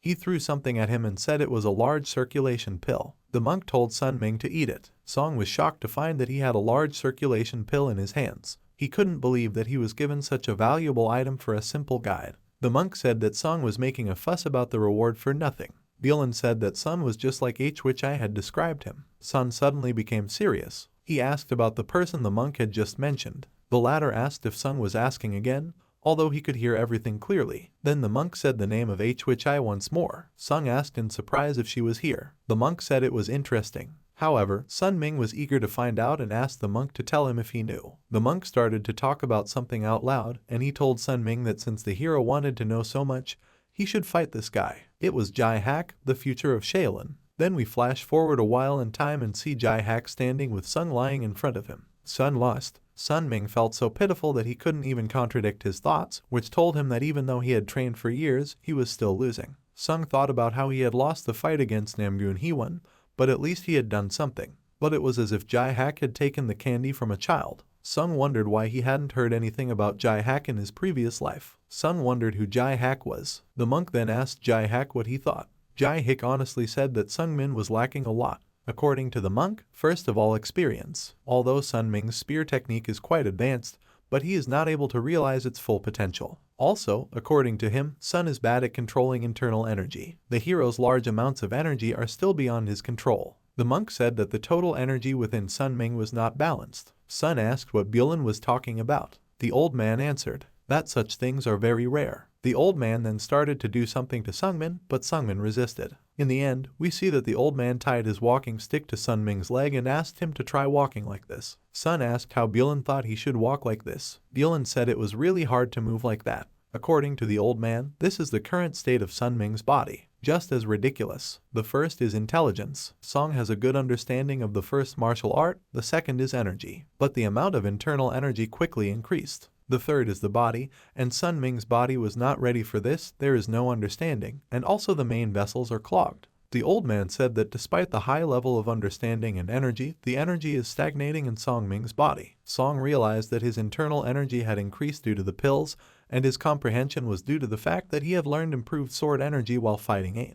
Bulan said that if both of Sun Min's legs were covered with pancakes, He could walk without any problems, but not when they are of different lengths. Sun asked, so what should I do? The old man replied that the main vessels needed to be cleaned first. According to him, if Sun does this, the flow of energy will flow smoothly, and his control problems will disappear. Sun asked if he should improve his body. The old man replied that cleaning the main vessels was the easiest method. The old man then turned to Jae-hak and said that he wanted him to help Sungmin with martial arts. Otherwise, according to the old man, in 10 years, the energy will completely get out of control. Dylan said that as a follower of Buddhism, he could not allow this to happen. Song was a little scared by the old man's words about getting out of control. The old man said that besides, the child that he likes has asked to send Songming if he comes. Dylan said that he was referring to Hwi Ho Young. After a while, we see Jae-hak and Sungmin walking through the temple. The monk asked what Sung was thinking after their duel. Sung immediately replied that he was thinking about getting a little stronger. Sun revealed that he had reached the level of a high master after years of wandering, had recently been enlightened, and could now use improved energy. Still, he lost to Jae-hak and Namgoon Hee-won. Sung said that he still had a long road ahead of him. Jae-hak asked if Sung was thinking too much, because at the hero's age, people rarely reach that level. Jae-hak said that Sungmin was just unlucky with the opponents. Namgoon Hee-won isn't the only genius. Jae-hak is called the future of Shaolin, although he is still not strong enough. From early childhood, Jae-hak was taught by monks, and he ate dozens of pills. At that moment, Sung realized that they were starting from a different start. Song said, however, that he still couldn't help but defeat the little sky dragon. The hero asked Jae-hak if he had fought with her. The monk said that he fought her when she was here in the temple. Sung asked why Hwi came to Shaolin, why she was here. We flash back and see that Hwi came because she wanted to see Shaolin. It sounded very brazen coming from a 17-year-old, but no one could blame her. Jae-hak said that this is how she was born and it was only necessary to take it for granted. Jae-hak was shocked by their fight. He was defeated in a dry battle. According to the monk, this was a loss even worse than Sun Ming's. The hero asked how strong Hwi had become. Jae-hak replied that he wasn't at the level to judge it. However, the monk said that it was obvious that she had long since passed the level of a high master. Sun was very surprised. Then he smiled, looking uncomfortable. Jae-hak asked about Sungmin's connection to Hwi. The hero, embarrassed, replied that he was her friend. Then he said something else. Sun said she was his target. Jae-hak was surprised. Then he smiled and said that it was no wonder Sun was so nervous. The monk then said that what Sungmin lacked the most was experience, but it could be compensated for. Jae-hak said that Sun will face a lot of defeat and despair in the process. He said he hoped Sun was ready. The hero, standing in a fighting stance, said that he was already used to despair, but only to the feeling itself. Sun Ming still has a hard time getting up again and again. He thought he was starting to catch up with Hwi, but she was still very far away. While Sun was crawling towards his best self, Hwi had already flown far ahead. Then we see Sun lose once more to the monk. He asked for another sparring session. After that, we are transported to the apartment and see Sun telling his friends that he is going to stay in Shaolin for a while. Sun Ming's face was covered in bruises and bumps. Hee-won and Scarlet were surprised. They didn't even recognize Sun Ming and asked about his identity. Then we see Hee-won's surprised exclamation. He was surprised that Sungmin was sparring with Jae-hak. Sung said it was true and Jae-hak was really strong. Hee-won got angry at Master Bulin and started talking unflatteringly about him. Hee-won was angry that when he asked the old man about it, he didn't even flinch. Sung then asked who this Jae-hak was. Sung said that the monk was strong, but he had never heard of him. Hee-won said that wasn't surprising. According to Hee-won, the 4 great clans have some reputation in Aeria, but they are still weaker than the 10 great sects. 3 rising stars of orthodox sects, Chwi Gull of the supplicant sect, Young Mayang of the Wuding sect, and Jae-hak from Shaolin. Hee-won said that the masters focus on their training the most. They are the secret weapon of the sect, and they will never leave it. That's why it's the first time Sun hears about them. Hee-won said that he was sorry that Song was staying in Shaolin, as he wanted to bring the hero to his clan. Sung said that he would definitely find Hee-won later. He replied that he would look forward to it, but that he spent every year in Shaolin. Scarlet said it was time to say goodbye to her, too. Sung asked if she was going out too. Scarlet said that she had planned to travel without following any particular route. Although there's nothing wrong here, she doesn't study martial arts. She doesn't benefit from sitting in her pants in Shaolin, so she leaves too. She started poking Sun Min with her finger and asking him if he was sad and really didn't want to break up with his cool sorceress friend. Then Scarlet stopped and said that seriously, Sun was a punching bag. According to her, Sun goes through grueling training sessions over and over again and still comes back beaten no matter where he goes. She asked about where Song would meet his end when she wasn't around. Sun replied that if he tried hard, it wouldn't happen. Then she said that she understood Sungmin. She put a bracelet on him and said that this bracelet is connected to her soul. If she wants to see Sungmin, he will give a signal wherever Sun is. Scarlet gave Biksugo one bracelet, which she didn't think she would give to Sungmin as well. She asked that Sun promise that he would train hard and save her one day. She also asked him not to be a punching bag. He accepted her bracelet and promised her what she asked for. Meanwhile, Hee-won was sad on the side and thought about how very envious he was. We're moving to the next day. Hee-won and Scarlet left. She said they would see each other next time. Sung also waved at her,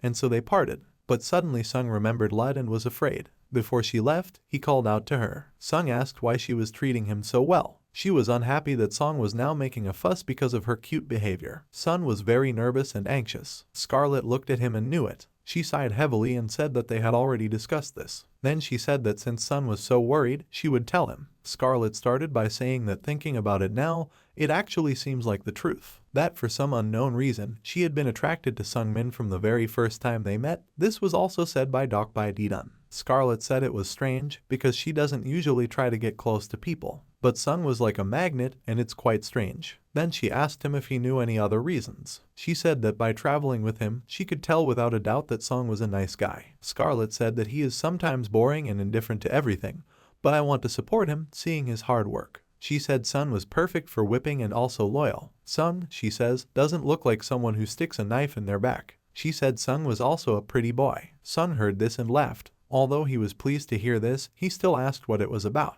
Scarlet didn't understand why Sun was laughing. She said that if he lived for a couple of years with a wrinkled grandfather in his head, then he would understand her feelings. She asked him to live with his head held high and not to behave absurdly because he, according to her, deserves more. Then she added that this is all if he doesn't want to die from a beating. And so the heroes said goodbye. Then the bracelet began to shine. It was a signal that means Scarlet wants to see Sungmin.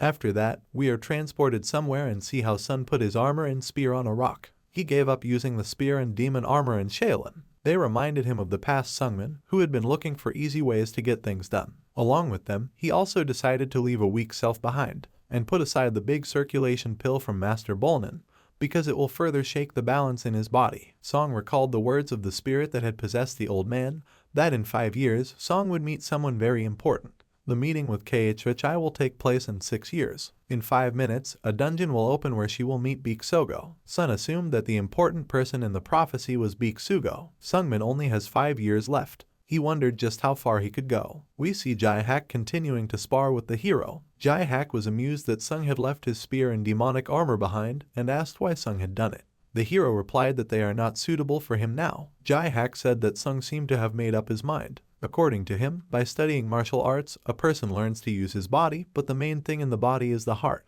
The heart affects the entire body. It is the key of energy. He said that these are Shaolin martial arts. Jae-hak advised Sun Ming to observe the essence of Shaolin for himself, and I've experienced it firsthand. Song could still hear the cicadas chirping. This chirping sound was firmly embedded in Song Ming's head.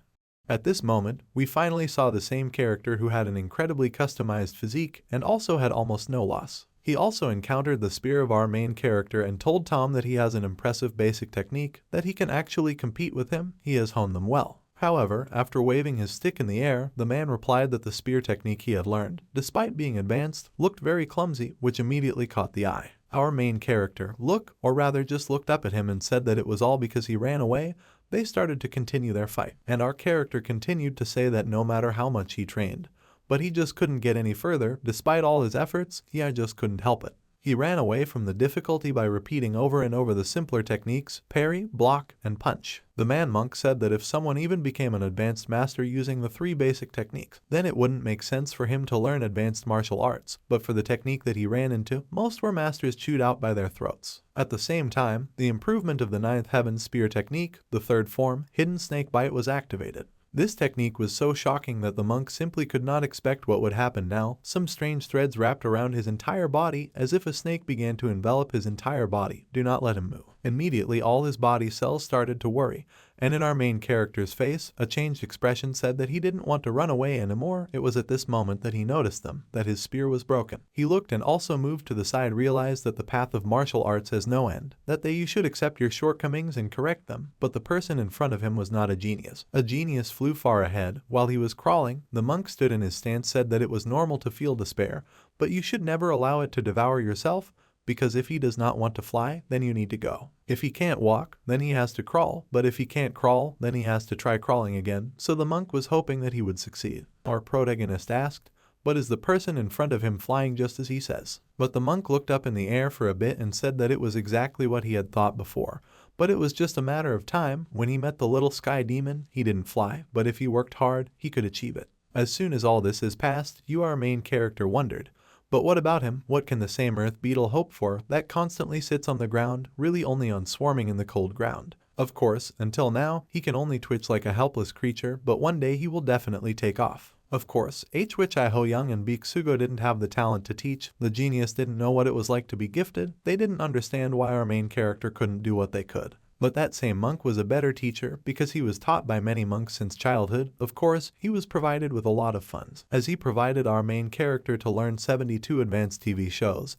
and fought using as many different equipment and martial arts. Now they finally switched to sharpened weapons, continuing to fight again and again, but the monk, continuing to strike at our character, continued to tell him that his senses were tainted, only the sixth was sharpened, and the rest of them were stuck in one place. Of course, the energy circulation during this battle wasn't particularly high either, and it needed to be improved as well. The understanding was also terrible. He has to work harder than the others. These are the words that our protagonist received during each day of training. It was on that day that he felt the full depth of his pity and uselessness. He took his own as her stronger, but realized that it was not his to run away. He practiced better on the technique as I did not have the ninth, as usual, but progress stood still. Trained the circulation of energy, came out not very interesting, won their 5 senses. Finally finding his balance in them, he lacked understanding. He increased training as soon as he felt it. The seasons changed each other. He never defeated his mentor. The experience of all the monks was concentrated in him. He was the most real embodiment of Shaolin. Of course, he will follow Shumali. Our protagonist was sure that he would be able to experience firsthand all that his father experienced. But alone in the evening, standing on a mountain, he realized that he was just a kick in this vast world. Curled up in the ground, maggots that think the world is limited to her stopped at a point. He doesn't want to become like this. He wants to fly away, shine to see everything. He wants to fly over the world to see it, all of it. Sitting on one of the mountains, the master finally approached him, who asked, after all, is the frog really not going to get out of the well? Our character, looking at it, smiled because he noticed his master there. Then he smiled a little, and then noticed that the child had changed a little. She was the main character, and asked with a smile, does the old man really think so? But the old man only said that if he fell in, he could live with his martial arts, so what does he want? But she's the main character, only said that he wants to see the world. The old man started laughing, started saying that anyone can do this, but our protagonist already answered that his idea is that he wants to come, fly over the world you see all over. The old man, turning to him, said that he had quite good ambitions, but did he really want to fly up high and look up from above? He was definitely too small for this. But she, as the main character, only told him that he wants to dream, that he does not want to leave it a simple dream. But the old man standing in front of him, no one said to him that in this case, in the past half a year, what did he still learn? The disciple immediately understood why he was an old man, so he immediately replied that he had learned to crawl. The old man, satisfied with the answer, said that it was very good, then it was time to learn to walk, and then turned and left. The teacher was satisfied, so there was nothing else for him to do. Our main character turned around and noticed that it was already dawn. It was time to continue everything that was before. Time passed. More than a year and a half had passed since his arrival in Shulin. He was already 20. He was just asking one of the monks, is it not difficult to help him? It was a very bad habit, so our main character kept coming up to him and saying that he was too weak. Even though he has become stronger, even so, he can't completely get rid of his inferiority complex. He kept saying that he doubted there was any point in sparring with him, because wouldn't it be wasteful to waste your time on him? But the monk decided to smile and said that he did not understand why his disciple would do this. If there were any advantages for him, his duel, he repeats his martial arts. This is a process that he must completely go through to meet the consciousness of Shaolin martial arts. They require a deep understanding. Training in martial arts in general had no end in any of its areas, and Master Sha did not just want to go higher, but does not our protagonist dream of doing all the same things that the monk himself dreams of? The main character was surprised by these words. It was after his words that he understood why he asked this question. He just still could not get rid of the binding past. He doubts people, although they did not even give it a reason. Our character's hands were shaking. He understood that after all these difficult situations, he was afraid to get into them again, and after returning to the past, kindness became a support for him. And if it was caused by some unknown foreign force, then his dream, his current dream, is not to hone his martial art to the ideal, and not even to get the recognition of one of the people, but to stop running away. Just stop being afraid. Of course, he turned to his master, asking for his blessing, and not just now. Don't you know anything about him? Our character wanted to change. He asked for help. I don't understand it myself from all the people around him. But the old man smiled and asked, did he finally have the courage to ask about it? Of course, when he first met the master and he asked him about the creature that was helping him, then the master didn't say anything. But if he didn't ask about it and most of the blessing effects, he would probably find out something. Of course, even the protagonist got into the show laziness a year and a half ago. But why is he asking this question right now? He could have asked about it much earlier. She, the main character, understood that he could have done all this much earlier. He could have finished with these constant questions at night, constantly sleepless nights, you squeeze out one question. But he was just afraid of himself. The old man realized that most likely he was no longer afraid of himself at this moment, so now he is definitely I didn't want to run away anymore. The old man liked that most beautiful expression on our main character's face, so he told him that as he had already guessed, but the effect that he received, but it causes him compassion. Our character, looking at the old man, was shocked. His eyes were considered horror. He also said that everything is clear to him now. But the old man did not finish. He said that this blessing only changes the perception of himself, which was very incomprehensible. Our protagonist asked the old man what he meant by these words. But the old man only said that it was only useful for the first impression, but no blessing would help if the person had a hard time getting along with people. It was clear to everyone that if this blessing was received, then most likely the reasons lay in his character or actions. Our character immediately lit up. The old man understood what he was thinking, but the old man looked at him with clear eyes and replied that everything was built so far, just not fake. Our main character was very embarrassed. Tears appeared on his face. He immediately fell to his feet and said that he was thanking the old man for all this. Of course, the old man said that he could spare him the blessing, so the first impression will depend only on him. So he can build a pure attitude without Kaplina. Our character, looking at him with full confidence in his eyes, after coming out of tears in his fateful way, said that he is ready, wants to accept this help from the old man who is now sitting in front of him. By that time, our protagonist had already met with his friend. His friend was surprised that his brother took the veil as a monk. But our character, realizing that he was talking about his clothes, said that as he sees, but his hair is still in place, so he is still usually a person. It's been quite a long time, so my brother offered me a little drink, which I supported our protagonist. My brother immediately threw this glass into the hands of our protagonist, as if he wanted to test his strength abilities. But she also caught him right away, said that this is quite rude for a practical joke. My brother realized that our main character has become much stronger, and our protagonist congratulated him on reaching the highest level. Then he laughed and told me that Lady Moan had married Jegal Terung. This information quite strongly brought out our hero and himself. He simply could not imagine all the pictures that were in his head. Of course, the woman said that she didn't like his brother's arrogance, petulance. Of course, she was right about everything, but the brothers just had to accept everything. To forget her, he trained like hell. It's just a pathetic level that he reached until he thought and didn't even try to think about failed love. After drinking, he said that he wasn't very happy about it, but what's going on with our character? Does he really like training here? Our main character replied that he did not like it very much, to which his brother replied that he had changed a lot. He said that the anxious feelings that he felt at the first meeting disappeared from him. It's exactly the same feeling they had when they first met, so whenever he saw it, it would reappear in his heart, but he doesn't feel it anymore. Then he even thought that he started liking guys like the main character. Smiled and said that it's great, otherwise his brother didn't understand what exactly he was talking about. So another year passed, and Lee Sungmin turned 22, and he was finally able to leave Shaolin. Before us are memories. We see how one of the masters, or rather the same old man, gave our main character a certain letter which he asked to pass on to the leader of the mountain sect and Dreamer. Then it became clear that our protagonist was assigned a task, which turned out quite well, because the temple of the god of time, where he was sent, is also located in the same city.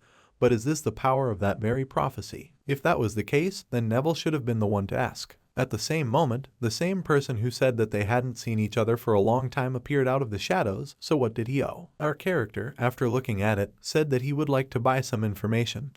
He would like to know about the ghost ball, as well as Beak Sogo's lightning bolt, and also about the little sky demon Hitachi Ho Young. Also, we learn that Beak Sogo nobly helps the helpless. She has been putting up with this quite famous thing.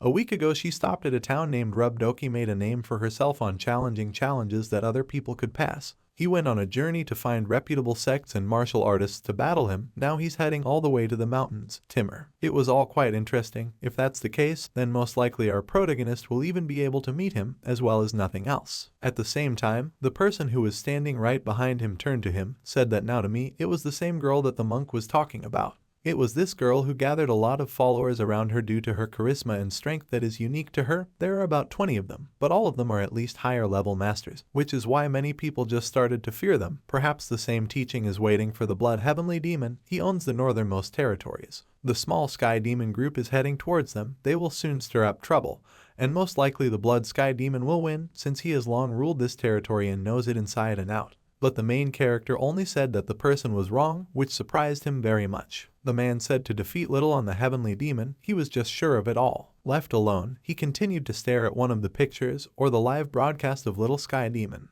The last time he saw him was 8 years ago.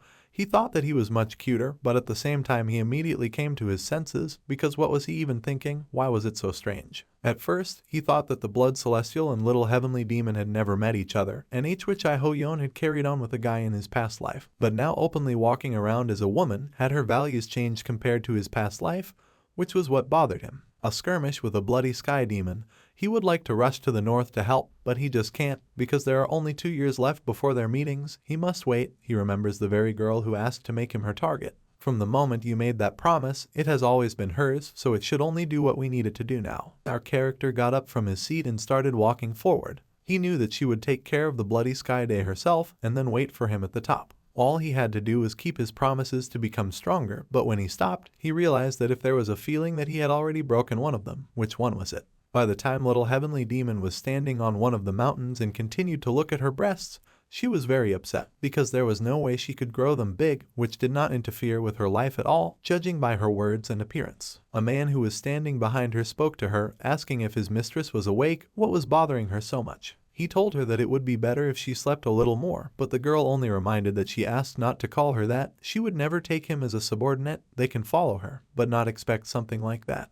The old man was a little scared. He said that everything would be as she ordered. Sure enough, at the same time, the Little Sky Demon was caught by a lot of stares. Those expectant eyes, she clearly didn't like them. Since becoming the head of the demonic cult, they've been following her everywhere, but maybe it's easier if she just kills them all. She misses Lee Sungmin, but at the same moment she was called, it was another Blood Sky Demon who said that his opponent is full of energy. But does she really want to fight him? The girl said that as a Sky Demon, she was curious about how skilled the other Sky Demon was. Beak laughed, then said that she sounded like she was trying him out. The girl asked him to thank her for this, asked him to consider that he was just unlucky, but he was in her reach. Even though she wasn't able to determine the location of this heavenly demon, she would still have at least something. Beck was clearly angry. He said that his opponent was quite confident this time. It was unlikely that she would continue to say that after their fight. But the girl only asked one more question, because what hand is he holding the spoon with? The Sky Demon didn't understand what she was talking about, but the girl told her that it was this hand that she would leave intact, and a red glow immediately began to descend from it. By that time, the mountain sector finally appeared in front of us. There was an entrance to the sect where our main character came. The guards who were standing at the entrance immediately asked him, because where did he come? Did he really come to harm this, and did he have some purpose for this visit? It was clear that our main character did not spend much time, so at the same time he took out the very letter from his master and said that there were orders from Master Bolnan himself. At the same time, the guard who was standing right next to the entrance immediately started waving his hands, saying that if this is a message from Master himself, then he asks for forgiveness and will immediately escort him to the sect leader. Our main characters didn't pay much attention to this. He was only thinking that as soon as he was done here, he would need to look at the god of time, but at the same time, the very person he was looking for appeared behind him. Ask him, isn't that the kid from Mount Mercy? It was Dokby. He said that they had not seen each other for a long time, to which our main character was very happy, because really Dokby remembers him. But the old man only said that no matter how much he forgot everything that happened in the game, it was the most difficult moment of his life, so he will probably remember it until the day he dies. Our protagonist, looking at him, only smiled, nodded his head, but how did he even recognize him? After all, it seems that the old man at that time had a ban on vision when he was conducting his own training. The old man, looking at him, said that he only recognized the internal energy that emanated from him. Then he was an ordinary child, but since then he really grew up. The old man smiled, and then asked, after all, if he has any business here, it is not worth wasting time on him. It was necessary to finish this case. It was clear that the people who were standing right behind our main character were not happy about this situation. The old man who was leaning on his sword noticed that his hands were shaking. He couldn't understand what was going on. Something was obviously wrong. He could see his helpless body sinking to the ground. As a certain creature was sitting right behind him and hugging him, as if sucking all the energy to be in it, he watches as our main character runs away from him. By then, we could now see the leaders of the mountain sect who were being summoned by Manhwa. He said that he was very pleased to meet you. Our main character also introduced himself and also said that he came here on behalf of the master. The sect leader said that everything was very interesting, and then said that the current head of the alliance had resigned. So he asked Master to become the new head. However, after looking at the message that was right in the letter, it was written that the old man simply refused. The sect leader stripped me of this scroll back, very disappointed in it, and also said that he knew this would happen because he was talking to that black old geezer who only cares about himself. More importantly, he had heard from the students who accompanied him that he was familiar with the ghost sword. Our main character said that of course this is true, because they accidentally crossed in the past. He was waiting near the entrance, which was very concerned about the leader. He knew that Ghost Sword wanted to fight him, but he didn't want to. Our character decided to ask, because can he find out at least the reason for all this? But the leader of the Ili sect also said that as a martial artist, he likes to fight with skilled opponents and will accept a challenge from someone who is strong enough experienced. But that same ghost sword, he is dangerous. Our character, who finally came to the ghost ball, who was sitting on the same rock, asked him if it was true that he used dark sorcery in his powers. Ghost Sword started laughing and then asked, did the sect leader say this? And for some reason he refuses to fight with him. Our character looked at him and asked him what dark sorcery he had learned, but he thought that he only focused on the sword technique. However, the old lion asked if he had ever reached his limits. Our main character replied that there were such moments, but the ghostly place only said that it was all wrong, that for talking about them he is too cute isn't it never felt the approach of old age. Even users of internal energy over time for a month, as the power drains away and with their fingers, no matter what they do, they will not be able to return their powers to Pix. Is he familiar with despair? It was as if the sword had gone mad, his eyes were filled with madness,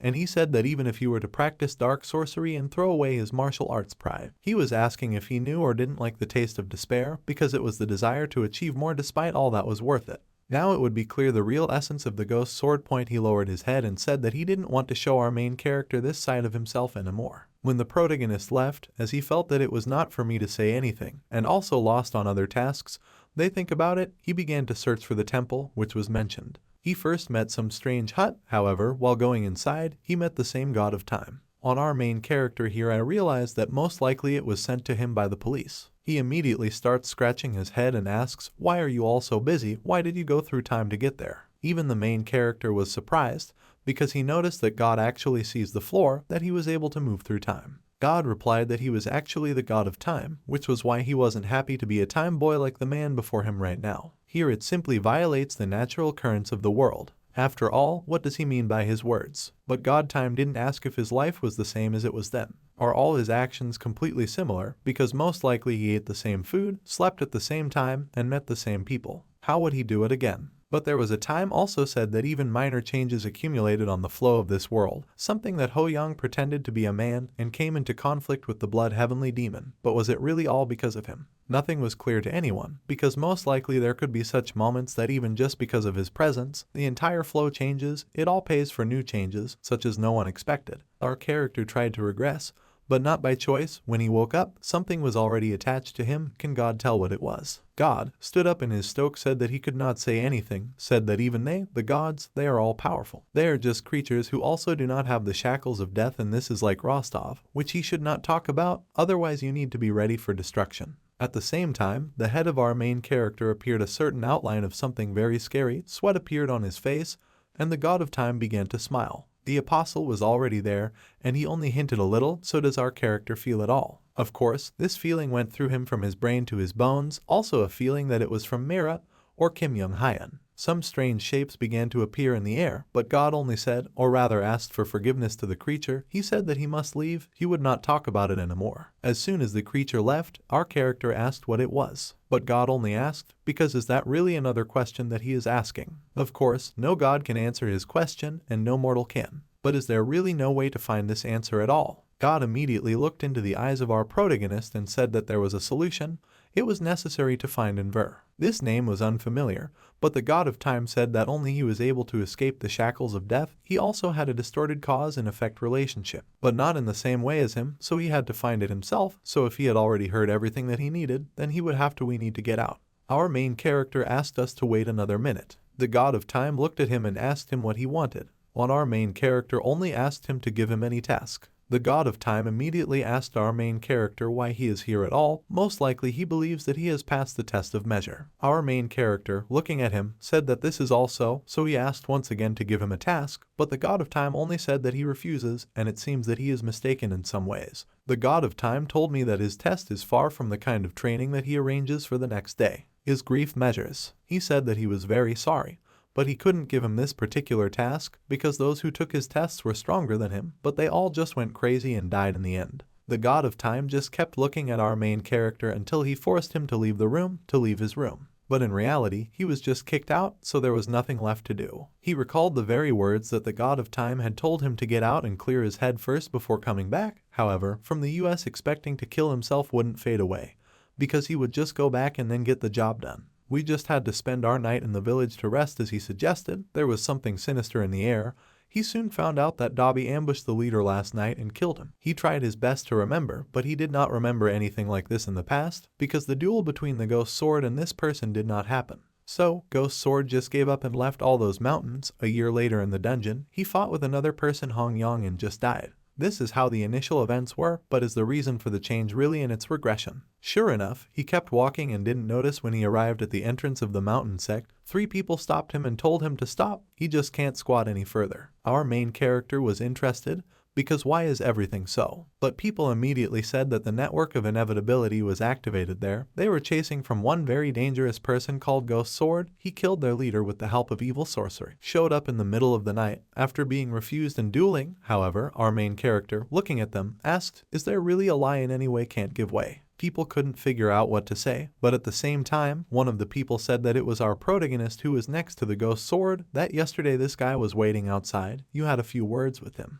There was a certain bloodless silence. Because of his aggression, Sun Ha died. The ghostly hindrance is now being pursued. Should he now take the same responsibility? Of course, he didn't know about it, so he took out his staff and started hitting the people in front of him. He didn't know how he felt, but in any case, it was necessary to meet the Ghost Sword again. At that moment, I walked right up to him and then called our Lee Sung over, which is very interesting for our character. Of course, he didn't think that 30 was right here, that it was quite an interesting coincidence, that it was fate, and Young Hyun was standing in front of him right now. The people who were standing nearby asked him, because does he really know him? But the man only said that of course so. What happened? Immediately, the guards started saying that they had uncoupled this area, and then our protagonist appears and says that he wants to pass, as if he came to the aid of a ghost ball. The person who looked at our main character asked, "Is he really going to help Ghost Sword?" Well, our character I said he doesn't know anything. Hyun, after thinking for a while, said that then he would go with him, which really surprised all the guards who were standing next to him. Of course, all Hyun now said that he wouldn't go there without him, but it was okay,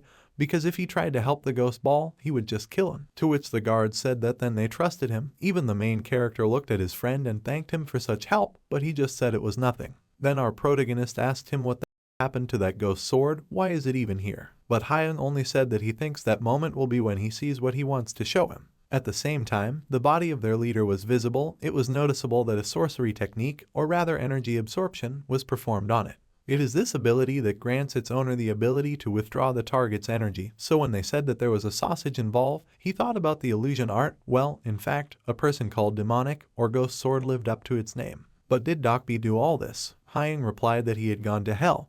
But it didn't seem like the demon swords of Mount Rishat sect were all related to each other. Most likely they would just spread out to search for this ghost sword all over the territory. Even if the ghost ball manages to leave this place alive, then its luck will not last long. At the same time, a certain bird flew to this person, which turned out to be a familiar. It returned from exploration. As soon as he familiarly whispered everything, it was clear where the demonic sword was now actually located. Our protagonist clenched his fists instead of shaking.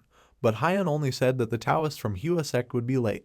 Our main character didn't know what to say, but Hyung said that he was a little interrupting the conversation, so now he can go alone and meet the ghost ball. It was all strange, so our main character asked, after all, what is that person doing all this business for him? Of course, he replied that if they sent the masters of the art, they would only use energy absorption to make him stronger, and he probably wanted to meet him himself. He was the one who gave him the opportunity to do so. This person was just incredibly interesting and curious, because what other changes will the flow undergo if they meet with him? In the eyes of this person, a certain strange desire shone. What did he want here at all? Of course, now we have that our main character in front of us. It was either the experience of remembering, or the real one. Everything was already mixed up with one reality. He lowered his weapon to the ground and asked if this was really all, because he definitely didn't give up. He tried to use the Nine Heavens Spear, the fifth form, and with a single swing of his sword, the ghost sword knocked our protagonist to the ground. To said that it looked like he was still having a hard time using this technique right now. He understands why he's in such a hurry, but he shouldn't have pushed himself since he's still ground up for the event.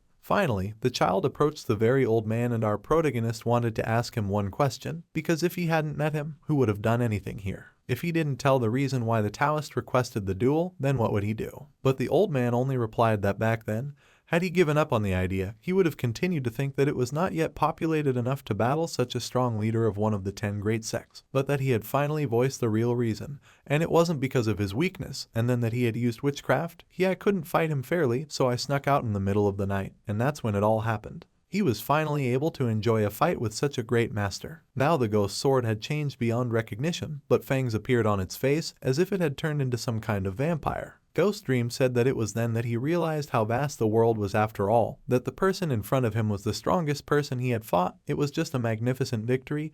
He was even sure that he was satisfied with such a death. Now in the eyes of our character, the very image of an incredible person who aspires to the art of knowledge did not appear. Ghost Sword just smiled and looked at our protagonist like some kind of toy, but our main character continued to talk about how too many people got hurt because of him. Ghost Sword, looking at him, said that he was saying very strange things, because maybe he decided to do it because of him. But all the choices were made by him. It's impossible to know everything about the world, so why would he take responsibility for all this? But our main character, taking up his weapon, said that for him all this has a different meaning, for him everything is not so. Ghost Swordsman looked at him and asked if he was too confident in himself. It didn't seem like he even managed to become a superior martial artist. Our character, looking at him, said that he knows about it, that he can't win. Now he had a sense of responsibility. Is it right for him to feel responsible for all this? He had raised that many people's lives were already changing under his influence. The only reason why he had directed you towards the spear was to achieve satisfaction. After learning that he was responsible for everything, and that he was also responsible for the corpses that the ghost swordsman of the main character left behind, he realized in his own eyes that he simply couldn't bear this torment any longer. Right before this meeting, I was surprised, because wasn't our character really going to fight the demon ball? Isn't it too much of a burden? But our hero only said that he was going to buy time because he needed to contact the other leaders of the mountain sect. By that time, it was clear that the demonic sword had already absorbed the energy of 10 people, that it was already stronger. But since the battle was already inevitable, the old man suggested to check how much or that person they met a long time ago remained. Now it was clearly visible that the ghost swordsman had turned into a real vampire. Many people were generally surprised by this kind of vampire, because it didn't seem like the vampire who turned the demon ball was strong, and it wasn't likely that he would be interested in it. It was all very strange, but the protagonist continued to use his own technique, or rather the improved spear technique from the Nine Heavens, the second form. It was a lightning-fast expanding blow, while our main characters remembered the words of his friend that if you drink the blood of a real vampire, you can beat aging. But this is the same, why it was not noticeable. As the battle continued, blades and spears flew from side to side. The man said that even if he was a mediocre vampire, it didn't mean that he would be weak, but rather the ability of the vampire was a bonus level but also a skill level. One couldn't let one's guard down. Our main character brought it all up. He knew that he couldn't start with it, but it was better to use a technique like Eye of the Nine Heavens. Or rather, his first form wouldn't allow him to do everything so freely, so an attack called Soul-Rending Death Strike was used. From one of the tanks, this blow will have to be made. The sword immediately spun on the ampere and repelled the protective fraction of a second. As soon as he fought back, it became clear that our protagonist was trying to calculate a certain period of time in order to finally get into the enemy's hands. But this time nothing happened. The vampire just pushed off with his feet from the ground and immediately rushed at our main character. In an instant, a cut was made that he had already won, because he felt like his sword finally passes through the body of our character. But after a few seconds, he got tired noticeably that it was only a copy. She also used the main character's body replacement skill. This was Beck's mystical art, which he had learned well. Our main character was so focused, so trying to use all his strength that clenching his teeth, blood poured out. He tried to strike blow after blow, tried to hit those weak points with his spear, but only with one swing of the vampire repelled all attacks. Entrance let carries is already the next attack. Hidden snake strikes, hidden effect.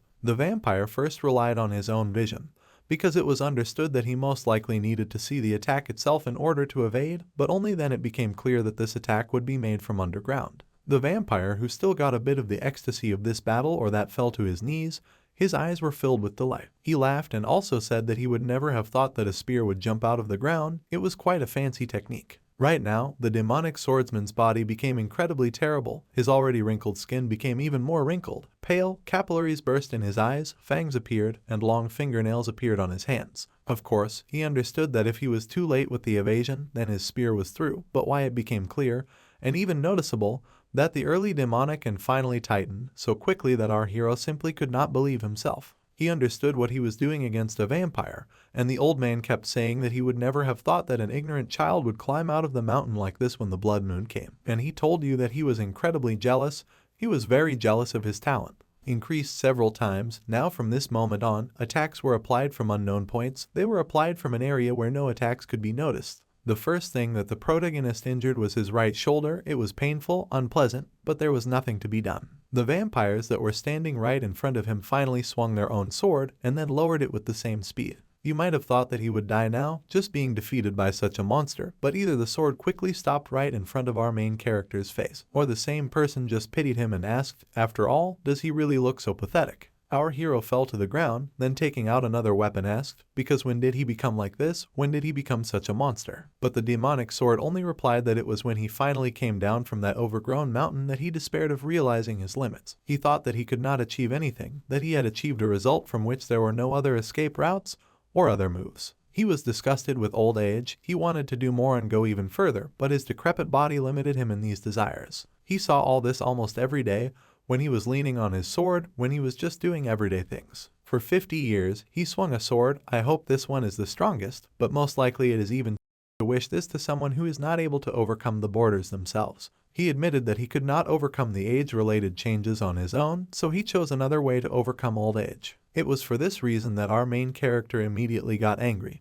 He realized that most likely it was for this reason that demonic became less of a vampire. He just didn't want to grow old, but is our character waiting for reinforcements. The vampires hoped that they would soon appear there, because if he knocked out all their blood, and also in the amount of the blood of our main character, it is possible, but he will be able to regain his youth. At the same time, our main character, looking at him, activated a certain aura sight on his spear, and then said that he really respected the demonic swordsman. Now that the vampire was gone, he thought it was all possible at the highest level, but he knew that their fight was still getting exciting. For the vampire, it was an exciting fight where they played just for a living, but for our protagonist it was something strange, something too offensive and sad. Of course, he understands that when a martial artist reaches a higher level, he can put his energy into weapons. This is what is called ball energy, so you can repeatedly increase the destructive power like butter, and in the future you can learn to shape the energy of the ball. This is called strong revenge energy, so you can make the weapon even stronger. You know the character, looking at the sky and at his spear, he realized that such a spear can kill with one blow. But there is a way to protect himself, such as the enhanced defensive energy that the vampires right in front of him were using right now. He was a vampire. He understood that the armor covered his body, allowed him to resist even the strong energy of the enemy, but our main character did not fully master through understanding strong energy and cannot use it like this. The path to victory is nowhere to be seen. He was about to drop his hands, until at one point he decided to take this fall. But the attack was not successful quickly, because the demonic sword simply took and threw your character to the side, causing him a lot of pain. As soon as it flew away, the vampire continued to lose himself in it, and then climb up from the back, continuing his attacks. Our character, trying to oppose something in this old man for ribbons, changed the rack, just trying to survive. He, based on his experience that his painting is just covered in enhanced energy so far, then can do so and most of it so, but when as for him, everything will be over if he gets even one hit. Abilities, he still had the ability to vampire's strong defense energy. Despite the difference in their arts and abilities, they spent hundreds of rounds attacking and defending, that is. While thinking about what a miracle it is that he is still alive, he crushed the void with a spear, opening a fatal gap in the defense. He understood you were trying it was a total mistake. Between the masters of their arts, even a small advantage, it can lead to a different result, completely different from what people expected. That moment lasted no more than 1/10 of a second. But the pupils of our protagonist narrowed. He instinctively felt the proximity of death. But even with all this, the demons often stepped back, although they knew that a great opportunity had opened up before them. Only after seeing that crazy smile could one understand that the sword demons showed no affinity towards him. It was really annoying. After all those 4 years. 4 years of training in Shaolin, Also, his skills would have stabilized after daily fights with a monk. Slowly but surely he was moving towards the highest rank. Such a level is not typical at such an early age, so our main character is objectively not weak. Just along the way he met too many people stronger than him. He can't keep up with these geniuses, even training for losing his pulse, and also because of the memories of his past life, he developed a huge inferiority complex. And he was just unlucky. It would be a simple life if he lived in a small world and only paid attention to small things. Training in the show line of Chile is suffering from a curling inferiority complex, so it turns out that he has probably become stronger. Even though he has now fallen to his knees, he thought that he was still strong, but after looking at the dagger around the house, that he was still weak. Such thoughts are no longer to blame for the inferiority complex for food underestimation of himself. It was an objective reality. He was weaker than the sword itself. The problem was not in weakness, but in the fact that he fell ill with an unaffordable burden, trying to take responsibility for those lives that were spoiled by his fall. The demonic sword, looking at him with its own eyes, asked if he had given up. For him, it was all fun games. It was shitty. That's why our character trained. But is it because he doesn't want to be weak? Was it because he didn't want to feel shame, or did he just want to get rid of his inferiority complex? None of this was clear. All that was clear was that now he was going to give up, that now he was going to continue on his way and strike his blow. He was calculating every move. He was rising, that if he wanted to change, he should start with himself. He made his way forward, and then, with the help of a single from the deceptions, he was finally able to pierce the old man's chest, which surprised him very much. Most likely, the old geezer was not prepared for such a moment. He looked at our main character with complete surprise in his eyes. He could not believe that our hiding place would be able to overcome him, would be able to get under him with a spear. The old man, holding the spear with one of his hands, then stopped to stand still, raised his head and asked our main character, after all, how did he manage to do this? How could he do it? But our protagonist just looked at him and said this question himself from the head, and why did he also ask himself this question, as he did? If even the old man in front of him didn't know how he did it, that the way out of the situation appeared when his mind even shut down. It was precisely the desire to change. The spear that flew out at that moment was faster than the sword demon and did even enhance defense energy. However, our character had no idea how it happened. He was still standing in complete shock from it all. He even had a bit of enlightenment when he awakened the energy test. It was possible that he was able to get stronger in one short period of time, but no, it was definitely a different feeling. He continued to stare at the demon ball, who continued to laugh. He was clearly out of his mind. He said that it was like a stone trip. It was impossible to perform at the level of a human that was standing in front of him, so he was most likely affected by enlightenment. Did he really become so much stronger in a short time? Demonic sword, taking out a spear from its body, began to laugh and say that the person in front of it actually had a huge talent, that it was envious of him. He took out a spear and said that it pierced through his body. It was stronger and faster and quieter than the smaller leader he was fighting against just recently. The demonic sword even thought that we wouldn't live long, that the enhanced energy that flowed from the main character had completely destroyed his meridians, which were located inside his body, which allowed his spirituality to circulate. He even conspired that he didn't have enough blood to regenerate, so he took his sword in his hands and began to perform his energy, and then went straight to our protagonist with the words that he wanted to see as much as possible. He could enjoy this battle until the very end. His eyes finally took on a normal light, as if all his vampire essence had gone to the side. He asked our main character to show him a level that he had not been worn in his entire life, shows him everything that he is free to do. Our main character, looking at this, understood that the demonic sword used its innate life energy, that it definitely wouldn't be about you for long. So even if it ran, it would win. But at this moment, it was noticeable that the demonic sword's eyes finally began to show feelings filled with delight and enthusiasm. They simply chained our protagonist, because the one who uses witchcraft does not become a bad person. He was just looking for a way to go, but also wanted to overcome his limits. Of course, he was different from him, and our character should have known from seeing those endless honest eyes that he was lying about his envy of his youth and talent, pretending to be trying to overcome an inferiority complex, but in fact he ran away. So our main character will just put all his strength into the spear to repeat the mesmerizing blows that happened by the most genuine accident. He was sure that he would finally be able to give the noble master a dignified ending.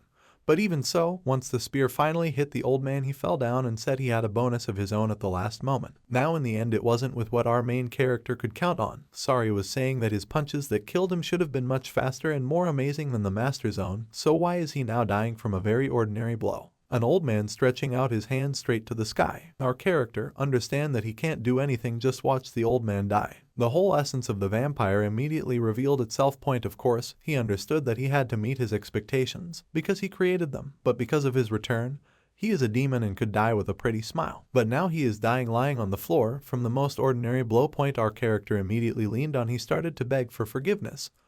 And then he saw the same girl behind him. The girl had told him or something that he had finally grown up, that she now saw him as his own. But the girl, turning to him, caused him a little surprise because what was she doing there? The girl immediately pulled him out of her embrace and said, while holding the flowers that were nearby, that she had heard rumors about the sword demon, so she immediately went here. She immediately threw a large bouquet of flowers on the sword demon's body, making it clear that she was finally saying goodbye to him. She was clearly not happy about what she saw, because in fact the demon ball looked out of place. In his eyes could be read the horror, nightmare, disappointed point of the girl. Putting her hand to him, the face immediately closed his eyes to block out those pupils. She asked our character how long it had been since they'd seen each other, to think that they'd been brought together for such a reason. She'd look at him and say that he'd finally sucked harder, that it might seem cruel, but she'd only watched them fight the sword demons, that even when he'd conceded, there was a feeling that she just shouldn't have intervened at that moment, so as not to interfere with the fight, even if it was impossible. That's exactly what she wanted, just to watch. She's the main character, after looking at her, said that everything was fine, that it was an expectation, because after all, but she is a martial artist, and he did not die. But wasn't I supposed to die? Wasn't he running away all the time? Of course, he understood that this was actually the case, because despite the difference in strength, he had won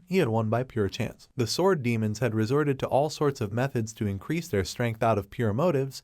He wanted to overcome their elements. But he didn't run away. Didn't that make it his better self? The girl, looking straight into his eyes, found the protocol thread. While he thought about it, said that the demon sword that his own were desired by desire. She thought it was all a mistake, that his desperate desire to live beyond his limits was just a wish. She said that harming innocent people is simply wrong, no matter how you look at it. She was sure that there was simply no excuse for such an act, of course, and she didn't know his problems, or any other things that could be seen with the naked eye.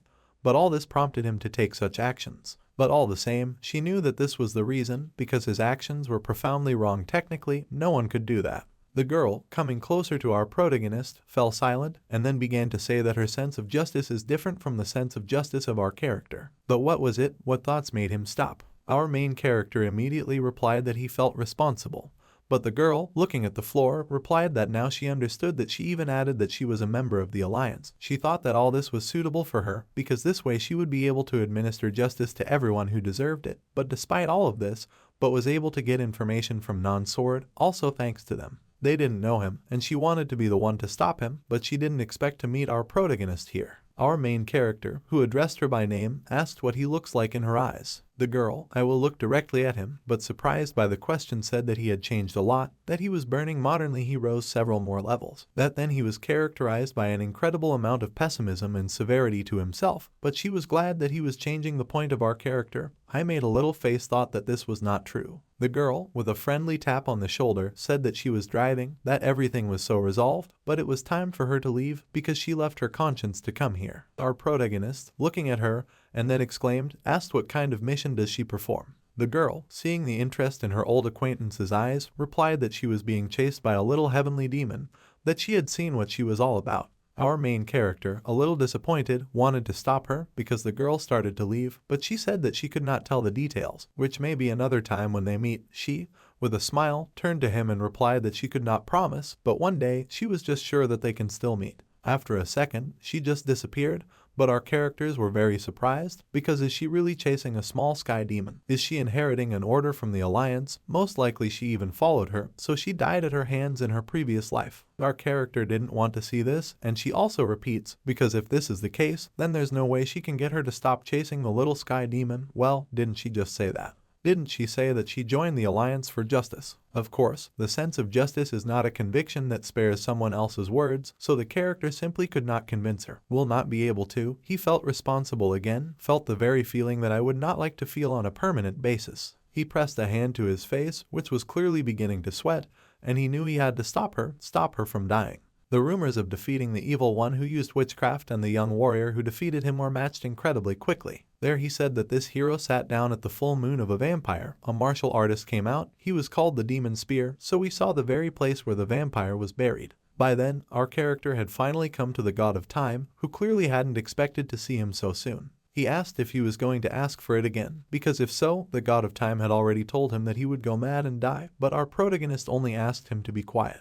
The god of time was a little surprised by this behavior, but looking ahead, he saw that our hero clearly lost his temper. He just prayed that he would be given this very task. After looking at him, the god of time noticed that he was probably prepared, so that's why, having fallen here like a madwoman, he is now preparing to go mad after the test. He was really funny, which was surprising from the time god, but he said again that he was going to experience an incredible amount of pain, completely different from what he had experienced before. So the main character, looking at him with the same crazy eyes, began to shout. They say that this is not his business, that the god of time has already warned him that it is necessary to give him more and more tasks. So it is for this reason that he longs for this point the god of time, despite his dissatisfaction, and moved at the same time. Veins appeared on his face, if he had any. He said that he agreed to all the conditions, and then, raising his hand up, he began to test. The god of time, who looked at our main character, said that they are finally in the space of his mind. Our main character didn't understand what this meant, but God Time answered that this training will not affect his body. He said that it will only affect the mind. The advantage of people from another world, like the statuses, window, or skills, there was no. Did our overclocking understand about this? He said that to get out with his own strength, he should train using his memory talent. Until all the sand falls out, he should stay in this world.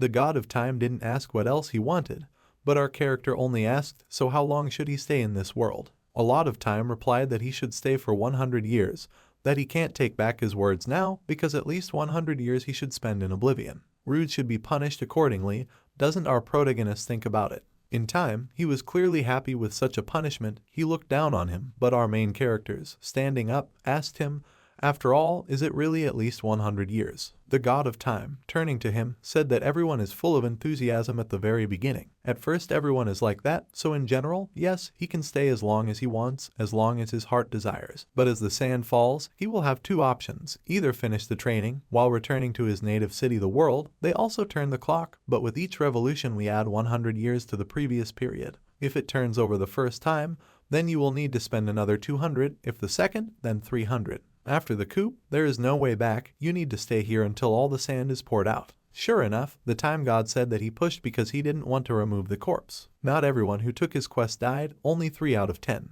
But the others just went crazy. Most people survived the first 100 years, turn the clock over with self-confidence, and go crazy for the next 200 years. But how will it last? How long will our protagonist last? Our main character was obviously not happy about this.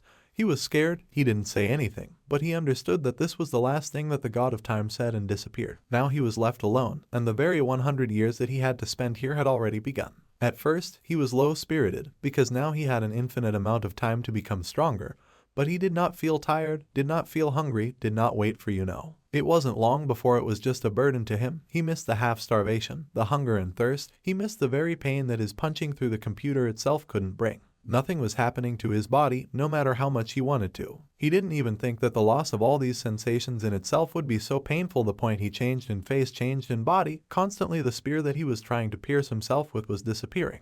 It wasn't just a pain, but did he do it right? Of course, he looked at the spear and thought that now no one would point out his mistake to me. All the people that surrounded him were now gone, no one was around. If he was just waving his spear senselessly, if it was wrong, if he was going down the wrong path and doing things completely wrong, then wouldn't this pain be in vain? He just went a little crazy when he thought about something like that. They needed a little bit of self-confidence, confidence that he was on the right track. He stood in the usual position, looked around and realized that there were no answers. He was full of hope that this hell would end quickly. He looked at the clock, but noticed that I wasn't one grain of sand still fell. The god of time, who was looking at the very body that was standing in front of him, thought that we would need to prepare for the new year, that our character would not be able to cope with this task. But at one point he became incredibly surprised. He realized that most likely something happened there, calling our main character just crazy, but our character understood that the same 10 people who took this test earlier, and according to the god of time, all of them easily coped with the first hundreds of years. But what was wrong with our protagonist? Is it possible that compared to them, he lacks not only talent, but also firmness of spirit? He remembers well why he can't give up. He's in my opinion no reason, so wasn't there a worm in the first place? How can he give in to despair just because he's moving too slowly? He's already made up his mind when he was on that very mountain. He was sure of it. Yes, he's not a worm. He'll keep crawling until he comes, until he's on his own, can't fly up into the sky. Even if he chose the wrong direction. He thought that if he kept going, he would definitely find a new path. After all, the training he had received in Shaolin had not been in vain. He can quickly recover and resume the exercise. A century can someone who, taking into account the past-present life, has lived no more than 40 years at least imagine how much this is. Even hard wood will become shaky and wear out over time. The better Nine Heavens spear technique didn't show any progress even after training. He once again moved away from parrying, blocking, and attacking. It couldn't go on like this. Time passed. He realized it was too late. He thought that people don't change. That's why they can only put on a mask and then try to play someone else. Time passed. No calluses appeared on his hands. He did not get tired, no matter how many times he repeated himself, but how many times had he already made these attacks. But at one point, he realized that he finally needed distance, shadow, tip, and stability like me. The spear technique in the show line was also nothing, but he was not a monk. For some reason, he did not succeed. Despite all the time that he had already spent in this point, he finally lay down on the floor, and I wonder why he's like this. He looked at his watch and noticed that there was less than half of it left, but what had he achieved anyway? Just a little bit, and a little more. Right now his skills aren't enough to change anything outside. He thought he needed to kill himself. He was clearly already lost. He thought he was such a weak to kill, but then he just gave up. He squatted down and realized that he was very sorry for killing that man, that he was just unworthy. Of this point he accepted the fact that he was defined by talent, something even after 100 years he didn't have any progress, even though he was non-stop swinging his hoarding all this time. He thought it was hard to change. He wanted to kill you for being weak, even though he just came here to screen her. She still didn't have any progress. One side said that it should stop, that he should know, but the sand in the clock is almost settled. Again, even training for 2 years he couldn't achieve anything. He just had no classes. He didn't have any class advantages. And the wife of the sides, this place is just perfect for him. Even now, he can't remember how much he gave out, falling somewhere desperate in less time. He might fail again if he turns the clock over, but he doesn't want to run away. But will it still be the same? No. Of course, he was very much in the way. It was very heavy. His hands were reaching for the hourglass. He wanted to turn it over. They were so small, but so heavy, so much fun did not solve it. But at one point he still decided. He started the next 200 years. As soon as he regained consciousness at one point, he saw how much sand had fallen from the previous test, probably that he had tasted the paste for a long time before he woke up. Of course, he had experienced it thousands of times. But again he felt disgusted with his own sweetness. Well, somehow he still regained consciousness. He thought that he would still be fine, as long as he was sane. He just needed to hold on. He was smiling. There were beads of sweat on his face. It was rising, that there was no need to worry about me. He wouldn't have enough of it. Only half of it remained. Hundreds of years had already passed since the second gap. This century was much richer than the previous ones. It took a couple of steps forward, even if it was small. This time, he decided to let these train the art of the mystical purple bracelet, and then fly the soul without a shadow, so he would maintain a clear mind and sanity. He set goals and for the first time was pretty much himself all this time. Now he just sat still and continued to train. So 200 years passed. So as he expected, well, nothing, no mention of new skills happened. He thought it was really great, much better than the last time, so he immediately decided to spend another 300 years going to do his best. The first century was terrible, but it only got better and better, or else he just went crazy. But it still seemed like he was making some progress, so should he have set more ambitious goals than before? He knew that he should have replicated the movement from the battle with the ball demon that he had managed. 300 years had finally passed in total. He had spent 600 years, as expected, but he couldn't repeat that spear move, so he turned that hourglass over and over again. He thought it wasn't something that worked after a couple of tries. So the next 400 years started. It's already been 1,000 years. It's probably starting to work out. But he crashed into a top-level wall. He laughed, because only after 1,000 years did he reach that very wall, but he turned the hourglass over again and started a new 500 years. It was only 1,000 years before he hit the wall, so how many more years would it take him to cross it? It was with this decision that he continued his training. Time after time he continued to move the spear, hone his past skills, but at one point he was able to. Something tanned from her eyes. 1,500 years later, he repeated the spear move that killed the sword demon. Of course it was just a copy. He wasn't able to use it at the same speed with all his strength for other techniques, but as expected of him, he was just a pathetic in his words. However, humming to himself afterwards, when will he become a superior martial artist? The god of time who was looking at his body was just shocked. He thought that the person in front of him was just crazy, because he kept turning the hourglass over and over again. Of course, there was one thing that tiles have time from others. He understood that the effect of training was significantly reduced for the mind. Because of this, even a genius who mastered all of this much faster than ordinary people wasn't easy. All of the past examinees were much more talented than the person in front of him now, but no one was able to last more than 1,000 years. But right now, a person who had overcome 2,000 years was standing in front of him. How could he hold on for so long? Our character who finally opened his eyes finally saw the same light. And the god of time said that his brain was overloaded due to suddenly being in memories that accumulated over 2,100 years. That now he is bleeding because of this, but if not for the blessing then it could have been worse. The god of time noticed that during all this time, his mind was destroyed many times, but he did the impossible, reassembled it. Such a blockhead who was limited by his lack of talent.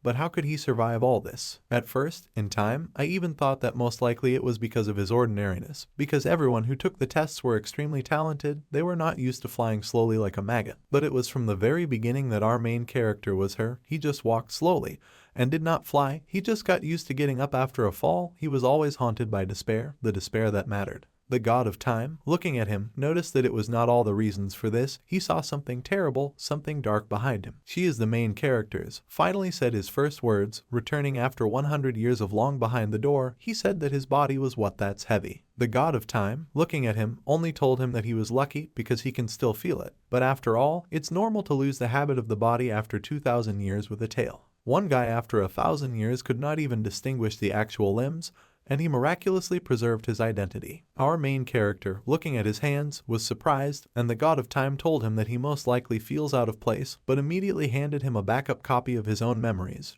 What exactly they are helped them feel better. At the same time, a backup copy of his memories entered our protagonist's mind, and he smiled and said that it reminded him of those times when he was incredibly pathetic. But he was still grateful to the side of time for letting him remind him that he was like this, weak as an insect. The god of time looked at him and said that in the end it was more of a training of the mind.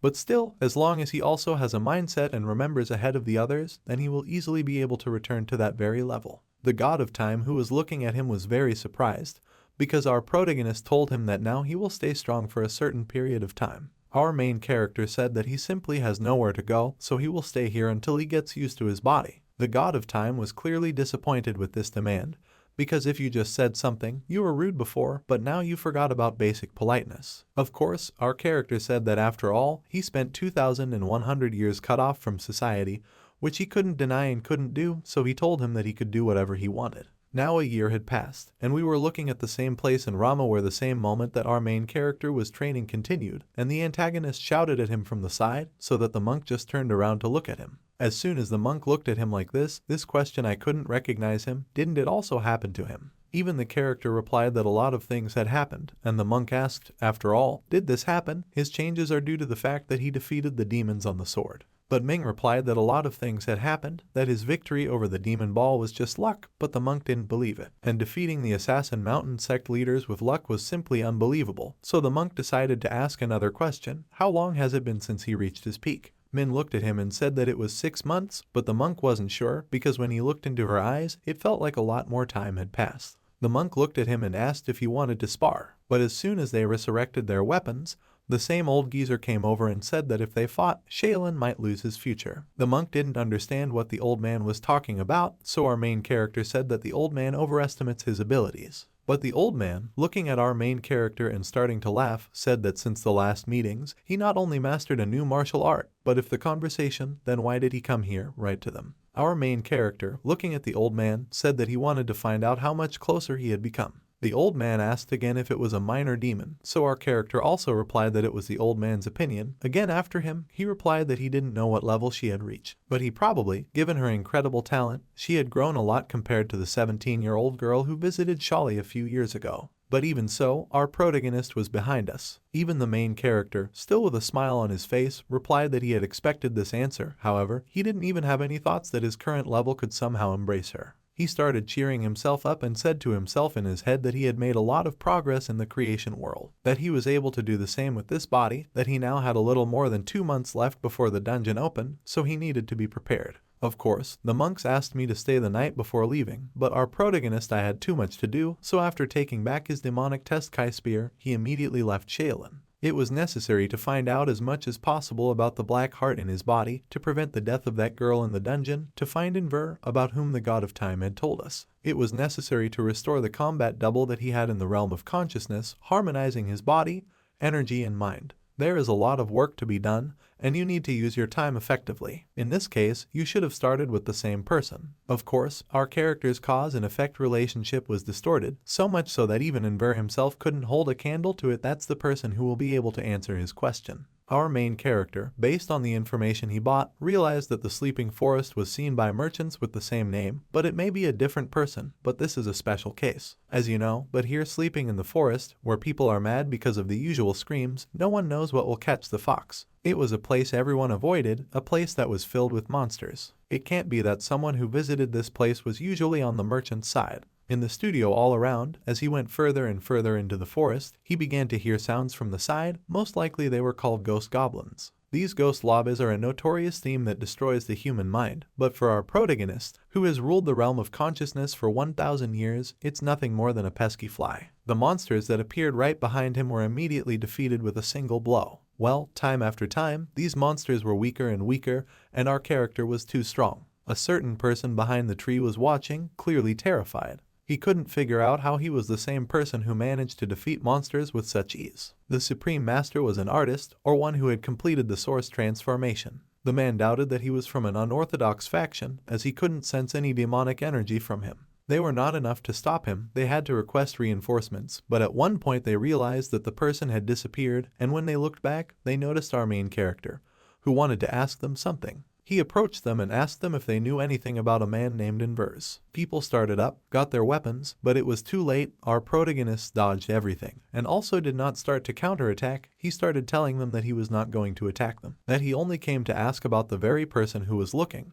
But as soon as he turned directly to them, he noticed that he was not going to attack them. That one of the humans had started using some sort of fire spell on him, which could obviously cause some trouble. He asked him why he was doing this. At the same time, our protagonist deflected this blow with a wave of his hand, which surprised the very person in front of him, so our main character approached him and asked why he didn't listen when someone told him something. Our character has clearly started to intimidate him, so I ask why he does this. The man started saying that they are deaf. What to say are deaf? He is on the tribe. But they were distracted. Then our main character noticed that someone was flying at him from above. He also picked up 2 guards and flew out of the way himself, catching me in the process. The person that she jumped said that they simply had no right to divulge information about their tribe to an outsider.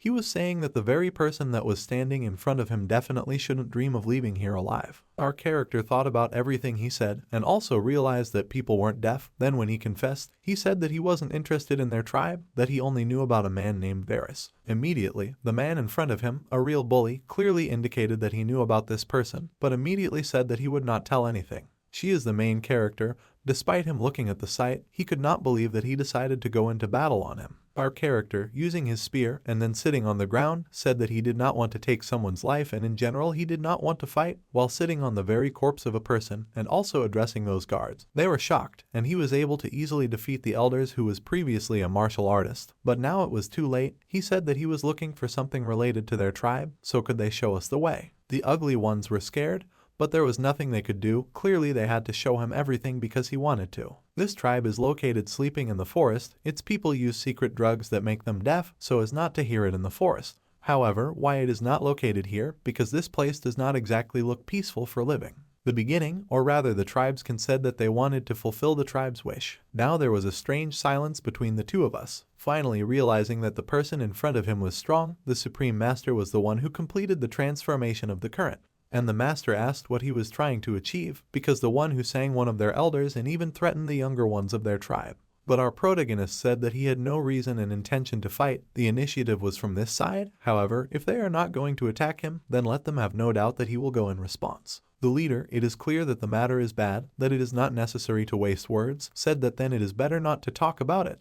And then, turning to our character, he replied that they would not accept him directly as a guest, that he should not worry, and then held out his hand, which our main character shook. As the leader, as well as our character, moved further down the path, Toming asked if they knew anything about Enver. Eddie asked if he wanted to meet him, because if so, he must have left this forest 2 months ago. Our hero asked where he is now, if he left. But still, he has no idea if this is the same visitor Enver's mentioned right now. He said that before he left, that someone would come looking for him, that someone would come to this forest and ask for information about him, and when that someone came, he should bring him to one place. It was at this point that the leader brought our main character to a certain wall, Countless trees were intertwined together into this wall, and the leader asked if our main character would like to try breaking this wall. Our protagonist took out the same spear and tried to strike, but time after time he realized that this wall could not be broken by force alone, that even the same person could not do it. Only a tribal leader can open this wall, so they're going to open it now. Of course, our protagonist didn't understand why the leader asked us to break it. But at one point, the vines opened. The leader said that he had no idea what was behind these vines. He only knew that there was an incredibly strong howl inside. Even a martial artist came out. It would be difficult to pass through this area unscathed, but it was too late. Our hero immediately went inside. That same ringing wail would shatter the consciousness of anyone who heard it. It's an incredibly powerful psychological attack. It was just as the leader said, even if the master had their art mastered the mind, energies and body would not be able to stand in front of this cry point while the 100 years that he spent there, spent the realm of consciousness, his mind was destroyed, restored numerous times, and in the process of all this, his mind wandered a solid spiritual state as well as insanity. At one point, he heard a certain voice. He heard that he was confused that he rarely meets creatures with a perverted reason for the hereditary connection, so he mistook it for someone else's hair. He even thought that he was someone who came here recently, so this creature asked to answer, was he one of those people who regressed back in time? Our character looked at it with horror. He did not understand what it was, but at the same moment another creature appeared next to this creature. It was a girl. She said that the boy who came to them was quite shocked, but our protocol officer asked who they really are. A cat-eared girl who was somewhere in a red dress said that she wanted to introduce herself while constantly nodding her head. She said her name was Rubia, who was in verse familiar. You know, the character asked why so, did she really take the shoes of a man? But the girl only replied that she liked her master so much, so she's the main character. You already asked what kind of scary thing is there to be behind him. Clearly, this thing didn't like it at all. She thought that this person was an arrogant Soliac. But the familiar only said that this was the monarch of simplicity, an echo of the great demons, which again very upset the same spirit. She went on to say that 400 years ago, he was a powerful demon who led 100 demons, but now he was just a soul shining. However, why was the familiar waiting for him here? The girl immediately said that it was very simple, that he should find his master and verse. She said that the only person who could answer his question was her master. Our protagonist, after looking at her, asked, because if she is his familiar, doesn't this mean that she can detect him accurately from a position that can clearly make them understand, as well as help solve puzzles that will meet exactly on the way? But the innocent-eyed girl started saying that of course she couldn't do anything, as if she was glad that she couldn't, but still replied that her master can determine her location, so if our protagonist and she go together, then eventually, at the end of their journey, her master will finally be able to find them. Our character started saying that he still couldn't understand anything, despite all the explanations. He was in some strange room, he saw some strange spirit and a familiar of a person, so why does the girl complicate everything? Why did he even need only her and this thing that was just useless? The demon spirit immediately started shouting in anger. He said that he also didn't know why he needed to follow him, because all he knew was that the one who regressed would be looking for him one day. He needed to leave this forest with him. Our main character couldn't understand why he should leave this forest. Isn't he the one behind the screams of this place? The main character said that the tribe of this forest is praying hard, so isn't he the result of this prayer? The demon spirit only laughed when he heard the words about those pitiful parasites. He said that they were a tribe that was woven into this forest, that as long as their blood existed in this forest, then at the end of this path, the seal would continue to exist. Their prayers must reach the end of this path. He doesn't even know what will happen at the end. He just exists in this place, in the middle of this very path. It just flies, it just exists. Of course, our main character began to say that after this period of time he had a lot of questions, but no clear answer. What was wrong with them at all? When he said that, it was obvious that all these familiars and spirits were hesitating. But the girl started to say that one thing she did know for sure was that if he went with them, he would eventually be able to meet her master. Of course, these words are about in the end after all, naturally the concept of Rostov, so our programmer asked for it, so whether this demon will go along with them, because it does not have a physical body. The girl, looking at the spirit, said that she was not sure about this, because the master did not say anything about it, but the void monarch only disappeared. Where was he? At this moment, a void ball immediately flew into the body of our main character, which greatly surprised the familiar. Of course, the void spirit said that everything is obvious, that he will just steal the body of this that he lost his body and was imprisoned here for 400 years, although this body is but compared to the time when he was in his prime, he sat down well, he will use it. He can walk around the world again. The spirit had been laughing, but now it was obvious that the spirit had taken possession of the bracelet he was wearing. Our character was also surprised by this phenomenon.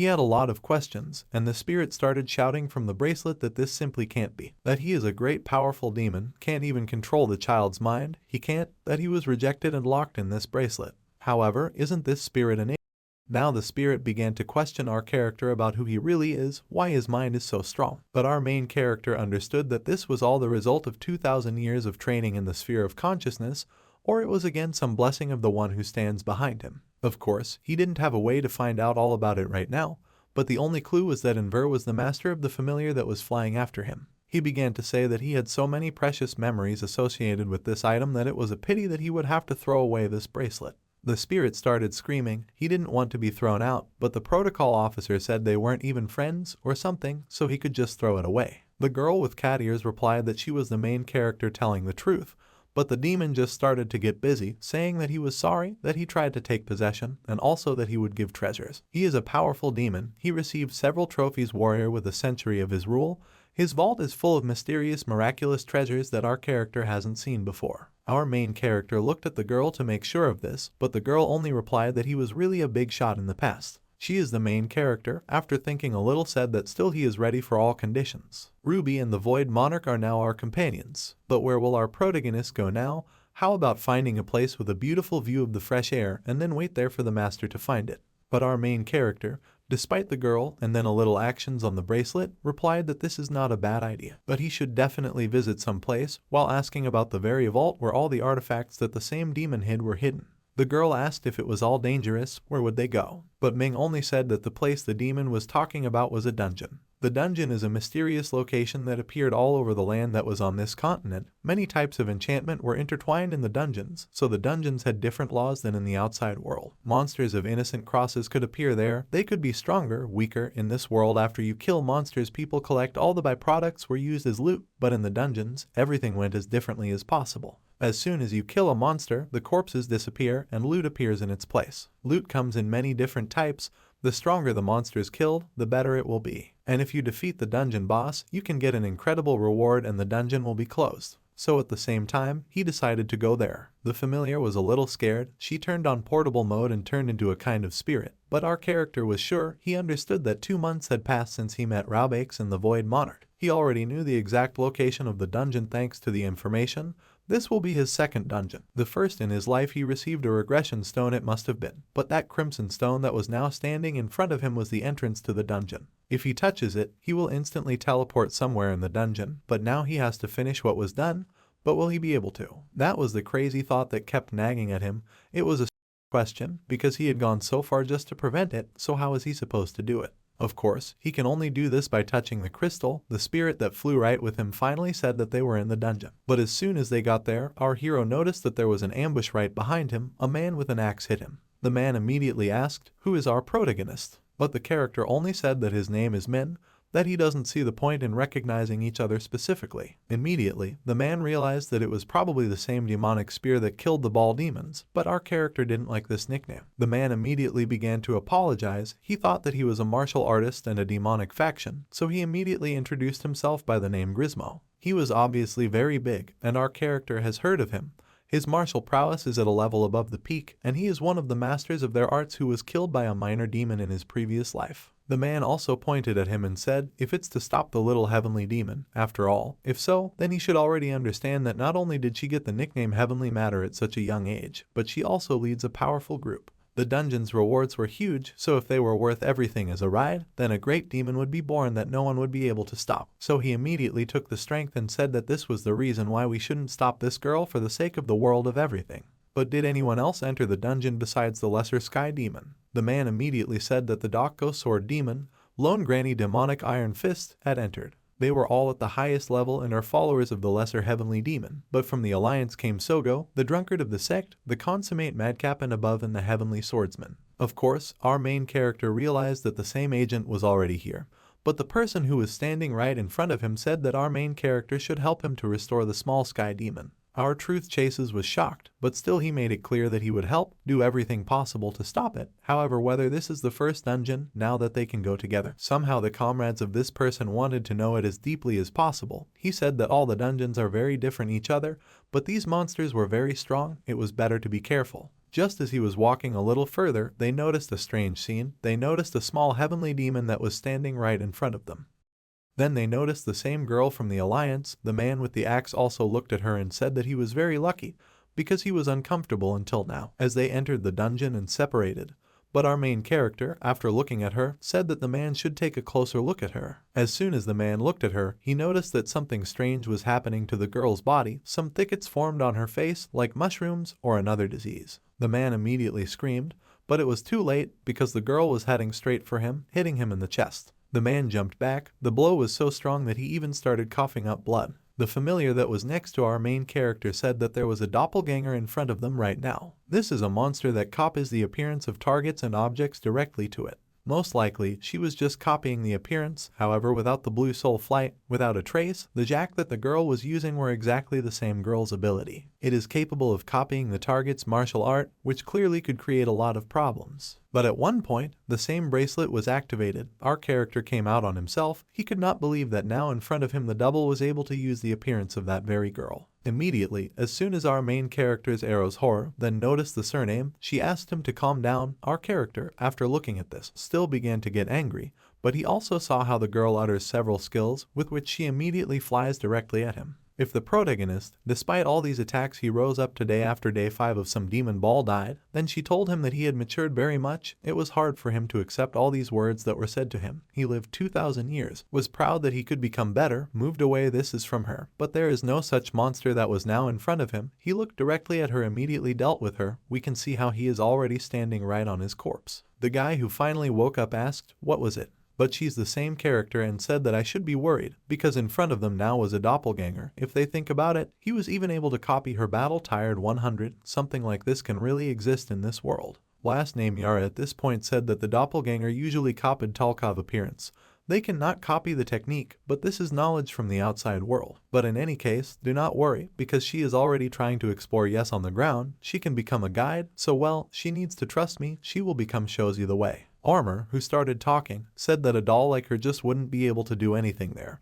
But the familiar started cursing, which made our main character so angry that it made him admit that he was asking us to A terrifying thought had just occurred to him. The guy who was standing next to him asked, "Didn't I just get into a fight with a doppelganger? Or did I? But what if they, or someone else's doppelganger, shows up?" Our character, sensing that a small heavenly demon might appear, was shocked, and by this time we could notice Mirimsky an alliance, as well as an artificial swordsman. The people she struck looked at her with surprise. They said, called her little sky demon. Now in front of them was a copy that had learned a new demonic art according to them. They thought that they couldn't win, but still decided to attack her. They immediately went to her and said that she will burn in hell, but it was already too late. She was able to hit everyone with her tentacles with a single blow. While looking at them I wonder, because really everyone is so weak. By that time, the heavenly demon, the real girl, had killed our main character, or rather his copy. All she could think about was that it had been 9 years, and she was glad that this wasn't the real one. However, shouldn't she have worn something more elegant, since today she will meet our character? After looking at the copy, she noticed that he had a lot of tattoos on his hand, which most likely can make it clear that our protagonist tried very hard to become stronger. She thought that if he died here, he would be very upset. She only asked for one thing that definitely did not die there, so that they would finally we were able to meet face to face. The girl from the Alliance had already run out of time by then. She couldn't have thought that a doppelganger would appear. It was a good thing that it was a doppelganger of the supreme heavenly swordsman. After all, he is the weakest among them. In addition, the thing that fell out of the doppelganger's corpse was Alexei, who was quite clean, but where should she go now? Because she needed to join the members of her alliance as soon as possible. If she encountered a small sky demon or more, her subordinates, then she wouldn't even have a chance to escape. A victory. As soon as she passed through, 2 people who were clearly part of the lesser heavenly demon group appeared behind her. They didn't call out to her and tell her that if it was the girl from the Alliance, they were breaking up with her now. These were her followers, Iron Fist, as well as the Sword Demons. They said, did they really think she could run away? Who defeated his first one was finally able to acquire the magic crystals that were extracted from the doppelganger's corpses. However, why didn't he eat it? Of course, it was because his mind, energy, and body were unstable, so maybe if he ate it, he would be in even worse shape. But the demon said that maybe it won't happen because he feels that his heart is not just an incredible thing. Even among those who are here as great demons, he has not seen anyone who has such an exceptional heart as he has, not excluding the demon himself. At this moment, the man who was walking noticed his friend. He immediately started running towards him and asked what happened. The kid who was sitting on the ground with a severed arm said that if he could talk to the 7 people who had spoken to him, then most likely he wasn't a doppelganger. This was a man from the beggar sector, one of the top 3 rising stars. He was one of the 3 rising stars, just like a monk himself, so what happened to his hand? The guy immediately replied that he had met a doppelganger of the demon ball. Dozens of energy units of the ball were released from just one of its hits. No one escaped from it. To begin with, the guy asked for a potion, so as soon as he drank it, the bleeding stopped. He was sure that it was this particular elixir that saved his life, but unfortunately, if they had a better elixir, they might be able to get his hand back. But who was that person together with the man? The guy immediately introduced our main character, saying that it was he who defeated the demons of the ball, and now the 2 people said hello. And also that before the girl from the Alliance mentioned him, that he helps because he probably cares for her. But what kind of deep and loving relationship do they really have? Our protagonist was a little out of his mind. He said that it was normal when the younger one came to help the older one. He also wanted to ask how. Both people immediately attacked each other. They started to push each other mentally. But why were they both angry? Why were they blushing now? At the same time, the demon even began to ask if the boy really liked the white woman. So funny watching a man try to intimidate each other. From all this, you can knock on your armor. Now they both apologized, and a certain granny appeared in front of them, who said that the ardent love of young people is just a joy for her eyes. Wanted to join. It was a lonely granny. She looked strange. Her eyes glowed like everyone was watching, but the familiar started shouting, saying that the dungeon analysis was finished, that she now knew her own entrances and exits. Our character, after looking at it, said, but he was just about to fight, but the familiar immediately started showing him the map, said that the blue dot on the map is them, and the yellow dots are other monsters of the dungeon. It was enough. Right now they only needed to concentrate on the battle. But those 3 dots that he saw in front of him were moving very fast. Were they really fighting? Was that the exact location behind that wall? But what if one of those yellow dots is exactly the same girl? What if she met a small sky demon or is fighting? The protagonist immediately asked Ruby if he could destroy the wall that is now standing in front of him. Surname immediately replied that they would find out after they checked it out. But it was already too late. Even the main character started to release an incredible amount of energy. Everyone started to feel it, so after a few moments, he gathered so much that everyone was ready to watch what was about to happen. For a moment, the given charge of energy was immediately neglected. But even though everyone thought that this charge would fly directly to that very granny, in an instant, she's the main character appeared right in front of that same white woman. He said that they haven't seen each other for a long time, while making her blush a lot. She clearly didn't expect to see our main character here. A lot of people in this cave were fighting against monsters. They wanted to focus, constantly strike, but it was still very strange that the monsters, or rather doppelgangers, did not expect to see someone else here, but who in the Alliance uses a spear at all. That's what they thought. The white-haired girl just couldn't understand what our character was doing there. How did he get there? But our main character, taking a certain thing in his hands, said that he came to help her. He remembered the lesson of that old man that the great heart circulation that the master gave him will definitely help. He left the questions because he was afraid to experience an energy deviation. But now, in a similar situation, he has more on. There is no time. As soon as he took this elixir, he felt that even after eating only half of it, he had memorized half of its energy core, which was empty. He didn't have the teapot and their energy deviation symptoms. The Void Monarch was right. Also, both men said that they would deal with lightning. Then they would be able to deal with the brat who was in the spirit as well. They immediately split up their duties, attacking our group in the process. A fierce battle began. The girl in white couldn't believe that her old acquaintance had become so strong, because when they saw each other last year, he was too weak, and now even the very monsters that were in front of them couldn't believe that it was too strong a comrade, that he was too strong. He seemed a lot more experienced than they thought, but to all the eyes that couldn't see, it was from them that the incredible flow of time was felt, even though he hadn't gone through an age regression. Our main character, continuing his attacks, dodged like this man while continuing to counterattack, but the monsters, despite fatigue, continued this attack even when he did not succeed. With a single swing of the spear, the blow was diverted to the side. Even the character used the third form of the Nine Heavens Supreme Spear, then the hidden snake strikes. The man did not understand what kind of movement the spear was. He could not understand where they were flying from, but it was already too late. He was constantly wounded from different sides. He started laughing and said that this is actually a wonderful fight. Judging by the skill of his opponent, this is a master who has been training for a long time. He was certainly on the path of a new age. After all, it was impossible to even believe that such an experienced one, even though such a young point, he would have enjoyed this duel a little more. But his technique was very difficult to guess, so if this battle dragged on, then he might have problems with the demonic Iron Fist as well. I was losing. The monsters have replenished that they just need to get rid of them as soon as possible and return to the side of Alnira. These are the three things that the demonic one dreamed of. The guy in front of him is a close friend that he loves and respects. The technique like me that he just mentally praised. This is the technique like me of his liege lord. It finally even had his life taken by his own liege lord. Iron Fist immediately started shouting to the little heavenly demon. After all, why did she kill the demons on the sword? After all, even if she didn't like it, then they called her their liege lord. When would she rule the world in the near future? They talk about how they wanted to see a demonic martial artist die.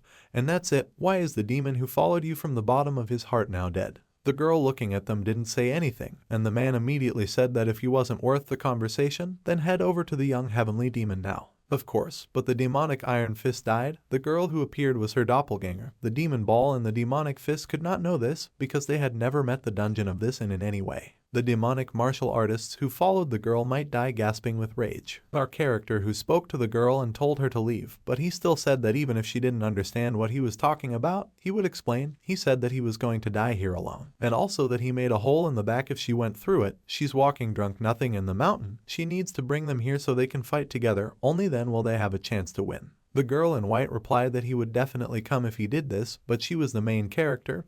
With a full smile on her face, said that she was faster than him. He was counting on her, but the girl threw him a crystal and told him not to dare to die. In the previous life of our hero, the young sky demon went out of control alive, but when she was asked what happened, she replied that everyone was dead. Everyone thought that the little sky demon just killed everyone, but now he thinks that he knows the truth now. In his simple life, everyone was killed by her double. The canvas that the girl was wearing now looks like an artifact that can stretch and fly forward at an incredible speed, but can it stop her at her current level? The girl, after looking at him, immediately decided to attack him with this very canvas. The blow was an incredibly strong blow, but it felt like his arm was going to come off right now. He understood that it would take exactly 5 minutes for a girl to bring a drunken beggar who was fighting a lonely granny here. But what would he do all this time? What would change if these three people helped fight? He immediately received a blow, blood came out of his mouth, and only at that moment did he realize that he wanted to live. He had to live because he had promised many people. Well, what do they need to do to survive? How should he hold on still? Why should he fight? How should he win? He understood that his current body might be weak, but neither was his mind. He only needed to remember the 2,000 years he had spent in the mind world. He only needed to remember everything he had learned. Who is weak in front from the sides when fighting someone so powerful that it was difficult to fight him? Then you need to fend off the attacks of the opponent's turn. This is what he now remembered everything. He began to use all the advice that little heavenly demon had given him in the past. He tried to attack the doppelganger, but even now his tactics were in vain. The demon also started saying something, and the girl doesn't use AI techniques, palms, or martial arts. She just swings her canvas. So I had to start with the fact that it's not a very powerful tool. It's only so strong because she's very experienced. I had tons of internal energy. It became clear that it was some capable of reproducing the movement of the original. But clearly a heavenly demon, usually they use martial arts, but rather use their canvas. It doesn't use martial arts on those who aren't worth it. The demon immediately started congratulating the human for being recognized as the opponent to use them against, so it looks like she was just fooling around the whole time. She's the main character realized that that girl in white just shouldn't come there, because now a little heavenly demon is just a monster. As soon as the girl came to her people, she noticed that they were all almost defeated. They were lying around. Well, in my opinion, it's too late because the person knocked her out from behind, saying that they need to leave because in the first place, but they were wrong about the enemy, so to fix the little sky demon, they had to 5 times as much was needed. It was better to retreat now. The goon asked if there was a way out of here at all, because if they didn't defeat the boss, they wouldn't be able to find a way out either. But the man immediately said that he was going straight to the dungeon escape when he popped up lonely as a granny. This is not an easy decision. It was nice that he did not agree to it all. They looked in the direction where our main character was fighting while apologizing to him. By that time, even the main character continued to defend himself. He continued to get there twice with a blow. It was already difficult to block attacks, and the demon, that everything was in his armor, said that he needed to pull himself together now. Because the girl was approaching the point, he immediately began to tell him where it would be so and where she was attacking the point as well. Somehow I started skipping clicked heroes. Debrinya said that this upsets him. He asks him to act on his instructions. Our protagonist was a little out of his mind. He told the demon the demon understood that if he dyed armor, he would die him. That right now his master was an ingrate brat. After all, if he hadn't blocked it, then he would have already been in the spoon. He also told him that that woman in white still hadn't returned, even though it had already been a long time. But didn't he hate her? After all, she had betrayed him. If he didn't come here to save her, then he wouldn't be in such a terrible situation, because he's just dying for her. But she also said that you don't care anymore, that he knows that she's not like that he's sure that something happened, he just decided not to think about such nonsense, he wanted her not to come back. She's the main character started to smile, started to say that it was necessary to start with the fact that he would have died on the mountain anyway. But the demon just laughed, he said that he was starting to like it all, because in any case, he just wouldn't let him die anyway. He smiled and started to do something a little, said that he would help a little. A huge charge of energy rose up right behind the armor. The demon was telling our character to just shut up and also accept it. He said that this was a real chaos god. It would be easy for him to gather his forces if there was an intermediary.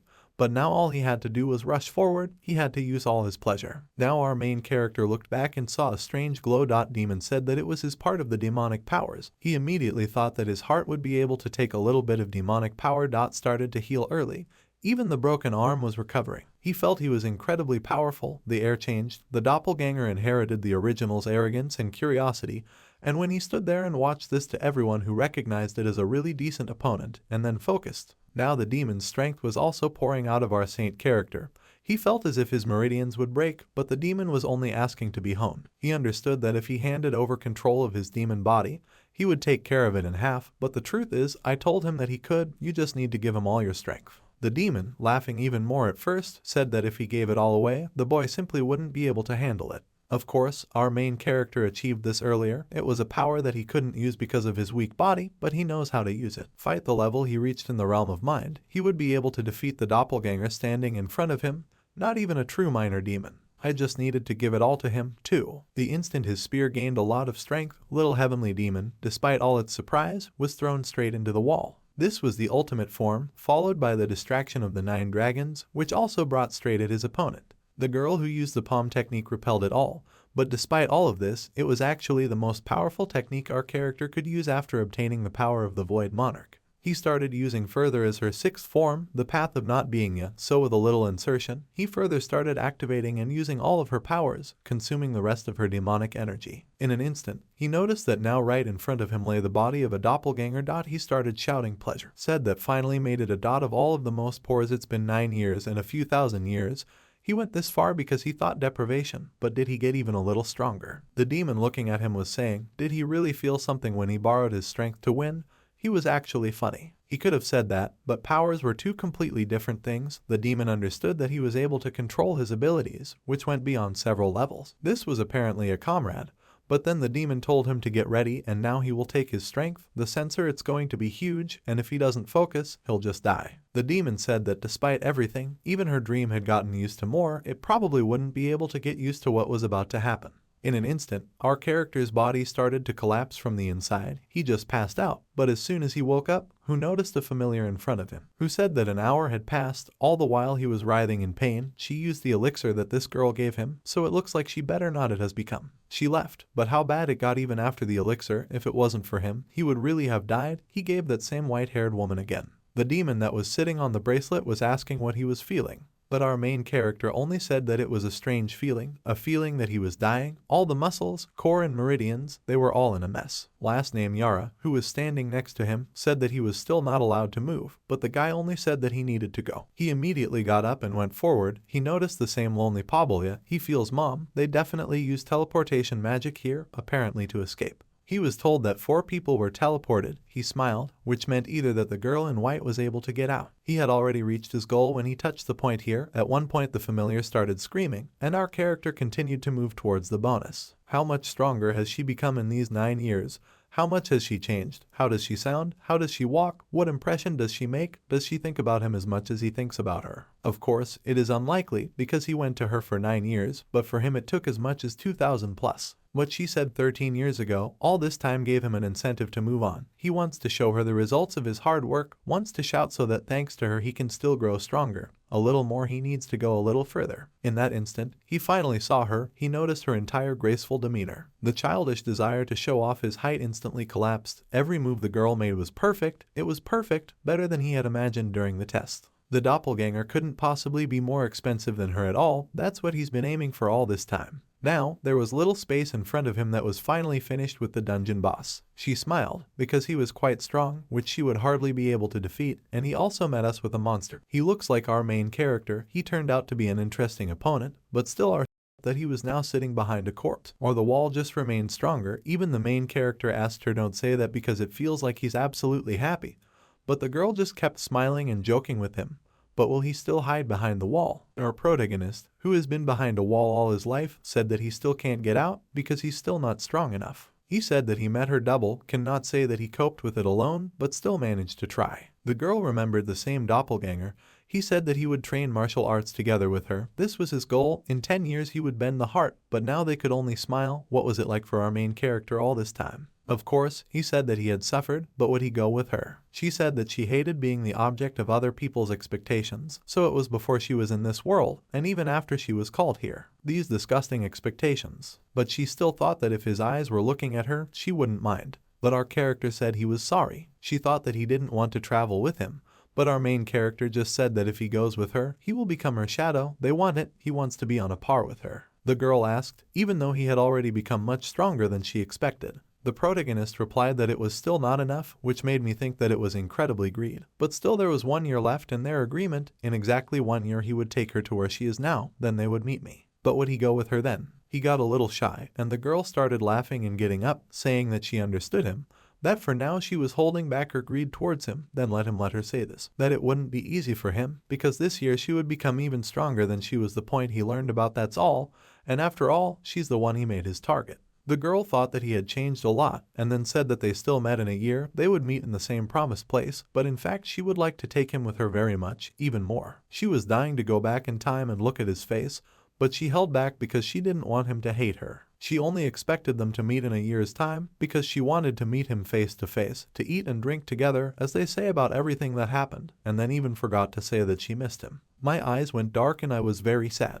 The girl at that moment with her hair just couldn't find a place for herself. She tore her hair, said that our character was fighting for her. That same Zdravok couldn't believe this picture, couldn't believe it, because such a calm girl reacted so strongly, although it was known that it was just insensitive. He started to say that they had no other choice, but the girl continued to slander her, said that they were cowards, that it didn't mean to be a warrior. The man tried to calm her down, but the girl just passed by and said that she was leaving the alliance. She said she didn't want to be in a place like this anymore so they wouldn't look for her, that they were all disgusting to her. She immediately pressed her lips together, blood pouring out, and started promising you that she would get stronger in spite of everything. Now their paths diverged.